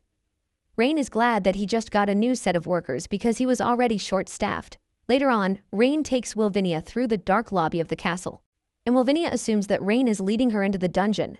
However, Rain shocks her, telling her that he has no interest in keeping her locked up in a dungeon. Rain takes her into the math room, where Selena has almost lost all of her brain cells, trying to figure out how the abacus works. Rain then tells Selena that she doesn't need to stress herself again because their savior has arrived. Wilvinia is shocked when she sees the number of accounts that Rain is trying to cook up. Rain then tells Wilvinia that the Elven Queen will be coming for a financial report in 3 days. Rain wants Wilvinia to help him set up the account and hide everything he doesn't want her to know. Some days later, Wilvinia shows up, totally sleep-starved, to show Rain all the accounts that he asked for. Rain checks them out, and he commends Wilvinia for a job well done. Wilvinia is glad that Rain is satisfied because she, on the other hand, is just trying to survive. Rain then assures the lady that he has no intentions of killing her, since he is the one who brought her back himself. Rain then asks her what reward she would like for helping him falsify the accounts. Wilvinia reveals that she actually wants something, but she doesn't think it's something that Rain can actually do for her. Rain smiles when he hears this, and he asks her if she wants him to rescue her father. Wilvinia is stunned when Rain says this because she didn't even say anything. She starts wondering if the dude can read minds. Rain tells her not to be surprised because he figured it out easily, thanks to human emotions being the easiest thing to see through. Wilvinia then asks him if he can truly rescue her father. Rain lets her know that there is no deal in this world that he can't make. Upon hearing this, Wilvinia realizes that Rain is actually someone she can trust. However, she thinks rescuing her father is too much of a reward for a mere creation of fake accounts. She then asks him what else he wants from her. Rain is glad that Wilvinia is such a smart person. He then explains that Wilvinia has been cooking the books for him in the past couple of days, and all he wants is for her to continue doing it. In addition to this, Rain wants Wilvinia to become his retainer. This shocks Wilvinia, who thinks Rain must be joking with his request.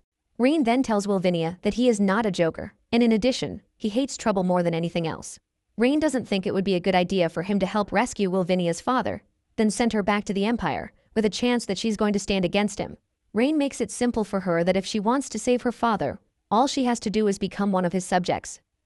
Wilvinia is conflicted by this because she is being asked to betray the Orvis Empire. However, if she refuses the offer, her father might as well die in the shithole. Rain notices her conflict, and he tells her that she is not mandated to answer immediately. Rain mentions that Wilvinia has been up all night for a couple of days, which has caused her to be tired. Rain advises her to get some rest, and once she is done resting, she is free to think over her decision carefully. Rain then turns to Leah, telling her that they need to check out the construction site. Moments later, Rain arrives at the site and the team leader welcomes him, telling him to come with him so he can show him the ongoing progress of the site.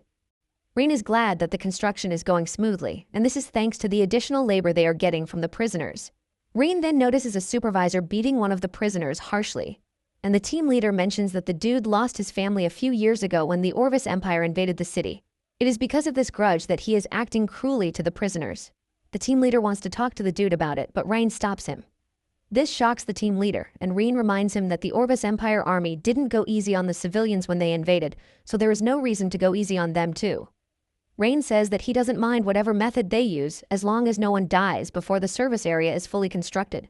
The team leader assures Rain that he is going to keep an eye on them to make sure that everyone survives to finish the construction site.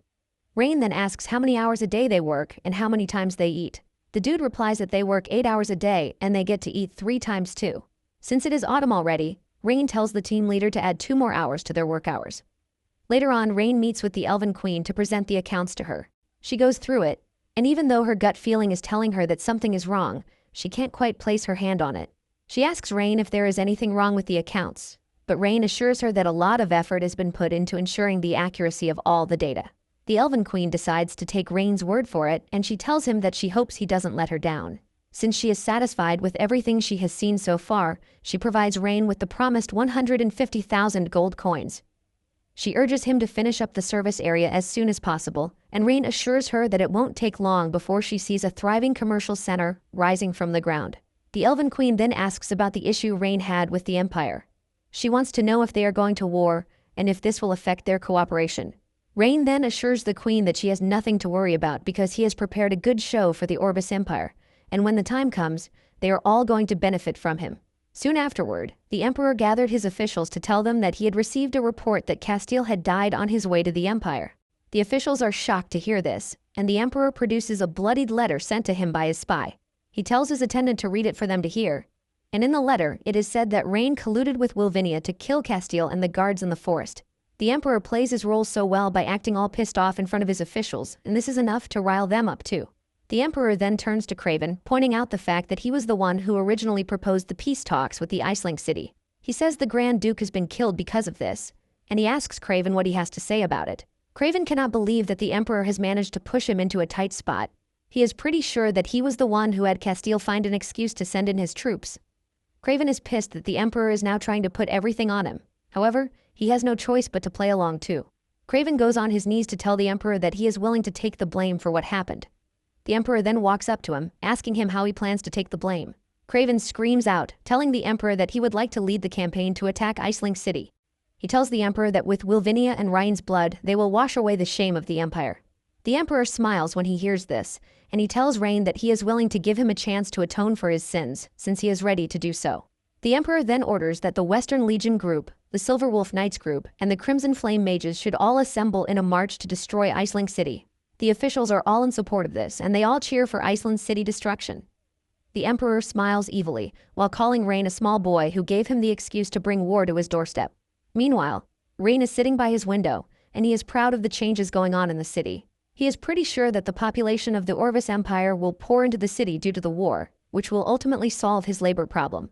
In addition to this, if he manages to win the war, he will be able to expand his territory to the very place he wants the most.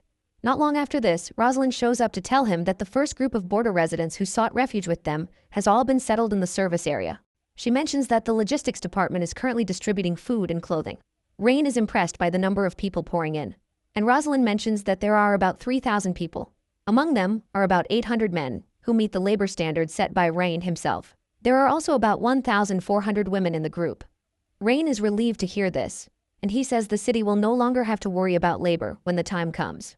Rain tells Rosalind to give the new refugees some extra food since they still have excess money from the money the elves gave them.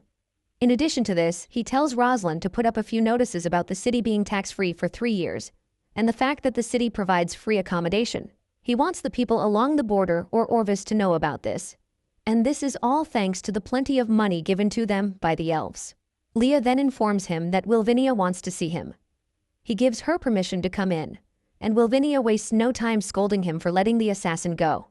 She says because of this, the Orvis Empire is coming at them with a bulk load of troops.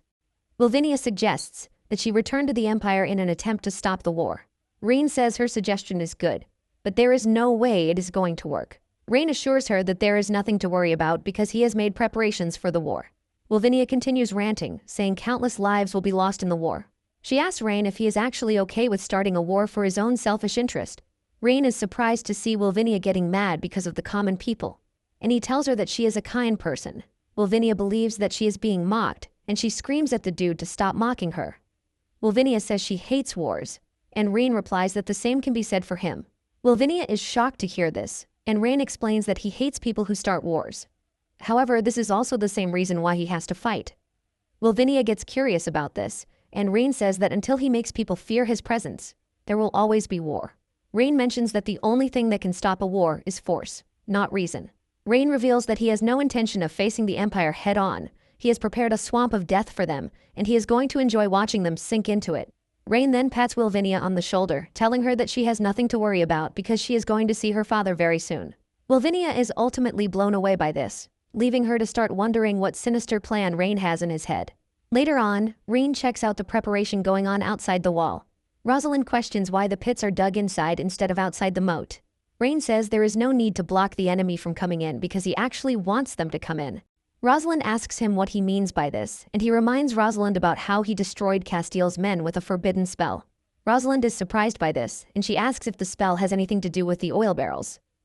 Rain says yes, because the oil barrel is the forbidden spell that Castiel was talking about. Rosalind is shocked to hear this, and she asks Rain if he can inflict the forbidden spell level damage as long as he has the oil. Rain assures her that this is the case because once a fire is lit around the barrel, it is going to explode. Rain then tells Rosalind that when the Imperial army comes, she is not allowed to win. Rosalind is confused when she hears this. She mentions that they are about to get a once-in-a-lifetime opportunity to inflict damage on the Imperial army at the border, while solidifying their defenses. Rain smiles, telling Rosalind that she is too naive. Rain reveals that what he actually wants is not to inflict damage on them, but to make them arrogant. Rain wants them to think they have won and that the city is struggling to survive. In addition, Rain wants them to be so proud and confident so that they can easily fall into the graves that they have dug for them. Rosalind asks if what Rain is saying is to deliberately show weakness to lure the enemy in, and Rain says yes. He tells her that in a couple of days, the vanguard of the Imperial army will be the ones to arrive first. Rosalind is to lead her army to confront them head-on, but she is not allowed to win. However, she also must not lose badly. Basically, she can win, and she can lose. She is to give them a false impression that the city's defenses are struggling to hold on. Rosalind finally understands that Rain wants the Imperial army to chase them to where the oil drums are buried. Rosalind assures Rain that she is on board with the plan, and she promises to lure them in. Rain tells Rosalind that he is going to leave the planning to her so that he can check what Armando is doing. Rain assures Rosalind that after the war, the rules of the war will be rewritten. Inside the forge, Armando is busy arguing with Bram, telling him to follow every detail of the blueprint that Rain left for him. Bram argues that the barrel is too thin for what Rain wants them to do. But Armando continues pointing out the design that Rain wants. Bram tells Armando that the dimensions are wrong because the pipe he is holding obviously cannot withstand the pressure of the gunpowder. The two are arguing when Rain enters the workshop.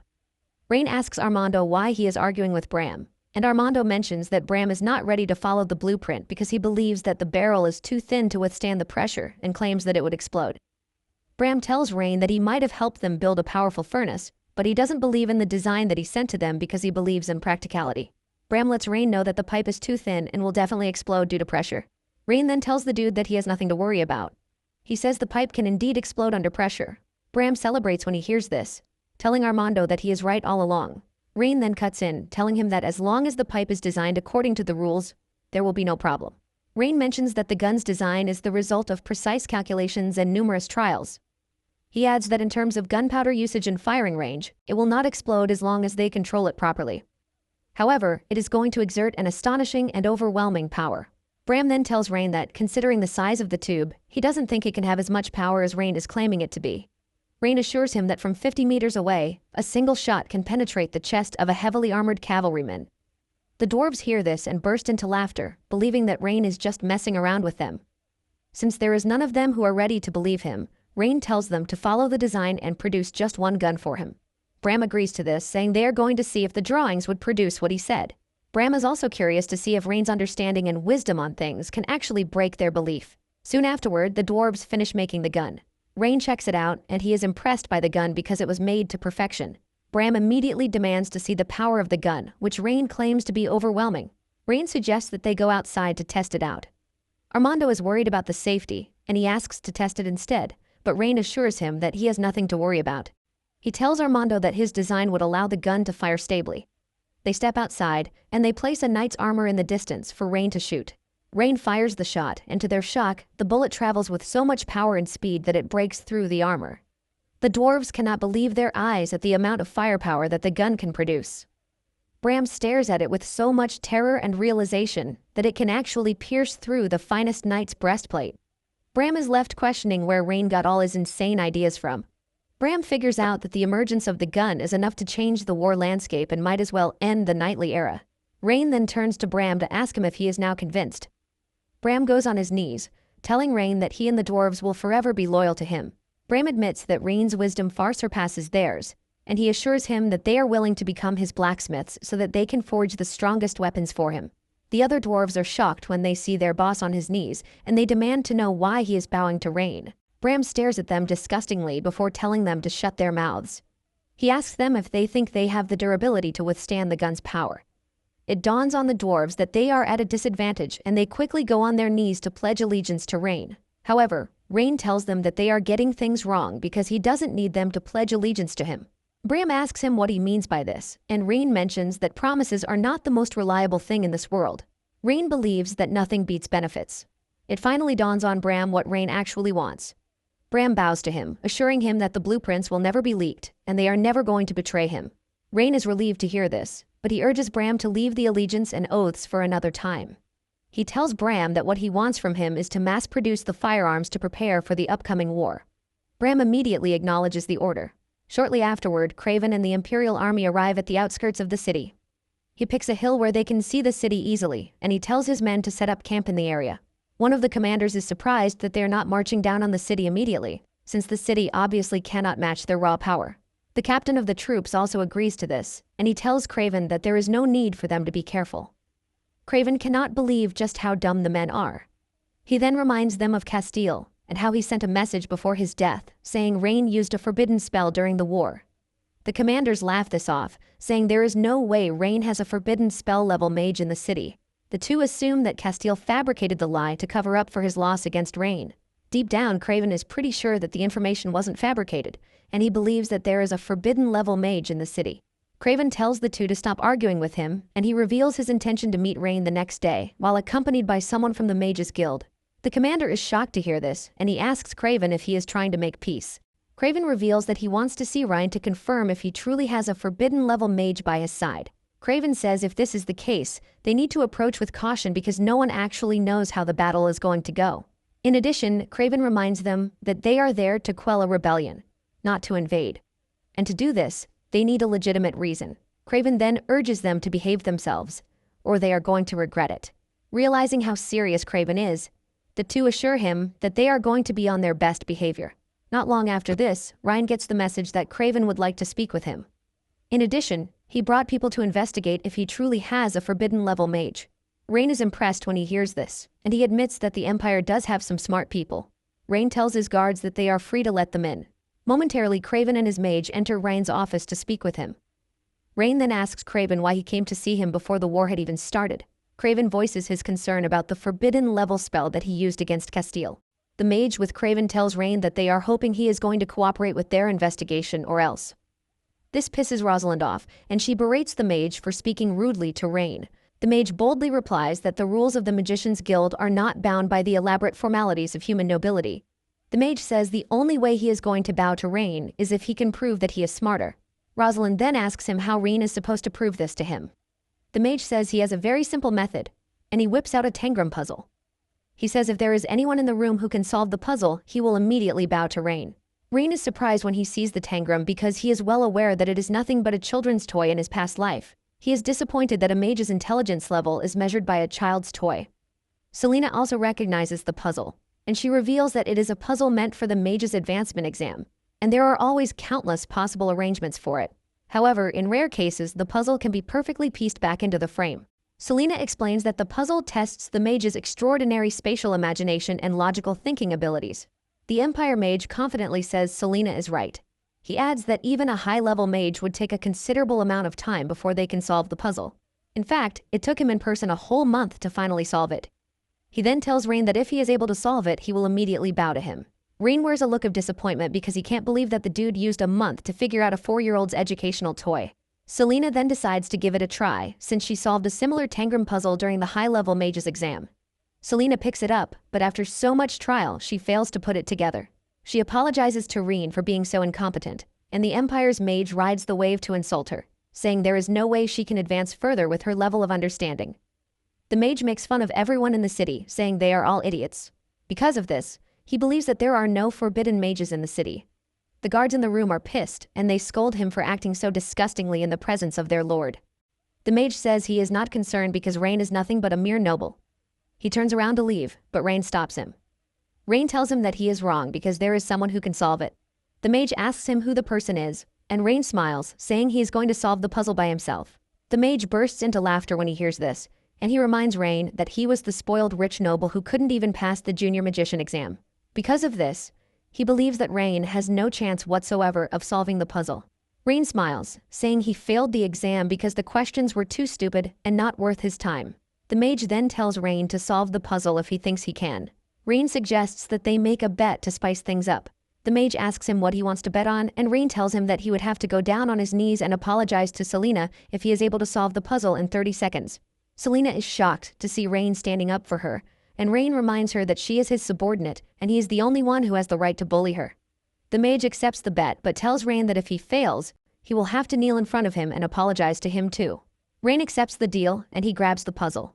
Just as promised, he solves it in 30 seconds, leaving the mage stunned and horrified. He doesn't want to believe his eyes because the puzzle took him a whole month to solve. Since he has solved the puzzle, Rain reminds him of their bet. The dude claims that it is nothing but luck. He says it is a lucky break and doesn't count as a real skill. Rain replies that he doesn't care if it is luck or not, because the point is that he has pieced the puzzle together. Rain walks up to him, telling him that he has two choices. It's either he kneels down and obediently apologizes to Selena, or he is going to have Rosalind relieve him of his head. Rosalind shows how serious she is by smashing her sword into the ground. Craven reminds the mage that he made a bet in public, and it would be bad for him to go back on his word. Craven says this is also going to damage the reputation of the Mages Guild. The mage tries to defend his mistake by saying he never expected someone to actually solve the puzzle. Craven asks him if he is ready to honor his word, or if he is going to give him the opportunity to report his disgraceful behavior to the Mages Guild. The mage realizes that he is backed into a corner, and he has no choice but to fall on his knees to apologize to Selena.